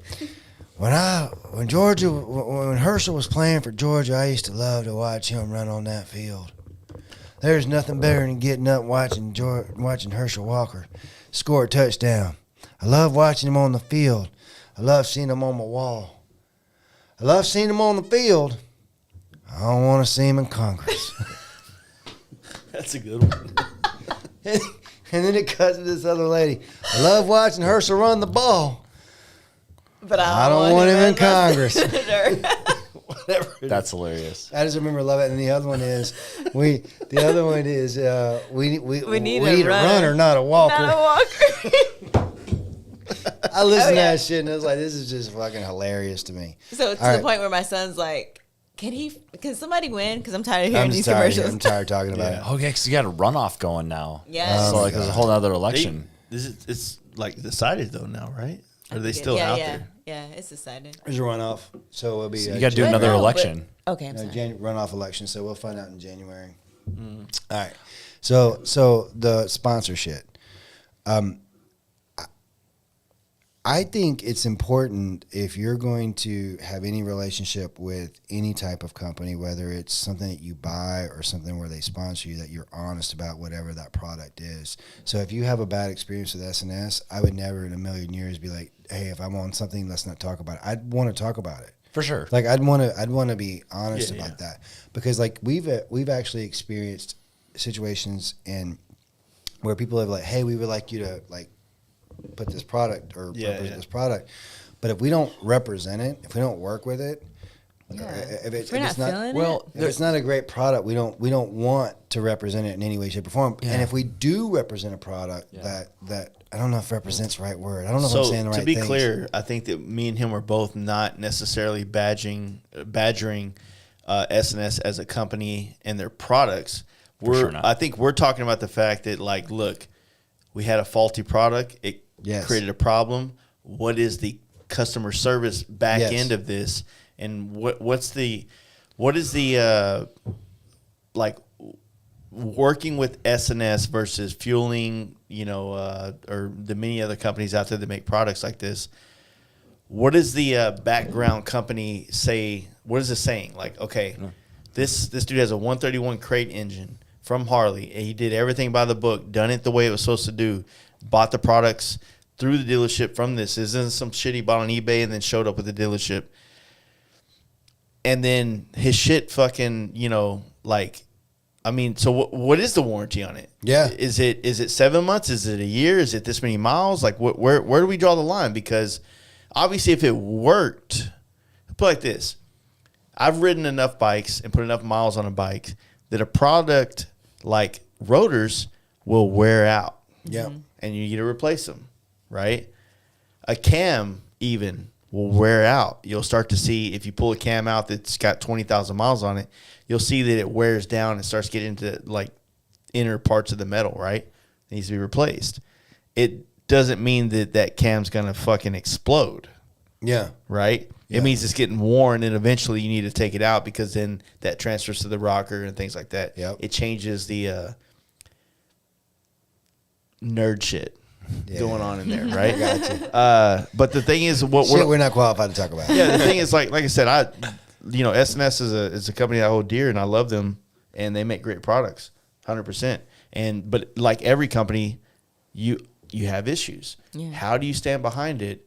And what is your policy What's your behind response? it? That's gonna be- Prime example, a couple of months ago, my Legend suspension blew out, and less than a year, and contacted them, and from the moment I sent my rear suspension off, it wasn't but 10 days later I had a brand new rebuilt system, and no cost to me outside of like maybe shipping, and so that. And that's kind of like one of those weird things because Legend suspension, obviously, like, yeah, it could be a catastrophe. What if his suspension blew on both shocks and caused him to wreck? Now, are they responsible for the wreck? So now you got like S&S where they're making a more tangible is not maybe the word, maybe a more words. It's like more sensitive, like I need a a more thesaurus. like he's talking about like more important, like sensitive, like. Come on, All right, elder version of us. I know. Oh man, Come on, Dad. he's the wordsmith, but he can't. Words are hard. Words are hard. So start your Important. sentence again. It's like a more important part, or like a more. It's a more important part. Let's just It keep is, it dumb. It's okay. It's a more important part that where if something goes wrong with it, it's going to create more of a catastrophe than, if you have if you have a failed top end, right? Let's just say that your valve spring breaks. You're going to fuck up the piston. You're going to fuck up that head. Yep. But it doesn't fuck up the other head, and it doesn't fuck up the crank. That's right. Right?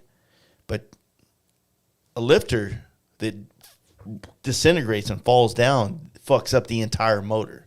So that one little part that's not that expensive, it's like $200-something for a set of lifters. That's a lot of responsibility for a company to build something like that and put it out there, and you have to be responsible for that. No, I actually would agree. I mean, I think that if you manufacture a product, 99.9% of their products are going to be perfectly fine. Yeah. Right. This one happened to have an Till that issue. one that's a friend of the guy that has the fast You life have to podcast. have. Who actually told It him just so to happened- fucking buy this shit. Oh damn! It just so happened to be When that. SNS was the sponsor. I think you just That's why I didn't say it, because I didn't know if they were still a sponsor. I was like, I don't want to say it, but okay. No. They said we're going to chill on podcast sponsors this year. I'm like, thanks for your air cleaner, bud. Right. Supposed to get a motor, but all right, I'll go fuck Stop it myself. right now. No, I think that obviously if you have that type of part that Yeah. has, as you use your word, catastrophic failure, that ultimately affects the overall engine, and we know that this part could do that when you're manufacturing it, then obviously you stand behind it. Yeah. I it's funny, it's not the same thing, but one of the worst cars I ever owned was a Cadillac Catera, and I know that car. What does it look like? it looks like a piece of shit. That's what it looks like. And so Is that a two-door? no, it's a 4-door. I remember it's like a Hell yeah. I'm going to see what kind of pimping you were doing, It's dude. ugly as fuck. Kind of pimping you. But the timing, they were known to have engine problems, and the timing belt went on it and shot a piston through the engine, which was like the engine was built in BMW or by BMW in Germany, so they had to like ship the engine to be replaced. But my point is that when that happened, they replaced the whole engine without. Oh, it's like a Malibu. Oh, is it? It's been a long time. It's been a long time. Yep, Oh, mine yeah. was green. Exactly. Mine was green. So- I brought up on the Oh, screen shit, okay. so people can see it. That's Chuck's pimping ride right there. No, that's not my favorite ride. Oh, it's not yours? Oh, okay. No, It used to be. my very first Let car me was. ask you, were you listening to Outkast or Hey, that's my favorite group. what's y'all's favorite? And did the trunk y'all got rattle? Some good music out of Did out the of trunk Atlanta. rattle We do. with the bumps? Back then, I was probably listening to a whole lot of Beastie Boys, honestly. Yeah. I didn't like when Atlanta rap. I guess it was more south. I think they were more Yeah. in that. When it came out and it was going fucking hard because you had your your Outcast and stuff that was kind of more deep cuts from when like Lil Jon and the East Side Boys and those guys Correct. kind of got hard. Yes. But man, I went back and listened, like Outkast is one of my favorite bands or rap. I'd say bands Group. group. Yeah. Group. You ever see the Key and Peele version of that? Not of Outkast, love but Key yeah. Peele. Yeah, Did you ever yeah, see that where like absolutely. Did they do? where He was like, man, what are you doing? what, Right? Big Boy's like Oh normal, yes. and he comes in looking like Robin Hood. He's and shit. killing Yes, Bunch I of forgot different that he shit. did that. Yeah, hilarious. So with Southern That's rap, so I wasn't so stupid. much Nappy Roots, but I definitely love Outkast. Yeah. Yeah, for sure. No, there was a lot of good. You don't remember Nappy Roots? You don't remember when I mean, I knew that group, but Usher I never is like listened to 'em. Atlanta, right? Yeah, Usher's Yeah. Atlanta. You remember when like Let It Burn and all that shit came out? Like Yeah. how fucking fire that shit was. Yes. Usher for a minute was Yes. like, when Usher came out for a minute, you could not fuck with Usher. For a Yeah. while, he was like the next Michael Jackson, and then he kind of fell off Yeah. a little bit. But Where the party at? That's another group. I forget that. A little scrappy. Remember that? I'm older than you But guys. I remember when like Texas tried to come up on the hip hop. We didn't try. We did. You guys, what, you chopped and screwed and Chop. shit. Yeah. Yeah, screwed. Yeah. Yeah. That Tried- Houston tried to- sound. Thanks That- for Beyonce, Texas. that happened. Appreciate that. Yeah. Well, in rock though, Texas rock. Who do we have? Pantera. We have Pantera. Pantera's nice. Yeah. Who does Georgia have? Like, Rock groups? yeah. Country. Yeah. It's all you country. rock the It's a country. lot. You know what? It's You have a like you have a Southern girl rock. band. I'm not ashamed to say this. Blackberry Smoke. You have a girl band that I like called Larkin Poe. Never heard of them. And they're kind of I listen to this thing on YouTube a lot to find like new upcoming artists Okay. called Jam in the Van. I never heard of it. And it's a group out of there. They just got some good vibes. I don't know why. I've said this on the podcast before. When I'm painting, I enjoy listening to women, like either singers or bands or some. I don't know. It's weird. I can't Like explain Florence it. and the Machine? Yeah, for sure. Florence and the Machine. I thought you were going to be like, who's that? No, Oh, Florence and the Machine's great. Yeah, they're Yeah. great. you ever seen The Weeknd? Yeah. He did a remix of their songs. Not of Like- Florence, no. Yeah, so like The Weeknd's a weird That's one. cool. Yeah. He is weird. He's an interesting guy. Yeah. He's So The Weeknd, a lot of people know him recently, but I'm a deep cut Weeknd. Okay. You're a deep cut guy. Yeah. So back in the OG. day, like in That's me and Pitbull. 2010 and shit, Is that you on Pitbull? Yeah. he had this trilogy album. It wasn't an album yet. It was like 3 different albums. There were like 8 songs each. Okay. And it all came together when he first kind of came on the scene as a trilogy album. Some of the most fire shit ever. If you took a R&B singer and you put 9 Inch Nails like sound Yeah. with R&B and like an R. Kelly kind of like methodical kind of before he peed on people kind of shit, like that was The Weeknd Before original. we knew he peed on people. He's been peeing on people for a minute. Like when do you find out Before like, we found oh, out. that's out. wrong? Right. Oh, shit. We heard about it. but Okay. Now But- officially he's been caught. Yeah, the OG Weeknd shit's the good shit. His new shit is kind of heard like, that. let's sell records. Yeah. You know what I mean? Like, Yeah. and I sound like every hipster in the world right now. Like, Which is crazy. So the band we went and saw last night, Silver Sun Pickups, right? Yeah. I love that band, and I love almost every album that they've Seriously, done. dude, Like you I'm should watch super it. like addicted to them. I don't know what it was about their music, but it spoke to me. yeah. They didn't get really big at all. They've been out for like 15 years or so, but Been they a never lot, yeah. went like super mainstream. They did go mainstream, but not like Yeah. they're not selling out like They arenas. would probably be considered a one-hit wonder just because they had Lazy Eye? they had that one song that like really. no, I'm not saying they're a one-hit wonder.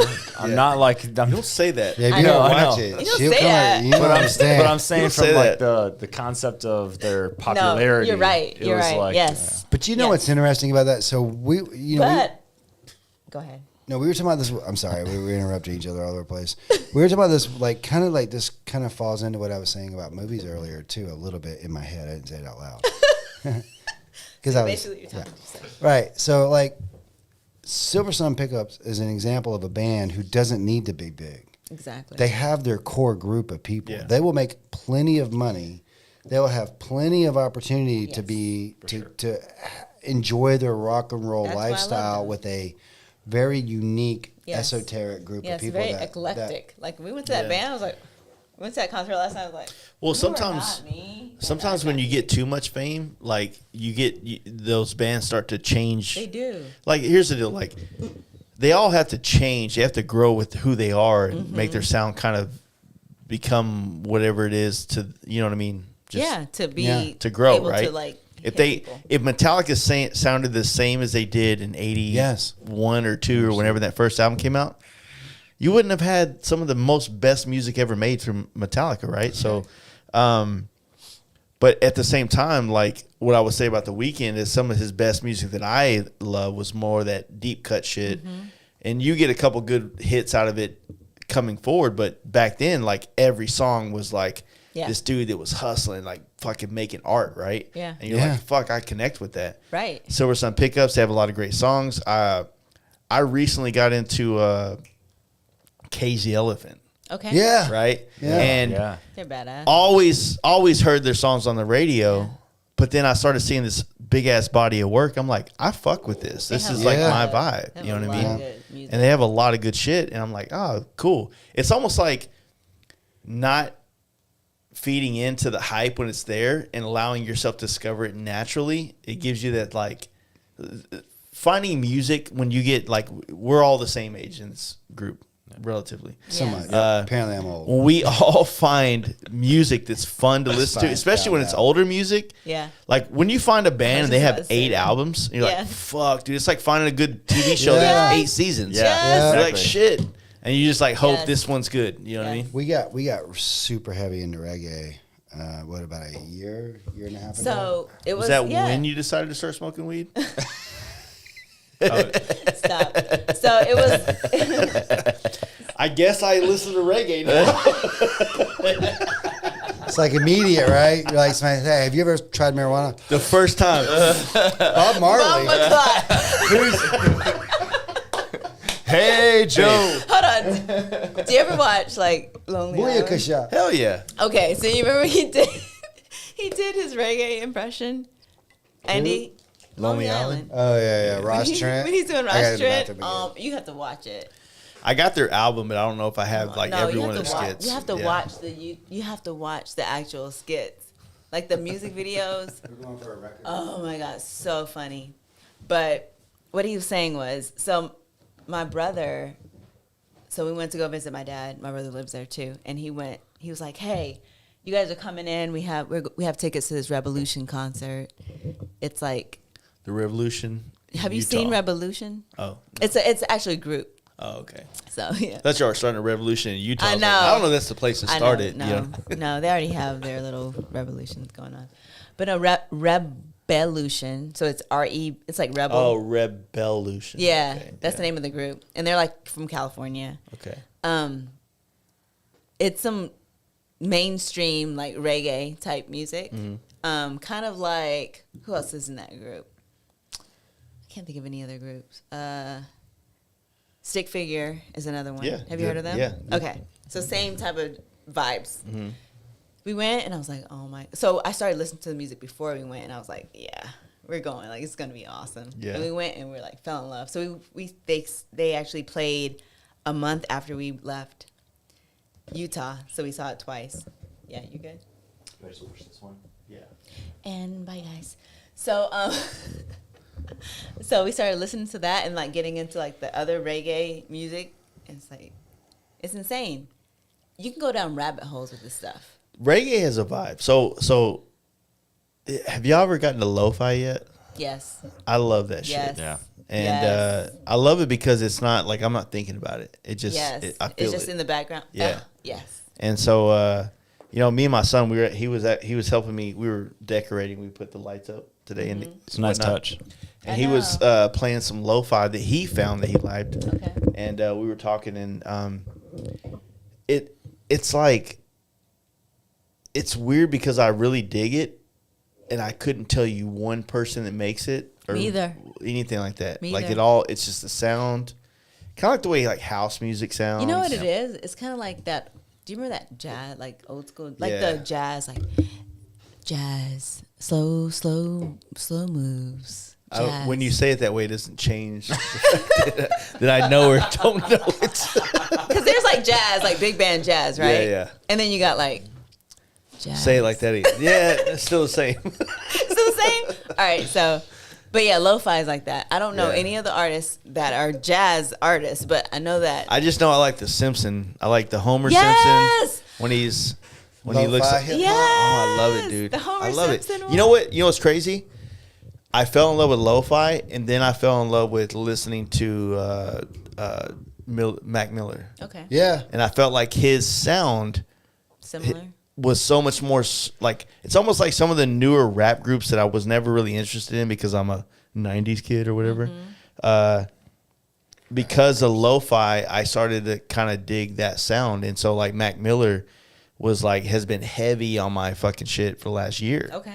And other bands, or I say bands, rap, You could say bands. whatever, other artists Yeah. that have a similar sound, like I found a love for it because I just like the vibe. I like the fact that like music, you know, obviously any kind of creative endeavor, like you need something, you know, That music, movies, those speaks to things you. inspire you. They inspire you to create, right? 100%. But some music like is too creative. Like it's you're hey bro, like I'm not trying to start the revolution right now. I just need some fucking vibe music to get into the groove to do my job. What's the name of it? The Time Has Come Today. Listen, man. Yeah. Pink Floyd. all that fuck. shit. Fucking love it. But I will say, I didn't start to appreciate that stuff until I Dude, Pink had Floyd? my brain, my frontal cortex was formed. So I think that's why we didn't really understand those Sounds those like he movies. told you that.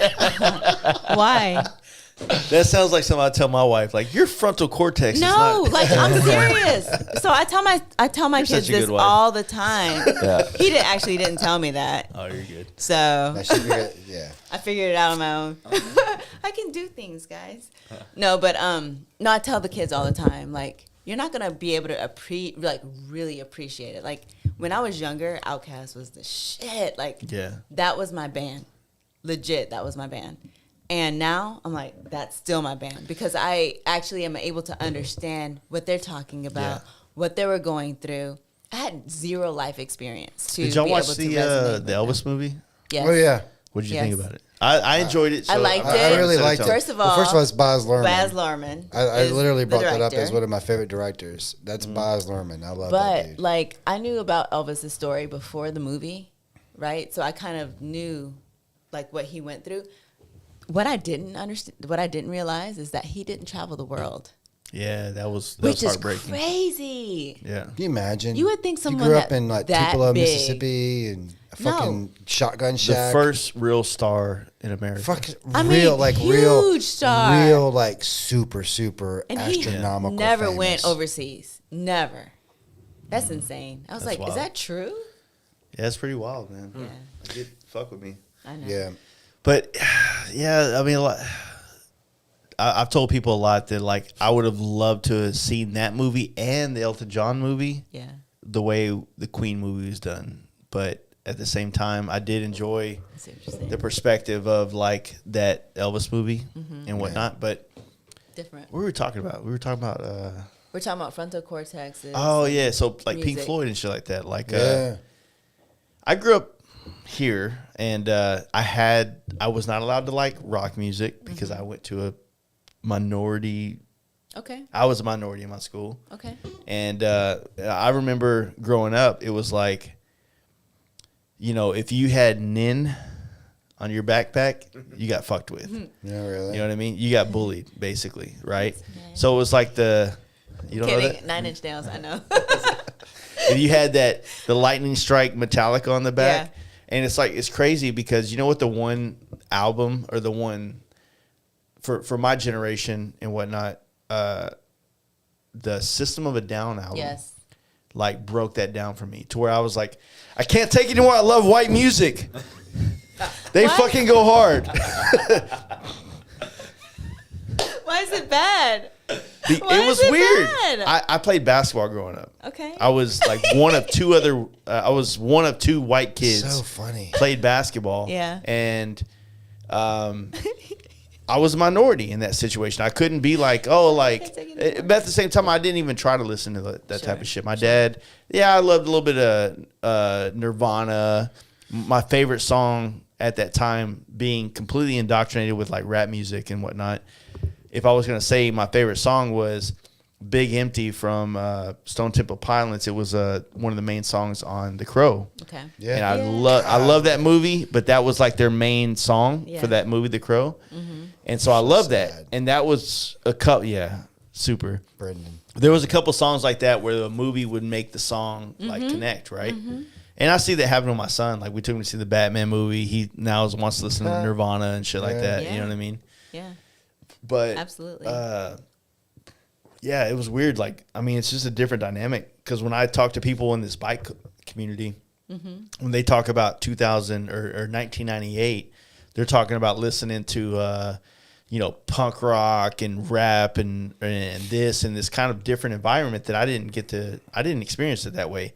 I experienced it very like that shit was over there and that was over there. You didn't get to do both. Yeah. You either were listening to rock or you were listening to rap. That's true. You didn't fuck with both. Right. You know what I mean? So Yeah. that's actually one of the things that I've loved about getting older is the diversity of entertainment that I get to pull in. There's literally not a type of music that you won't find on a playlist. Like if I were to go get my phone out and show you like my I'm gonna go riding playlist, it's so eclectic. every type of music Yeah. you can Yeah. imagine. Yeah. But it's interesting because my experience was a little bit different. And so my parents would go flea marketing. That's what they would do every Saturday morning is they would get up and they would take all of this stuff and they would go to the flea market and they would try to sell it. And part of my job to help my mom was to like pack the stuff up and then put it out on the table. And then I would get like $2. So I would get $2 for helping her. And I had one of two places that I would go. The Ninja Star place, where they had all of the, that guy at the flea market that has the swords and Oh, hell yeah. all that. The fucking foam nunchucks. Fuck yes, Dude. fuck yes. I would go there and try to buy something that would probably hurt me or hurt someone else. Yeah. Shit I shouldn't have. Have you ever figured out the Ninja Star? I would correctly? fucking embed them everywhere. Like there's so But many in my trees. To where you wanted it to go? I Yes. just stole it and like, oh shit. No, listen, I'm a ninja. No, don't. I'm a ninja. I wouldn't mess. Ninja, please. I'll put it where I want it.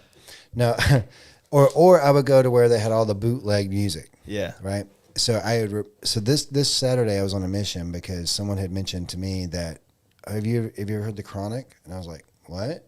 I'm like, have you White ever, America. have you ever heard the You Chronic? might be one of our kids. And I was like, no, I've never heard that. And they're like, oh, if you haven't heard the Chronic, that's like you got to hear the Chronic. And that literally my very first entrance to hip hop music of any type was the Chronic. And so I went and bought this bootleg cassette, right? Because that's what we had at I the could time. just see your parents like Clayton Bigsby. Like, You have no idea. So my mom, so my grandfather was a Southern Baptist preacher. My mother played the organ in the church. So when the church was open, we were at church. Like that was very, very religious upbringing. So I don't know if you've ever heard that album. oh yeah. Okay. But the very first thing on it, so my brother's an asshole, so I get it. And I'm hiding it, right? And my brother Ronnie's like, hey, what'd you buy? I was like, nothing. He's like, what'd you get? I was like, I got a country album. He's like, what is it? I was like, It's like, give it to me. So he takes Dwight it, Yoakam. right? so he puts it in. And first of all, I hear my dad up there looking at the cover. He's like, this ain't a country album, right? Because No, it's not country at you've seen all. the cover of the Chronic, right? Yeah. All right. It's Dr. Dre on the Chronic, right? So the very first thing on that album is like, I want to say what's up to my motherfucking blah, blah, blah, blah, blah, blah. Yeah. Like, I'm in the back seat like, I'm going to get beat so bad. My mom, like, literally can't get it out fast enough, right? Ends up throwing it out the window.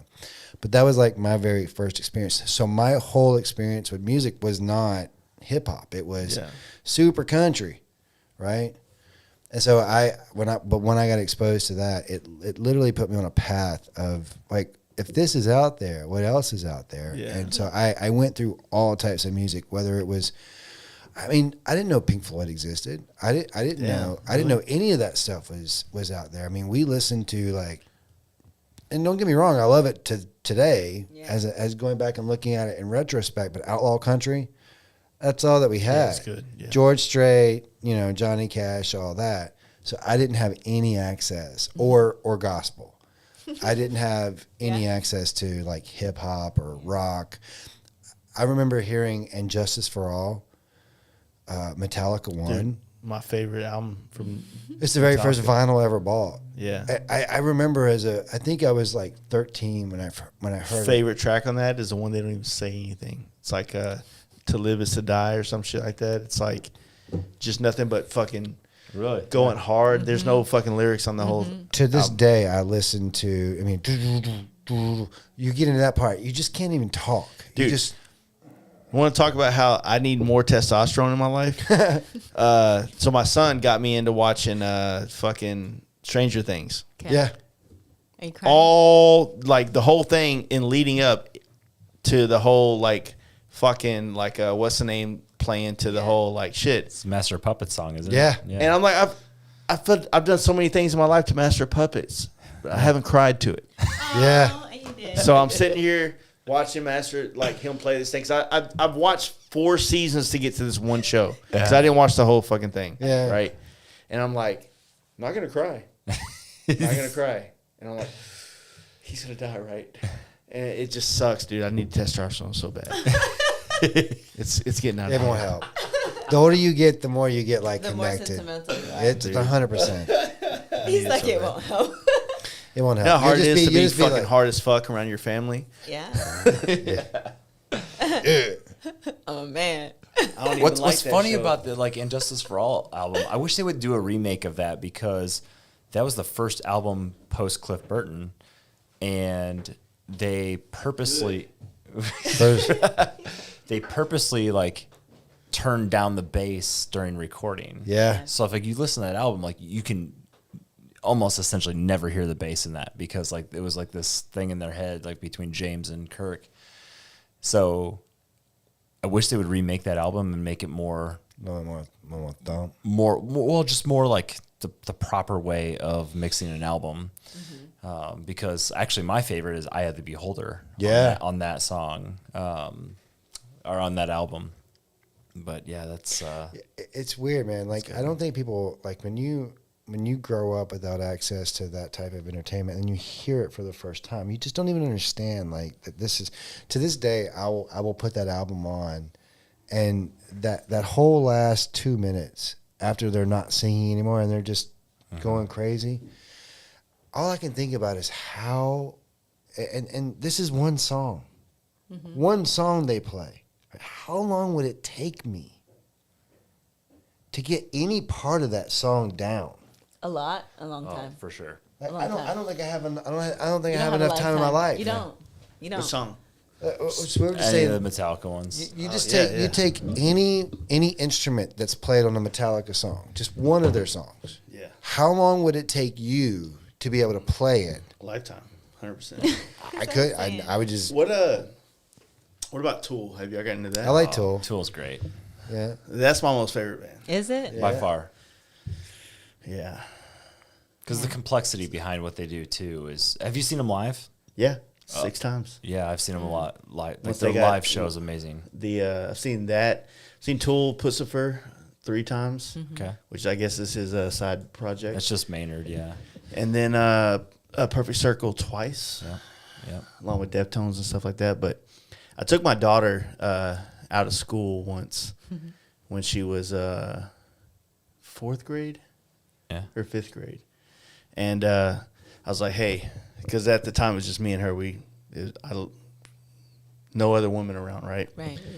I was like, hey, I got to go stand in line at a Whole Foods because Maynard is signing wine bottles. And so He has a wine. He has a the winery, right? Caduceus or something like that. Yeah, Caduceus, yeah. And so I was like, so we got to go. And so my daughter and I share a lot of musical connections because a lot of these bands I was discovering later in my life because I didn't get to listen to them when I was a kid. And from 2002 to 2010, when me and my daughter were pretty solo together, like we'd listen to music like that. So she loves Metallica, Pink Floyd, Tool, and all this shit. And I remember the craziest thing, like I've said it on the podcast 100 times, but like we stand in line for an hour and a half to go get a wine bottle signed by Maynard. And my daughter and Maynard have a staring contest Yeah. where he's like signs the bottle and just like stares at her and she stares back and I'm like, okay, what's going on here? I'm like, all right, Right. cool. and I still have that bottle. We never opened it. Like, it's signed. I had it above, like, in my kitchen for a long time, and it got covered in, like, grease. Yeah. So that you can wipe off the signature. Yeah. But I've been saving the bottle for me and her. Okay. So I think it'd Yeah. be cool as shit because How old is she's she? 21 now. She'll Oh, be is 21 she? in January. Nice. And I'm actually going to go see her tomorrow. I'm going to take my son up there. cool. We're going to go hang out. She's in Lawton, Oklahoma. Okay. Okay. But yeah, she's like musically, like that's one of the things that I really wanted to try to do with my kid was to keep them musically diverse, because that I feel like that We did the same. culture that kept me Yeah. very, Grounded. it kept me very uneducated in culture. 100%. You know what I mean?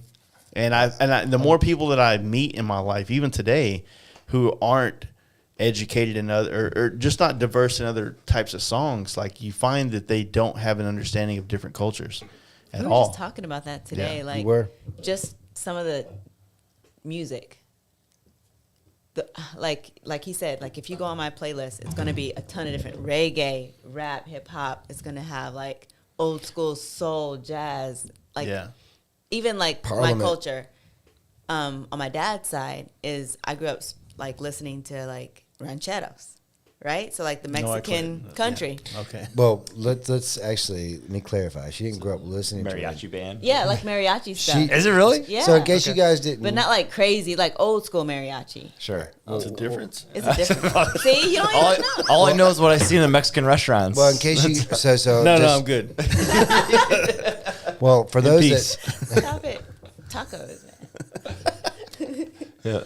all right, so real quick, brag about my wife. She used to be a professionally sing in a rancheros band. So Oh, shit, her and her okay. family toured Germany. Couple Yeah, of, but it wasn't ranchero band. It was my parents' band. But yeah, it's rural That's heritage awesome. was, but they sang rancheros.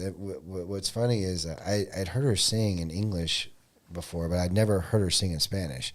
And then we happened to be at a place where had a mariachi band, and then she got up and sang, and I was like, "Holy shit!" And it's a totally different level. it's completely different. I feel more comfortable in that element for some reason. I think it's because just like growing up, my dad was always playing the guitar, and we were always just sitting around like folk music, right? Yeah, yeah. It's like yeah. good I get so folk jealous. music. So I guess it's the same, right? It It's is. even though it It sounds is. like it is. It's country music. Like Yeah. rancheros is basically country music. Yeah, Yeah, it's yeah. like in Spanish. So it just was part of the culture and part of like me growing up. So Hell I yeah. felt more comfortable singing that. And when I would go off and try to like do R&B and like try to be like Mariah Carey and all that, they were like, "Who are you? Like, can you please stop singing right now? You don't not sound good." Was there a type of music that your parents liked when you were growing up that you were like, but now as an adult you're kind of like, I kind of like it? No? I had a hard fight against country music, Yeah. especially, and this is the 90s when country was kind of decent. Right. You know, you had like all your good bar anthems. Garth Brooks. Yeah. Yeah. And, you know, my dad, you know, the craziest thing is my dad was always a hardcore into rock music and alternative, especially the grunge era, which ended up being my most enjoyed era of rock music as well. But then whenever I started listening to grunge, he turned into country. And I'm like, bro, like, we can't even, Can't connect. like, I'm over here, Allison changing it up, and you're over here fucking, like, Dwight Yoakam the shit, motherfucker. What's going on? What are we doing? Yeah. You know? I feel like music has to connect with you when it connects with you, right? I agree. And, you know, when I think about certain music, because I've never been necessarily a beach kind of guy, but my wife is much more into like the stick figures, or sticky figure, however you say it. Stick figures. But then like a lot more of that, like the neighborhood, that kind of vibe. And so I fall in love, and I fall in love with that type of music because it also reminds me of her and what it feels like to, you know, her happy, ride, like, be in her just Zone. ride down PCH. Like I feel like I'm Yeah. in a neighborhood song. You know what I'm saying? Yeah. Sweater weather. You know what I mean? Going down the beach, Yeah. fucking riding on my motorcycle. Like these kind of things kind of, Different settings. Yeah. Like different music like for different settings. the older you get, the more experiences you have, and the more music can find a place to be a part of that, the soundtrack for that, if that makes sense. Yeah. That's You know. exactly it. And Yeah. I guess The when you're soundtrack. younger, Like, you just don't have enough life experience to place this vast array of music that we have over the last, realistically, 50 years. So, you know what I mean? Or life experience to even know what they're talking about. So, like, when we were listening to, like, I didn't know, what's his face? The crazy guy. Rock band. Oh, you're talking about Black Sabbath? Yes. So Ozzy? I didn't know he was Ozzy. I didn't know Ozzy was 18 when he started that band, right? Oh, shit. And, like, Those first songs were fucking Fuck. dynamic, dude. Fuck.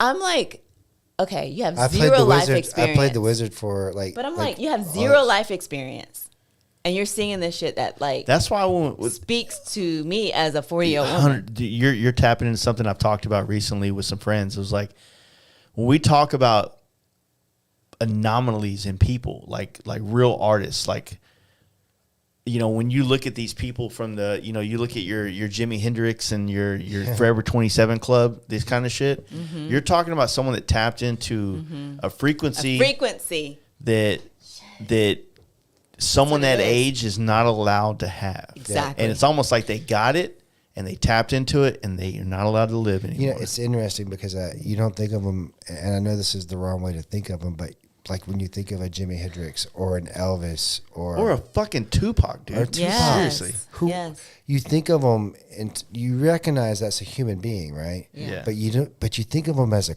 concept. Like there's no age attached. Yeah. To like a Elvis. That changes it though. That the Right. age, like you can listen to some profound fucking words, and then if you say written by a fucking 15-year-old, you're like, Yes. bullshit. What the You know what I fuck? mean? Right? It Like, you have changes no like idea. the way you're allowing yourself to accept that knowledge. True. And so, you know, I remember having this talk with my dad. You know, as a kid when Tupac died, I was like, you know, he's talking about like, you know, because he's all into rock. He never fucking gave a shit about rap. get it. And I was like, man, like this dude's fucking like, it's badass. It's and of course at that time I'm fucking 15, 16 years old. Right. I don't even know what the fuck I'm talking about. Right. But I still listen to that music today and I'm like, fuck, dude, this dude And had a fucking, he had a It's point. relevant. He had an idea. It's He had a still. I go back and listen to some, like I put on. I was listening to Slick Rick. not so much dude Biggie.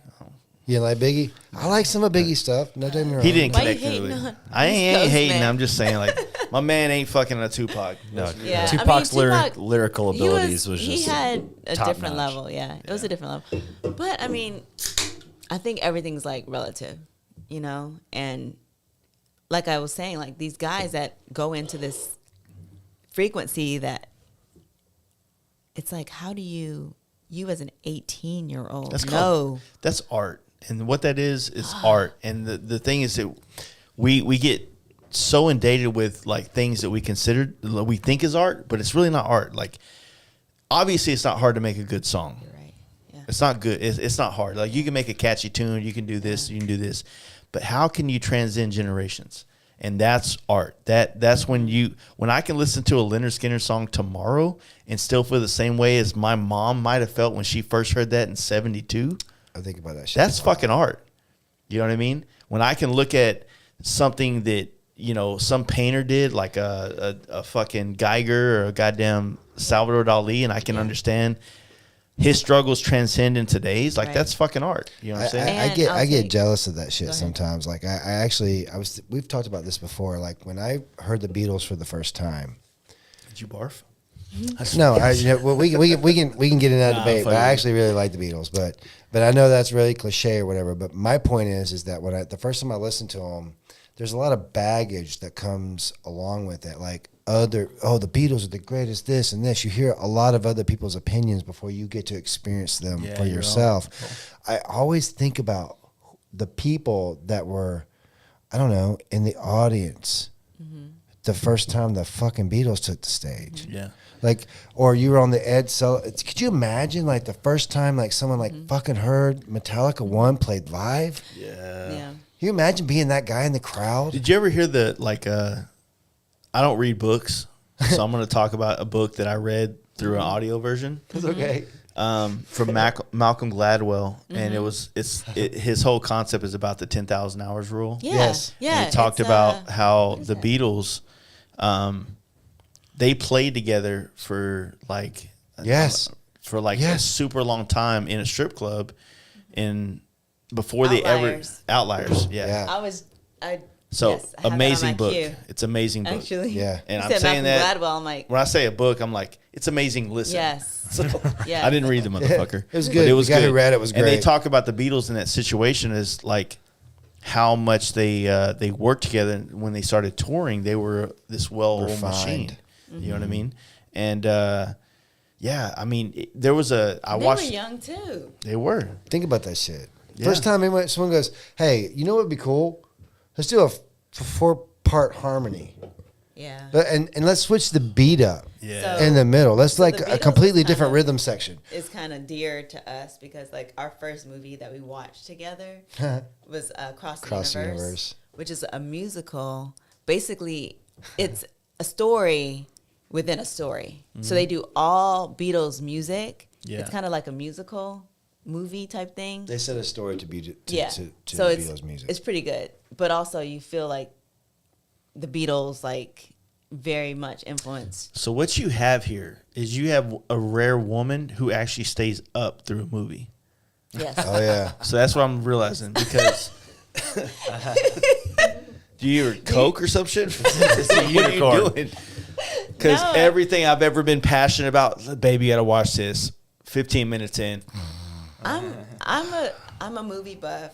Okay. I'm a musician. Like all that stuff like really speaks to me. Yeah. Dude, So- she's my. I mean, again, I know your friend, She's yeah. my best friend on the planet, Yeah. and I know that I feel very lucky. I feel very fortunate in my life that I met someone who loves the shit that I love, and also happens to look like Or at least has like the open mind to fucking like to at dig least in. try it. Try it out. Yeah. See what, Yeah. understand why you love it. Hence Yeah. motorcycles, and now I'm obsessed with them. Yeah. Yeah, it's funny. It's even other things too. Like I've been in some form of martial arts since I was like 6 years old, and I've always loved. Oh shit, you know karate, bro? I know a couple other Japanese and Korean words, a few other words too. I know You gonna Wing Chun me, teriyaki. bro? I know teriyaki. Teriyaki. That sounds so Sweet and good. sour. I know I feel like kuma- there's a Napoleon I Dynamite wish joke we can make Waffle somewhere. House I know- had something I know. with teriyaki in it. I know the That word would be the kumite. Yes, I have nunchuck skills, computer Pads or hacking without the pads? skills. No, but I some form of since I was young, and in 1993 I saw that UFC 2 because UFC 2 actually came out on VHS. I didn't get to see the first one; it came out on pay-per-view. So the first one I saw was UFC 2, and then I became obsessed. And back then, Jiu Jitsu wasn't actually available. It took me a while to find a place. It was like 4 years before I can find someone who actually taught Jiu Jitsu. Yeah. Anyways, so I'm obsessed with UFC. I don't miss anything. Mixed martial arts in general, I'm watching it, right? Mm-hmm. She'd never really watched it. Like, just really had no influence, whatever. She starts watching it with me. Now she's more obsessed with it than I am. So I'm a guy. Probably some talking level- to a dude. On some levels. I'm a guy like at heart. No, I've always like had an affinity to like, I don't know, culture, right? Yeah. Or like and competition. So anything that has like that's going to get me excited, like a UFC fight, Yeah. it's exciting. I love it. I liked UFC whenever you can follow a fighter for more than 2 fights and they would actually win. Yeah. Like know what I you feel mean. like the hype of UFC was like the Chuck Liddell. Oh, those are good all those days. guys. Yeah. Mm-hmm.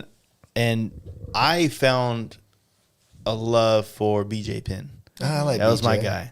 Yeah. And then when I found a The love for prodigy. him, he lost all the time. Mm-hmm. And so I kept leaving every night pissed. I know. And I realized I can that imagine. like as someone that played sports growing up, That's our football team. But that's another story. I love sports and I do love watching something that matters. Like a Right. fight matters, right? Yeah. Maybe not the middle of the season basketball game or the middle of the season football game matters much. And, I make fun of a lot of people that like make their whole life about watching sports, but at the same time, jokingly, like, Yeah. calm down. But watching a sports, like, there's nothing more amazing than watching an amazing sports, like, thing happen, whether Yeah. it's when it matters, right? Yep. You're not going to catch all those fucking preseason games. You know what I'm saying? Or, Yeah. or season games, right? The dunk, the fucking the 80 points thing. When I was a kid and I didn't have a job, yeah, I saw Jordan do everything that Jordan did. I watched it. I had it on the VHS somewhere still, right? Yeah. I have that. Yeah. But as an adult, I can't do that. And when it came to like I guess we on this podcast we would talk a lot of shit because we'd be like, hey, it's Sunday, it's a nice day, let's go ride. And they're like, oh no, the Longhorns are playing tonight. I'm like, did you go there? Did you go to fucking Texas State? Right. No, dude, I just like the team. Like, how gay are you, dude? Like, Yeah. catch it on SportsCenter tomorrow, dude. You have to watch it live. It means that much. Kids and like these kids you make more money than they do. You know, like I just don't get that. Yeah. But I do understand the aspect of watching something, like keeping up with it. Like I'm keeping up. Like Cowboys have done good this year. I'm not putting my fucking eggs in that basket. They're gonna fuck up. It's gonna happen. They can lose. They're allowed. They've done well, so they're allowed to lose at least once. But we're conditioned to this. Oh. We're gonna see them lose the rest of the season. I know Lauren's pissed right now. I grew up in South Carolina. I grew up in the Southeast, so obviously football is a part of my life. Yeah, I mean, 100%. it is what it is. It's a second religion in the Southeast. It is. But what I really love about MMA is I like watching people solve that puzzle. I don't know how else to explain it. No, it's like, good. Yeah. Like I just like watching the different ways that you can articulate the body and figure out different ways to. So for instance, like with Jiu Jitsu, I remember when I saw it for the first time, and at my age, we grew up without that. Like we didn't have MMA, we didn't have like Hoist Gracie, and let me show you what actually works. Yeah. We had, Chuck Norris and Steven Seagal and Van Damme and those guys. And don't get me wrong, Have you ever had an Indian burn? I've had an Indian rug burn. That shit fucking works, dude. You're right. If you had an Indian burn, mildly annoying. You're correct. If someone pulled off an Indian burn, I think in UFC, it would at least create an opportunity. I think It would create an opportunity to gain position. I think it would get reversed. You think so? I don't think it's. I think there's plenty of counters. Why would Just that saying. work? I think It does hurt. You're Whenever right. It does when hurt. someone finally figures out my fucking method, I just want everybody to know, You're mildly irritating my arm. Stop it, dude. If you get it good, if Nah, you get it's it not that. deep, It's gonna hurt for a second, and I'm gonna get over it. I'm gonna break free. what if you had a fucking sunburn, dude? I'm gonna break free of it. True. Tomorrow I have to like wear a sleeve. You're right, you got me. No, I like watching people overcome like that. I mean, it's like the thing of two human beings like in the ultimate competition. Yeah, it's a chess match. I love Yeah, that shit for sure. and I love watching dudes set up. That's what I was gonna say about jiu-jitsu. Which what I did even when I was in striking, I understood setting up like combinations, get you to move a certain way, try to hit you with a certain thing or whatever. I did not understand when I watched Hoist Gracie choke people out for like the first 5 or 6 UFCs. Actually, he went through 3, and then other people took over. But anyways, my point is that I didn't understand that like he set that choke up. Like I just thought he was just getting lucky and grabbing people. I didn't understand that it was like this whole chess thing that he would do in order to get them into this position. And there's something that fascinates me about that. I think it's because like once you kind of see that path to success and things, like how you do it. Watching masters work kind of situation. Yeah, I like that shit. Yeah, I definitely agree. I mean, I remember watching like I was huge into basketball in the 90s. I played a lot of basketball as my life. I got an and one tattoo on one of these arms. And one. Yeah, before They were hot before they went to Walmart. Exactly. Don't remind me on my Walmart tattoo. It is a Walmart tattoo now. Tap out would be too if you have a tap out tattoo. He's got affliction across the chest too. Dude, I'd create affliction. But I remember watching the draft to get when Kobe got fucking, drafted. I remember watching him get traded from Charlotte to goddamn LA. Yeah. And I was so it's like one of those things. Like I was so like my life was basketball, and I've always been that way. I'm 100% of whatever I'm into. Yes. That's it. And I've always told my friends, like, look, dude, if you're looking for a guy that's into what I'm into, like if you're into what I'm into, then I'm gonna give you I'm gonna be the best friend you can ever have. But if you decide that you want to be the guy to go play frisbee, I'm not your guy. Like I'm gonna look at you like this, like Right? The disc, you throw it. like, Right. oh, dude, this frisbee golf thing is really fucking popular right now. We should go do Ultimate it. Frisbee. I'm like, nah, dude, I'm not into it. Oh, dude, it's like it's easy. You don't even have to take that much off. I'm like, Okay. I'm not wired like you. I'm not looking. I'm an impulsive guy. I am all in on what I do. So if I'm gonna go play frisbee golf with you, then my thing is in 3 weeks I'm trying to murder you at frisbee golf. Oh yeah. Like I'm gonna go and buy every fucking thing that they make for frisbee golf, and I'm gonna show up looking like the just weird. I'm gonna have every frisbee for every type of throw. I'm gonna fucking have it all figured out. I'm gonna have shoes for it for some reason. Yeah. Right. Do you have to have shoes for it? No, but this is I'm like, gonna make them. This is like the Sponsored by. exact. Is This that is the the exact ultimate example frisbee? of like golf though, like because Yeah. like every player like they gotta like wear the best the best polo, the Yeah. white belt with like whatever pants it is, and have like the best clubs. Of course, Exactly the same. like it's golf is absolutely this example. And I did the golf thing too. Like I played golf in high school, and then I had a couple stints of it outside of high school where I played, and I'm too much into it. Like I don't know how to dabble in shit. You know what I mean? Yeah, no, Like, I feel you on that. And so because of that, I'd rather just focus all my energy into something that can turn into something. Like I find hobbies that work within the field of like what I love That to can do. benefit you. Yeah. Sure. So photography became one of those. Like I'm not as good as my camera is. Like I buy shit that I'm not good enough to use. Yeah. If that makes sense. You know what I mean? Like I have a studio that's better than I can use it for. You know what I'm saying? That's how I feel about everything. Yeah. But that's like I'm one of those guys like, okay, well, If you're gonna do it, you're gonna go all out. yeah, I'd rather instead of like having a little bit of extra money and going fucking off on a pair of new Nikes, I'm gonna go ahead and buy that microphone I need, or the set of microphones, or Yeah. it's all to me. Everything is like if I put it on a fucking list of things I got to accomplish, then it's a goal. It's a goal. It's a goal. It's a goal. Yeah. With traveling on motorcycles, the same thing. Bike sense. stuff, you know what I mean? It's all the same for me. Like Yeah. I'm just wired differently, and I think that's one of the weirdest things about like early in this conversation we were talking about stuff where people probably look at what you guys have been doing with your YouTube channel, with your writing, with your relationship, and the dynamic of it. And I feel like so many people look at your life, and I'm saying you guys to talk Yeah. about myself. I'm sorry. It's all right. It's funny how everybody looks at like, oh, Jace is doing this or doing that, but I would do it this way. But you're not putting yourself in my shoes as to how I have to do my life to do what I do. Like, Yep. Yeah. They're not Yeah. in your operating reality, You know what I mean? so they don't really know what's So No, it's I like- feel you.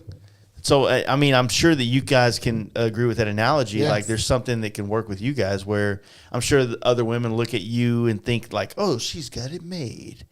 She has Harley behind her, or whatever the fuck it is. everything. But it's like those are earned things. This isn't my thought. I It's think an I'm effort that I think- put into it. I think I'm stealing this from someone, and I can't remember who said it, but people see other people as static, like as in like this is who you are, right? They don't know They your don't see you journey. evolve Yeah. into- They don't know how you got to they don't know what you do behind the scenes. They don't know that you literally obsess about what you do. Yeah. You do 24/7. So They I don't get it. questions all the time, like, so how did you get this and how did you get that? Like, as far as like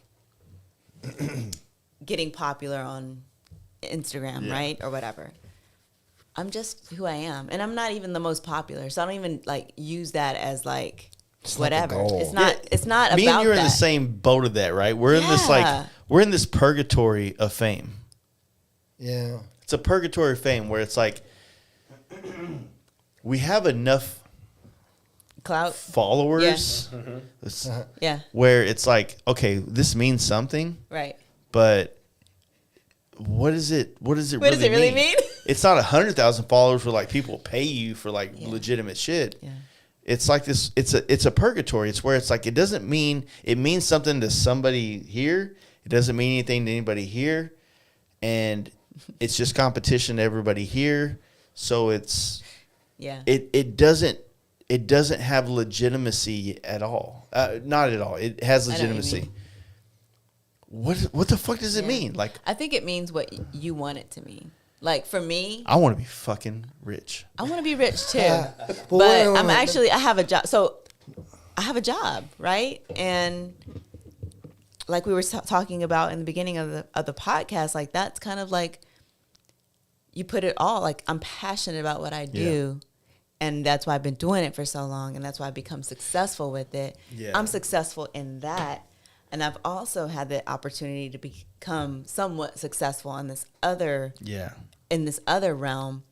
And I'm only one person. I can only split myself into so many pieces. So it's like I don't really put that much stock into the followers that I have on Instagram. So the difference between you and me is that you have a job outside of it. Yes, so exactly. We're I get in a it. unique position. I get it. For sure. And not to take that away Sure. from like all of the hard work you've put in and whatnot. Yeah. So. Let me ask you a question because that's an interesting thought. And I think when you and I first talked, we talked a little bit about this. Dude, that conversation, I don't know what the fuck it was, but it felt so good. I was hungover as I remember. AF. She couldn't even fucking talk. no. I She couldn't like, talk.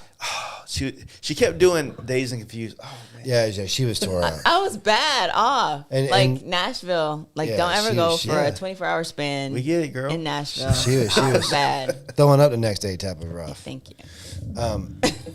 When for instance, you just said, and you know, it's interesting because I do this with folks that work with me too, is they'll say something like, I want this, right? And it's what is that though? Yeah. Like you just said, for instance, I'll hear people say a lot of times, I want to be successful. Well, what does that mean? Yeah. So when you say that, like, you want to be rich, what does that mean? So for me, rich is way different than what people outside look. So, like my happiness, which is where rich comes from, comes through like being in a place of like security financially, but also like the availability to create more opportunity for everybody else. And that sounds like I just sold somebody on some kind of like a situation. No, Like I a got what pyramid. you're saying. Everything that I do, right, other than paint work, everything that I do is about creating opportunity for people. This podcast is about creating something that can create something, right? Like, put it like this. Everything that I love to do, I get nothing for it. You know what I mean? Like, I make money doing a podcast. I'm not going to lie about that. Like, I've done this long enough, and it's been successful enough that I make money doing it. But essentially, the amount of time and effort that goes into a podcast to be good versus what you get paid is not even close to, like, normalcy. Like, most people would not do this, right? But I enjoy it. I enjoy this. This is fun, right? Yep. You see, I've said this to them so many times. Like, when you come in here and do a podcast, 4 hours is like, fuck 4 hours. I don't want to stop. This is fun. Enjoying the conversation. You don't realize how the time goes by. It's fun, right? When we do a camp out, it was initially about what I wanted to do at a camp out, but now it's turned into I want to make sure that people that are making the effort are having fun. But I haven't made money doing a camp out, right? Yeah. So that's another thing that changes people's lives. It's not about you. It's not about me. It's serving others. It's servant leadership. So I've always told people that, like, if I was your leader, if I was somehow something happened where I did make some stupid amount of money to where my life was solid and I had that expendable money to not do it, I would invest it back into the motorcycle culture. And this is one thing that I would gladly call out any other biker. I'm kind of I'm not influencer, kind of like the YouTuber world or the social media world, I kind of feel more of the in your community. Well, I feel more of the guy that was a craftsman. Like I'm not a Jesse James or a Billy Lane, but I'm in that world. Like I'm a guy that creates something on motorcycles and whatnot. So, but I look at them, and I've reached out to both of them recently, heavily, and haven't got much of a response. And yeah, it's cool. You know what I mean? Like I still highly value those guys, and I don't know if my message received in the way that would inspire them to want to talk to me, if that makes sense. And maybe I'll try again, 100%. And I don't want to judge them by it, but me and whatever mediocre fame I have, I'll do a podcast for anybody. This could be your first podcast, and you could have 0 followers. You want to talk to me? I will fucking make the time for you. Yeah, you know what I mean? And it might not mean shit, right? But it might not mean shit for me, but if I can help this guy that's trying something, I'll do that. I'll be that person. You know what I mean? My life is not that busy yet. It's busy as fuck, but not so busy that I won't give back to the community, if that makes sense. Yeah, you know. So it's interesting. Because I'll tell you, and I haven't really talked to you about this yet, but I was we were at this concert last night. And I actually had this thought going through my head about what is it I'm trying to achieve, right? So I'm constantly reaching for things. I think it comes from the insecurity of maybe not having food when you're younger, right? Yeah. You know, things where you go for periods of time without, you know. Maybe not even without, but just wanting to be more. That person got that. I want that luxury. Whatever that thing is, I think that I'm constantly reaching for things to try to like fill whatever that thing that I need. And I was looking at her, and it's one of the things that I value so much about you as a person is that whatever you're doing at the moment, you're enjoying it and you're having a good time. Whereas I'm always in the calculating mode, right? And we're sitting in the balcony, and you're like, I gotta dance. Like you just get up and you just like, you're like dance and listen to music, and I'm over here watching you. I'm not twerking. Yeah, whatever. You know, you got those tip drill skills. I'm not too. working. I don't. It's doing its own thing. It does it right. But I looked up at my wife, and most beautiful woman I've ever seen. And I'm in this place, and I had some good food that night, and I've had some good drinks, and my wife is incredible, and I'm listening to this amazing music. I got this fucking badass truck I'm getting ready to go drive home in. Yeah. I got all these motorcycles. I got this house, and I thought to myself, is like, what am I reaching for? Yeah. Like, I could not have imagined this level of happiness around me. Like, all the things that I could want in life, I have. And yet I still constantly am reaching for trying to create this other stuff. I don't know. I think I'm at a point now where like all this is great. I just want to kind of enjoy it and share it. Yeah. And be able to. That's a luxury, though. I think it is. And I think that I've worked really, really hard to get to that point. I'm popping bubbles over here. Well, it's true. I mean, that's not a bubble. I like it. I like that I have that luxury. No, he said it's a luxury. Yeah. No, I like that I have it. Just to be able to chill and just be in the moment. You know, I have a really, really rudimentary thought with this, but I've always said to my friends, my wife, other people around me, is like, even at the worst parts of our life, you can always think back, like, I miss that. Yeah. I miss that. No, this time where you're like in a bad relationship or a bad part of your life financially or whatever the case may be, you're like, fuck, I don't miss the person. I don't miss this. I don't miss that. But I miss this feeling of want, of need, of like something that like makes you like try harder or whatnot. Yeah. And the scariest thing about like accepting success, accepting that is it like, is this enough for us to live on? And so like I guess maybe I don't want to make this a man versus woman thing, but maybe as a man, we get to this point where it's like, you know, I have a nice truck, like you said. I'm in a great place. You know, the bills are paid. Can I let off the gas? Is this enough? Is this enough to like enjoy, lean back and like exhale finally? I don't have that though. I don't have that in me. You're a woman, dude. No, I'm saying like no. What I'm saying is I don't have that instinct to just let off the gas. True. For me, I'm not trying to get to a level of fame or a level of being super rich or anything like that. That's not, I think what your ideal of, as far as like being comfortable and like knowing that your bills are paid, whatever, and what you're wanting to do is you're doing it. That's what I want to do. Yeah. But I don't know what that is sometimes. Like, sometimes I'm like, yes, I'm super happy with my job. Like I interview people all the time and they tell me how passionate I am about what I do. So I know that I still have that spark, you know, for my job. But at the same time, it's like I have this other thing over here that's like something too, like with the bikes and like. So what I would say is like what I'm talking about, and maybe you are as well, is we're not unhappy. No, I get like that. what we're doing right now is not a place of like unhappiness. It's like, yo, I'm fucking happy as fuck. Yeah. This should be enough, right?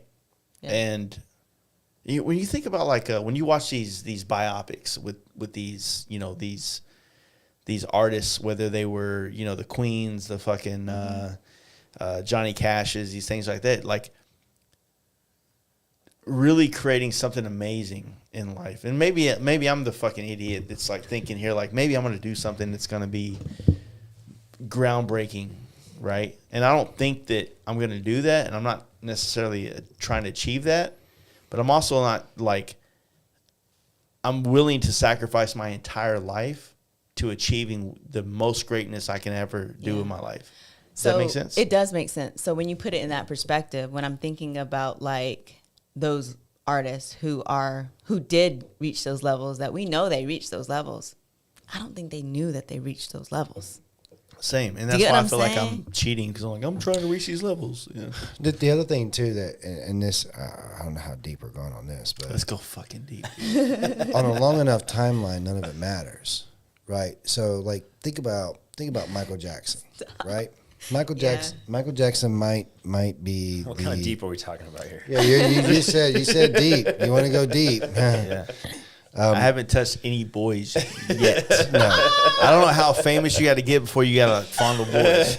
I'll figure it out. Yeah, let's go to. Why'd you start with Michael Jackson? All right, King of Pop. I didn't associate any of the dark stuff or what. I was just, all right. So let's choose another one. Let's say Elvis. Yeah, Maybe R. Kelly. Let's try that one. Yeah, that's not a good one either. so you. Well, actually, Elvis married an underage girl too, didn't he? Yeah. Like a boss. Shit. 15. Eminem. Who else? Eminem's pretty like, good, actually. Let's go. Let's say Pink Floyd. Okay, Pink Floyd is probably one of the greatest bands of all 100%. time. There's no doubt about it. And I imagine that my children's children will know who Pink Floyd is, right? But on a long enough timeline, they become castratas. On a long enough timeline, they become some Roman singer that we've never heard of. Yeah. Right? On a long enough timeline, that echo of that individual fades. Yeah. So if you're talking, it's like when people talk about, oh, in order to gain wealth, you have to own property. Well, 5,000 years doesn't give a fuck about your property taxes, right? Mm-hmm. 5,000 years from now, this where we're standing right now, who fucking knows what's going to be here, right? Yeah. So I think that stuff matters, but it matters in the moment, right? So I don't necessarily think anymore in terms of like that. I think of what am I doing now that's going to affect the people that are around me? How can I affect right now? I don't necessarily think in terms of am I going to be able to make an echo that's like big enough? Because I think I'm never going to be an Elvis, right? Yeah, and I don't think I'm going to be a novice either. But I look at like the motorcycle culture, right? Very young, very young, very small. There's not a lot of names. You think about 100 years of motorcycle culture, right? Right. Sonny Barger, right? Arlen Ness. You talk about your customizers on in. You got Sonny Barger in the club world. You got Marlon Brando, maybe, if you want to talk about him and his movies.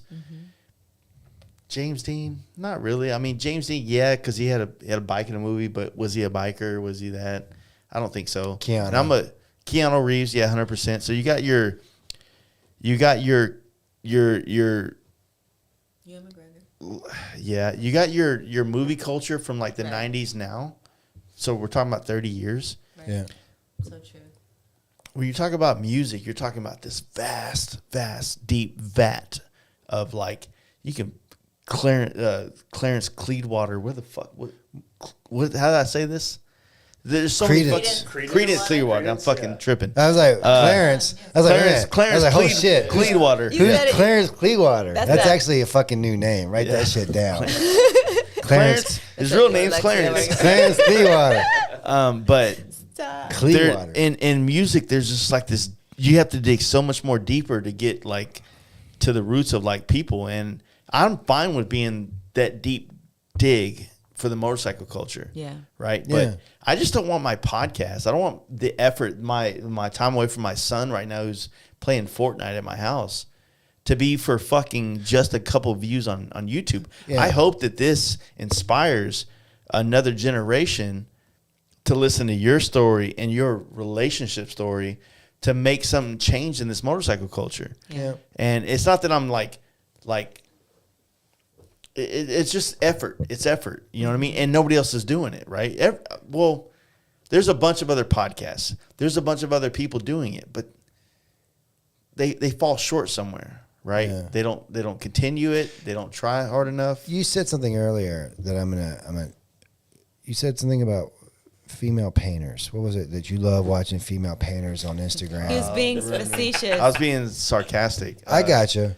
But, well, but here's the deal. I'll be honest with you. I've had a hard time, and I'll be honest with you. I've had a really hard time with the female movement into every aspect of my culture. Okay. Right? And it's not because I don't respect a female that's qualified, right? To what degree and like who's qualifying them? You. Exactly. It's a very fucking dumb thing. Yeah. And I get it. we were talking at Bike Night the other day, and I've had thoughts, and I finally said them out loud. Mm-hmm. And when I said them out loud, I heard them, and I was like, I don't really believe that. You know what I mean? Does that make sense? Yeah. And so I've tried to tell people a lot that, like, you know, when you're in a place of having to give opinions, you have to have thoughts. You have to have opinions to give. And opinions are easy to throw out there when you haven't said them, but once you say them, they're fucking out there, and you can hear them differently. I'll be honest with you. On one end, I could care less about the movement of not just YouTube biker chicks, but just women in general with their tits everywhere. Yeah. It's getting... Amen, brother. No, here's the... I like it. I know you like it, but it's a little... It's not moving... It's moving us closer towards... The superficial. What's the movie Idiocracy? I know what you're saying. It's moving us more towards that because that starts... We're in an ad-based internet, and when that takes place, like when it's all about that, then that goes into like the chick with the biggest tits gets the most ad revenue, and she dictates what the motorcycle culture is. That's why I'm in this purgatory right now, because I don't adhere to those things, and that's good, and that's why I don't fit in. Go ahead. I was going to say that's actually where I think that people have to figure this out, because I don't think that that's valuable. Like whenever you're looking at value for value propositions in an exchange, right? Whenever we go to a dealership and we negotiate labor or whatever we negotiate whenever we're doing our things, whatever. We provide a value for value exchange. A 15-second video, describe your Instagram scrolling, okay? Tits, tits, tits, tits, there's an ass, tits, tits, tits, there's an ass. Do you stop? Tits are cheaper. But do you stop for more than, do you notice anything else in that, right? But yet she has 100,000 followers. Who's going to click on that and go, oh, that she has an S&S, blah, blah, blah, or oh, she has an RLNS, blah, blah, blah, or she has this. Who's going to care about her actual opinion? Yeah. On how that product and this is works. my argument. This has been my argument, but the more you say it, the more you feel like the more I feel judgmental. like I'm being judgmental a lot, but I'm also like I don't know. I feel like I'm not going to get to the audience that I need. Like, and I feel like I'm put it like this. Do you feel like I'm a double. It's a double-edged sword for me because it's also the motorcycle culture and industry, but it's also my paint industry. Like I grew up watching painters have opportunities that when I finally got to their skill level, those opportunities would be available for me, and they're not. Now, a chick, regardless of the size of her tits, because she's a chick, she gets that opportunity because now all these male-dominated trades are for women, right? So now I'm kind of in this weird situation where I'm like... But let me ask you the question. Yeah. Will the free market work in that scenario? Because I think it will. Because I think that regardless of whether or not she gets attention because of this, if she's not good at it, they're not going to keep going to her. Yeah. Like if she's not a good painter, they're not going to keep sending bikes to get them painted. Well, yeah, it's not about like the painting thing because that's already been proven. Like most of the there's pages started about women that suck at painting, right? But that doesn't get any traction. The thing is that it's a chick. It's what's in now. It's and they're doing it, and honestly, I'll be fair. Like a lot of these chicks in motorcycle painting, they're not like flaunting their tits or anything like that. They're just a chick doing it, and they get more. It's the Kat Von D effect, right? Right, where it's like a woman comes into the male-dominated industry, she's attractive, so she's more interested, right? And I don't want to fucking take away from that because out of that, there have been some amazing women that did badass things, right? 20%. But from it's the 80-20 Pareto rule. My argument, which is not a good one, and I'm just saying it for the sake of like this conversation, it's all the people I idolized growing up in painters, I am better than them now and have done more than they ever did. And I say that with like respect to them, not talking shit. And I have none, not even one of the opportunities that was available to them. Not going to SEMA, not doing this, not getting any kind of connections with paint. I was talking with Paint Heifer Day, one of my biggest sponsors from the paint industry. And I was like, man, like I'm sorry that I haven't been active in the paint industry, but the paint industry doesn't like me because I have nuts. So House of Color, Sherman-Williams, all these brands that like, I'm sorry, but I'm not trying to paint for fucking nothing. Like my paint jobs get people attention. So if I'm going to paint it, I want the opportunities that the other guys got. And if not, I'm going to fucking be a biker. Fuck painting. Right? Yeah. But, all right, so devil's advocate, but that's what I think of you though. Mm-hmm. Right? So from the standpoint that I'm in is I have that respect for you. Mm-hmm. Most of the people that I know of that talk about your paint jobs have that respect for you. So I guess my question is where are you not getting that respect that you want it from? From the corporate. So, like I said, I have the biggest. Say everything I say sounds like this. Like, dude, fucking own your shit. I have the biggest motorcycle, the Harley-Davidson motorcycle podcast there is, right? And because of that, I get all this opportunity through motorcycling. But I'm a painter. I mean, I built bikes. I mean, I built that bike. I built mini bikes. I've ridden them across the country. You know, we had this conversation. Fucking funny story. We'll talk about it later. I do feel like dad. I do feel like dad today. I'm like, Jace, what is it that you're looking for? I need a dad every once in a while. You know what I mean? But just about old enough. just kidding. Holy shit! I was 6. Yeah. I'm kidding. Dude, shooting fucking. God. Hey man, shooting you live gotta. ones, dude. I grew up in the country, bro. You got to get it where you can get it. You know. Show me how to get skinny. Be a real dad. Help me out, bro. So Be a real dad. But yeah, it's like this. Like back to what we were talking about. I've just clinged to try to talk to women on this podcast. If you look at every woman that's been on this podcast, she's been a real writer, except for one, and we're not going to talk about her. So there's been nothing but like this push of trying to talk about women who are actually doing something that's valuable for themselves, but also valuable for the people who listen to them.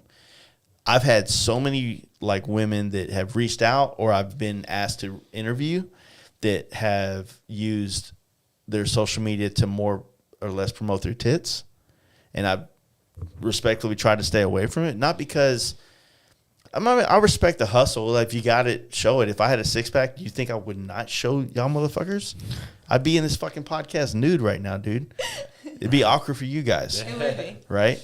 But at the same time, I respect that. But at the same time, like I'm trying to promote motorcycling, not this like not this other thing. And you know, when I had these arguments with people, or not arguments, but I had these conversations about the women thing, it's like there are a lot of attractive women in this world, and if they decide to be bikers, I can't be mad at that, like, because they're pretty, right? And maybe they happen to have big ass tits. I don't know. I hope that they would carry themselves in a way that's about motorcycling and less about their body or their image. But at the same time, if I had a fucking big ass dick, dude, do you think I wouldn't be in gray sweatpants right now? Like, it's this weird thing. It's this weird. I mean, we're Yeah, hanging. We're I'd be hanging like, out, so I would hope yeah, you yeah, wouldn't. go ahead, keep talking. I got you. Is this bothering you? Is that an issue for you? Notice I'm pointing at my knee right now. Yeah, I got you. Right.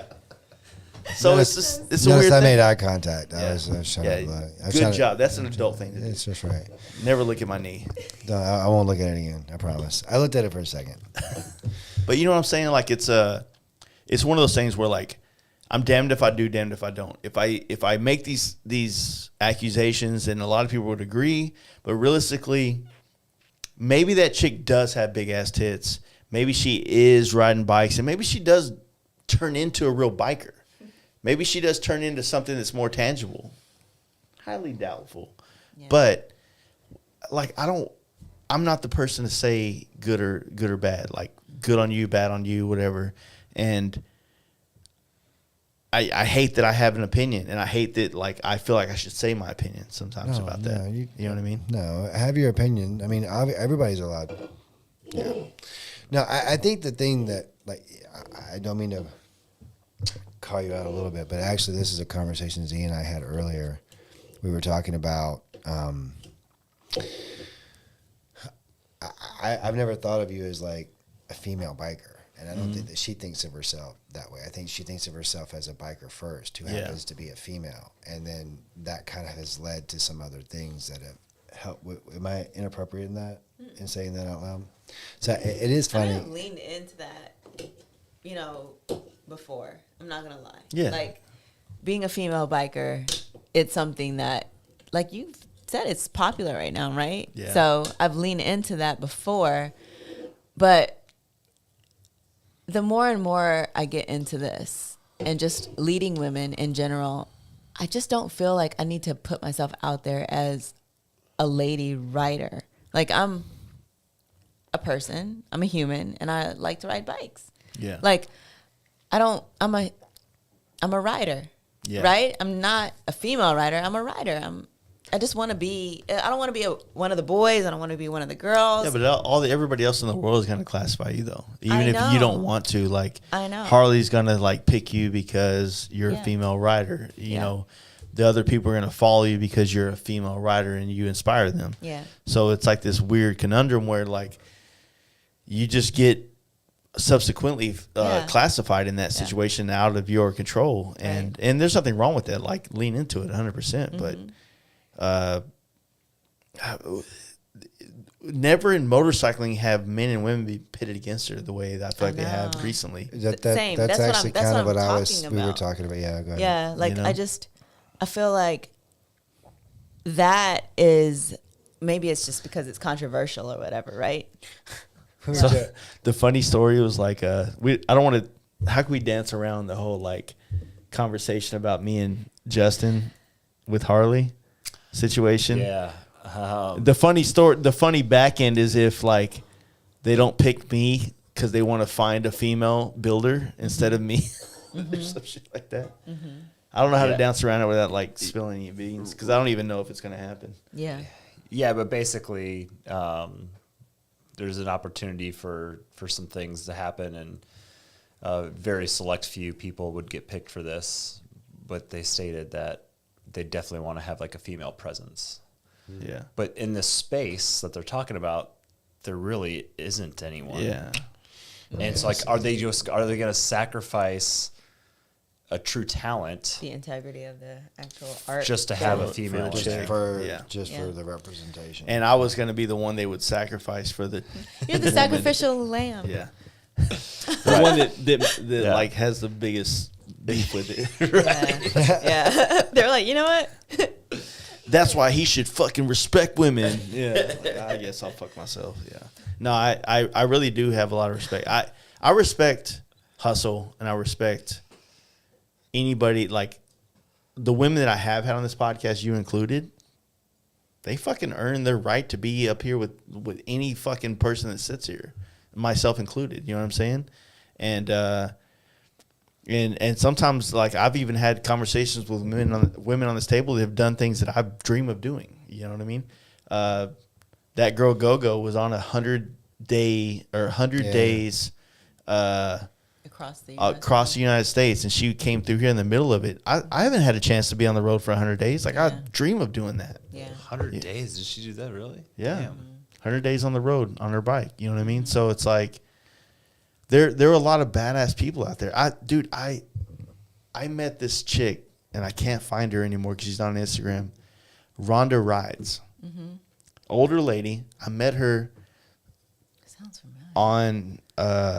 on a fucking ferry from Milwaukee to Muskegon. And she had a sport glide. I had a road glide. I just did my first 131 in 2020. I pulled up, parked right behind her. She walked out. I thought she was right on the back of her husband's bike. And she's like, "Hey, I'm fucking Rhonda. And how's it going?" I'm like, "Hey, where's your husband?" Oh, there's no back seat. Oh, shit. Hey. You know what I mean? Yeah. This chick's, her husband passed away. And at 65, she decided to start riding a fucking bike across the country. We talked for 2.5 hours on this trip across the fucking Great Lake, Michigan. That's Michigan. Yeah. Lake Michigan. Bro, I would wherever she is, if I can find her right now, I would fly her in to tell her story. Because she's an amazing woman doing badass shit, Yeah. right? And that's just what I want to talk about, because she's a role model. Meg's motorcycle journey is not a fucking role model, dude. Don't hate on Megs. That's your homegirl? I'm sorry. I'm messing with you. It's all good. Well, tell me about it. What's going on there? I don't know much about her. I don't know anything about her either. I just think that, like, she's leaning into what's going to give her attention, and attention is not necessarily going to give. Is that the one that always has the interesting angles? Yes. Yeah. Yeah. So here, I don't want to talk shit. No, look, it's not my MO. Yeah. So that's why I don't really like I said, I don't put myself in a box with other people. Yeah. They're on their own journey, so to speak, right? Fair, So yeah. whatever she does, she's nice to me. Like, she always supports whatever Yeah. I do. So I'm like, yeah, more power to you. And she might be a nice Go person. for it. I mean, I don't think mean she's a nice yeah. person. I get what you're saying. Yeah. There are other people too. Tons of other ones. Yes. So I get it. And for me, it's like, I don't lean into that because it's not the attention that I want, right? Yeah. I'm not trying to get guys I have my guy. Like, I'm not trying to get attention from guys. You're not trying to attract guys. I'm not trying to attract that. Even though that's like, 80% of my followers, which is crazy. Well, I'm like, can you please? I think like, a lot of them can I would have say some they're more? not trying to attract guys either, but I think that what they're definitely doing is using their assets to enhance their social media presence. Yeah, Is it's that, gonna is get that, them is more that a way to views, say yeah. it? Yeah. Yeah. I mean, I honestly, I don't should be care. able to dress however I want. That's fine. That's fine. Like, I don't. More power to you. Yeah. I'm not trying. Like, it's not controversial. I'm not trying to be controversial. Like, I am. should I tell you what I really I'm so feel? tired right now. Should I tell you how I really feel? I'm enjoying this. I'm not saying Yeah, yeah. whatever. I'm just saying at this I point, know. Like, this point, you're like, do I really hold I will say my whatever I got thoughts? to say. Hey, let's talk about Kanye. You want to talk about Kanye? Let's talk about Kanye. What about Pelosi? I want to talk about Pelosi a little bit. Let's, Glad she's out. Yeah. let's jump into She's all only that. out because she doesn't have power anymore. Yeah. She says, Well, I'm retiring. I think everybody's about to find out who really got hammered. I think that's what's getting ready. I think she's getting ready to step down because the Republicans have now gained control, and for sure they're not going to let this insider trading shit go anymore, right? Yeah. 100%. Oh, yeah. How can you be better than Well, and then not only that, everyone ever? Have you usually also talk like about read politics. or some of the things around? Have you read? I'm about to Like, fall asleep. and I certainly am not. I don't know much about this, but like the attack or the break-in, like how it's like there's very some red flags with like what went on with that. I did a video on that. I don't even understand it. It doesn't make any sense to me. This So, woman is so worth. her husband got like Yeah, broken yeah. and beat up, but then like when the cops came, like he just opened the door like nothing, everything was cool. Yeah. Are we really? I mean, guy has a let's hammer. let's take out He said he again. has a I know hammer. I'm repeating myself, but let's take out the fact that she's third in line for the presidency, Now, yeah. or she was. Well, she is until what, January next Yeah, year. whatever is it, January, whatever. Yeah. She's worth $150 million, Mm-hmm. I think. They don't have ADT. What happened to the You, Simply you, Safe? you don't have a guy just hanging out. Yeah. What's going on? First of Right? all, don't they have security? Didn't they show detail? up? They showed up. The cops showed up, and they were hanging out, talking. Right? Isn't that how that went down? Yeah. All right. Hey, balling is as balling does. Look, I ain't mad at If you- you. if you Just got let's money not like that, pretend You don't have ADT because you got something to hide. you got something else. player. Uh-huh. You know what I mean? You're right. Well, I Yeah. think that we've got some more. What other world's problems that we want to solve this evening? Is it? Yeah, like- It's gotten squirrely. Like I can say that just like going back on that tip because I don't want to like leave it kind of awkward, but Yeah. it's gotten squirrely as far as the social media. Do you The think all that? female bikers? Do Yeah. you think that Yeah, it's like gotten right now? I feel like it's a hot trend, and I hate saying it because there's a lot of like I met through Jake, whether it's Lauren Mm-hmm. or what's her name from fucking Philly that came down or Yeah, Jess. Jess. Jess. Is that Yeah. her name? Oh Brown?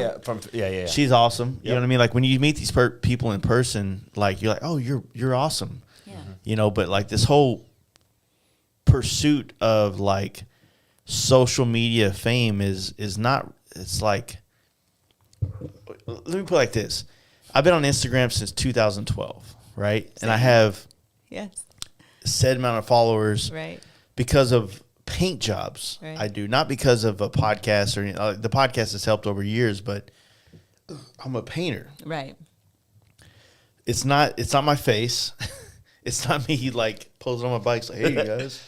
It's none of that, right? It's maybe me on my bike in a said part of the country, right? Inspiring people to ride bikes and whatnot. But when you see people that like see my follower count, which is a joke compared to someone that has a nice ass, right? It's just my whole fucking life in art. Right. Like everything it took me 30 fucking years to learn how to do this. And your ass gets more fucking likes. You know what I mean? I get it. Cool. I fuck with it. I get Because I looked. You know Yeah. what I mean? So clearly we're not like. It's funny. We were Because I talking looked. about this the other day. Like when you were talking about being. I said, "What does that mean to you?" Like when I asked you about success or whatever. If you're looking to like get 100,000, 200,000 followers, I'm What not. are you looking to get that We're for? we're not the people What are to you tell you doing how with to do that, that because though? that's not what we're interested Yeah. in. Yeah. I'm really not interested either because I feel like Instagram has a shelf life, maybe another 2 years. And honestly, I feel like everybody should be, if you want to be a creator of some sort, you need to be on YouTube. I feel like you can, I've said this. I was talking to a guy the other day, and I said there's two things that I think are coming in the next couple of years. One, I think the Harley culture is a little bit in revolt, and two, I think that the influencer culture is dead. I think it's dying. I watch stuff on my timeline now, and I just don't give a shit. So what's going to happen with that is it like the surface value influencer culture is going to die. You have to have something more tangible. You need to have a 100%. podcast, 100%. have a YouTube channel. You need to 100%. have something else that like you have another source of media basically, and that's going to be the first strike, right? And then there's going to be another fucking like cut. This will be the first cut. This will be another cut later on, where it's like, okay, well, podcasts are not popular anymore, blah blah blah. And that's why, like, when I talk to people about like spending so much emphasis in creating this culture and our podcasts, I know have changed a lot of people's lives that listen to it because they tell me. Yeah. You know what I mean? Yeah. When I talk about, okay, well, fuck, man, like, I don't know how long it's gonna last, bro. Like, can you pay me $5 a month? You know what I mean? Just till the end. You know what I mean? Like this weird fucking thing. It's like, I watched this podcast recently. Y'all watch MKBHD? You ever watch Marquise Brown at all? I don't know that one. Very popular reviewer of electronics, Okay. like whether it's like iPhones, cell phones, electronics, whatnot. One of my favorite podcasts to listen to is Flagrant 2. It's Andrew Schultz, I know comedian. Andy Schultz, yeah. He had him on the podcast, and I follow both of them, so it was like a great merger of information that I like to listen to.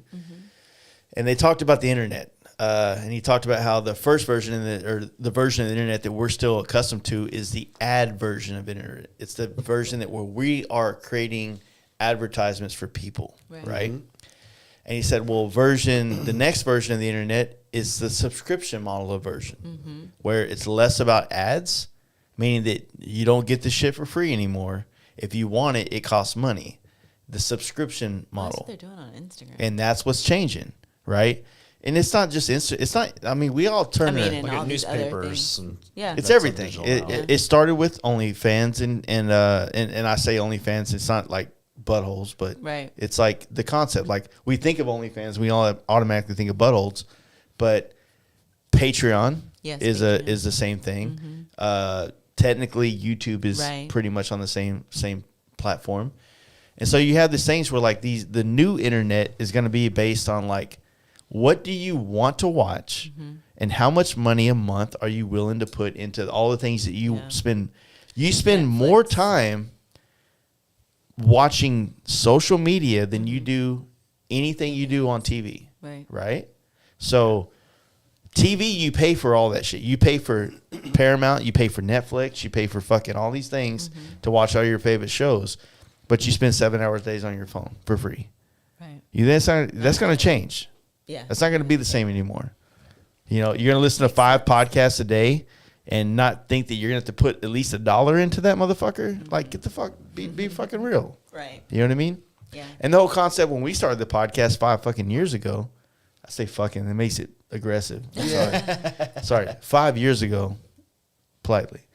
The concept was, oh shit, if we can get 10,000 people to listen to our podcast and join our Patreon at $1 a month, that's $10,000 a month, man. That we could live off that. We can pay we can pay taxes. Right. You know what I mean? Yeah.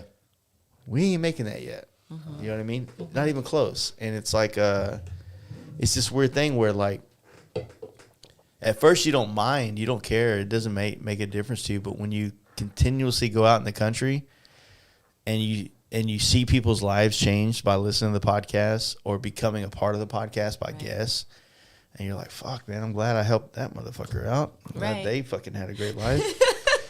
Thanks for fucking your $1 subscription a month. You know what I mean? Yeah. I get jaded, 100%.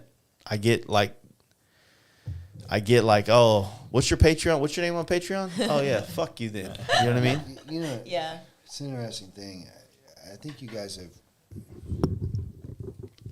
There you go. I think you guys have. I don't know if you've watched our social media or whatever. We're actually kind of in a little bit of a unique position right now because we're trying to figure out what we want to do What angle we want next. to go. Yeah. Right.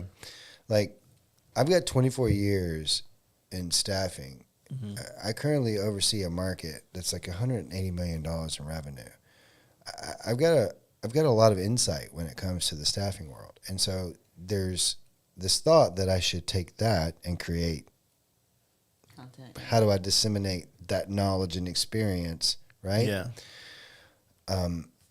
So yeah, I'm sure you've seen some of those videos, and then also like how do you take that level of experience and translate it into something that is quote unquote within the influencer world, right? How do you take that model? So we're in a position now where we're literally trying to figure out what we want to do with any of this stuff. Yeah. I don't know. What's just interesting about the influencer side of it, you mentioned earlier that like you think it's changing, and I think you're spot on with that, because even what I find myself, and we've talked about this before, but like there's certain people that I guess today I would call an influencer, that I've seen them push products that I just know suck. And so it's like became now to where I don't really trust them. I don't trust them for sure. And other products that are being pushed, I don't trust either. 100%. It's like the when I found out that, like, you know, when you're on an airplane and you see like the top 10 dentists in America or doctors or whatever, and then I learned that those people paid to be in that magazine. 100%. Yeah. So it's like I take none of 40 that. under 40, they're paying. You pay. for it. Yeah, exactly. Yeah. All the influential people that are like out there, Exactly. I feel like they. I'll tell you like this: got when a it lot comes of- to sponsorships and it comes to be a part of brands, I think we talked about this at the little did. brunch thing. So for YouTubers, it's hard because if you're making YouTubes and if you don't have a dynamic life going on that just speaks for itself, meaning that like. And this isn't a jab. If you don't work in the motorcycle industry, right, then that means that you have to find angles to make content about motorcycles. As opposed to me, every day I walk into work, it's about motorcycles. Easy content, right? When it comes to that, you have to, you have to find dynamic things that are going to like capture people's attention. And usually it's a product. Product reviews are always going to be high viewed things on YouTube. It's going to get you a lot of clicks, views, subscribers, eventually ad revenue. Yeah. And then that's what helps sell that said brand to work with you. But what you don't get is the slow growth gives you the ability to create a relationship with these products, right? And when like I'm between products right now with one brand, which I love their product. Things didn't work out too well. Not bad on them. They still make a great product, but I'm not trying to jump ship, because if I jump ship, it makes me look like a brand jumper, meaning I'll do whatever for money, right? Yeah. Yep. And so, unfortunately, when you don't have the wherewithal to calm down with that and make content, like put it like this. If your YouTube channel is just about making content about products, then you don't have a YouTube channel. I agree. Right? Yeah. Your YouTube channel should be about you doing what you fucking do. It belongs and to someone hey, else. we also are using this product on this journey. You should check it out. Right. That's the way it should be. Right? Just pushing, pushing products. You to said, push it. you know, it's funny. You said something earlier about us being in a privileged position, and we are, and we 100% are, because when we started out doing this, luckily we've had careers that have allowed us to have Gave you the opportunity. Yeah, for sure. a little bit of. I mean, we're not whatever, but we have some financial freedom. I mean, it is what it is. We work very hard to get there. Yeah. No doubt about it.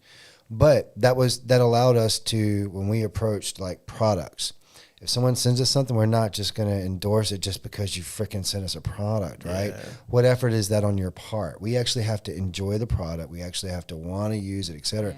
And I think I said it earlier. We've had products that people that we know personally have sent us, and they're like, hey, will you please endorse this? And it's like, It's not really a great product. It's not that I'm going to use, that have cost us those personal relationships. But it is what it is. But even though Z and I are in a position where we have the privilege to do that, I still think it's the right way to do it. Oh yeah. Even if you don't have the privilege to do it, even if you're in a position where you kind of need this YouTube channel to take off so that you can make some revenue and make personal income from it, whereas we're lucky enough that we actually don't have to rely. Gotta have foresight. Right. I think that. I think you said it right. I think foresight's the right word. I think foresight's the right Words. word. They're hard. But my point is that I still think, even though we're lucky enough to have the luxury of doing it that way, it's still the right way to do it. Yeah. I think that's what I was going to say earlier about talking about female painters, and I know you said you were being facetious or whatever, but I just like watching people who like doing shit do shit. Like when I go through my Instagram and I boobs. Oh, there's a girl dancing to some song that's popular right now, right? Or, oh, I used to be this and now I'm this, or whatever. I don't get anything from that. I don't. It doesn't get me excited. It doesn't tell me anything. I don't know anything more about you from that, right? Yeah. What I get excited about, when I go to your Instagram, I want to see you doing shit. Right. And if you happen to be doing something cool and I'm like, oh, fuck, that's really cool. Where did they do that at? What is that shirt? I like that shirt. Well, what do they have on their bike or something? Right. It's not about, I think that's the future of it. It's like, it's almost like you're going to have to do it without it being obvious that that's what you're doing. Right. Yeah. And then the natural way to do that is just to enjoy what you're fucking doing. And if you happen to get a good product from someone that you really, really like, fucking tag them. Yeah, for sure. Fucking tag them and tell people whether they gave it to you or not. And I think that's the thing that I don't understand is like when people are like, I use this product, but they won't fucking promote it because they didn't send it to them. So the difference between like me, like I use products all day long, especially in the paint world, that I tag them all fucking day. And yes. Don't even act like I exist. Like you don't even know you exist. Yeah, and that's fine. You know what I mean? Like I said, but the thing is that I have enough followers that are interested in my paint work that are following me for the education side of it. Not that I provide an education side, but if you're like me, where I watch people and I can learn, I can see what product they use, and I can figure it out. Yeah. Then I'm trying to give them like, hey, look, this is like I'm not gonna lie and say like I'm not gonna not show them what I use. Right. You know what I mean? Yeah. And I've always told people like I'll answer any question that I feel like they've earned the space to ask the question. Like meaning like you can say, hey, how do you do gold leaf? Right? That's a broad question. Where are you starting at? Mm-hmm. Hey, how do you get over this hurdle in gold leaf? Oh shit, I know where you're at. I can help you. Yeah. Without having to fucking write out a fucking essay. Yeah. Right? I can help you right now. And that guy right there, that's where I need to be because that guy's invested and I can give him the answer to solve his problem. And Bob's your uncle. Yeah, Bob's your uncle. I like how I pulled that back in. Funny. Yeah. But the thing with the women, it's a very ignorant perspective, right? And my perspective is very ignorant because the women that are like busting their ass right now to learn this trade and figure it out, like I get it, I understand, I know where they're at. But the weirdest thing is, it's not their fault; it's the industry's fault. Yeah. It's weird that someone who's figuring it out gets the opportunities than the guy that figured it out. Mm-hmm. And that's where it like forever going to be that argument. And that's, we were talking about it on bike night and I said some things out loud that I haven't said before. And I realized how stupid they sound. There's an argument there for a guy in the back corner of a room, but it's not an argument that's going to win nationally. And I don't really want to put it out there like that way. Because I really do support anybody that's like trying to learn how to do this shit. Yeah. It's just a weird world that we live in. Where you don't see this stuff as zero sum, do you? Like, what do you mean? What I mean by that is like, there's enough shine for everyone. For sure. There is enough shine, but unfortunately, all the people like put it like this. There's not much of a hierarchy in the custom paint industry. You get to here. You make good money, and then you quit because there's nothing else left. there was magazines, there was videos, there was a lot of other opportunities that used to exist to where you could make money on top of like being a good painter. Yeah. And those don't exist anymore. And the ones that do exist are now going to female painters. So if every person going to SEMA is a female painter and none of the males get to go there paid, like anybody can go to SEMA, that's not a big deal. Then, all right, well, what's the fucking point of leaning into paint?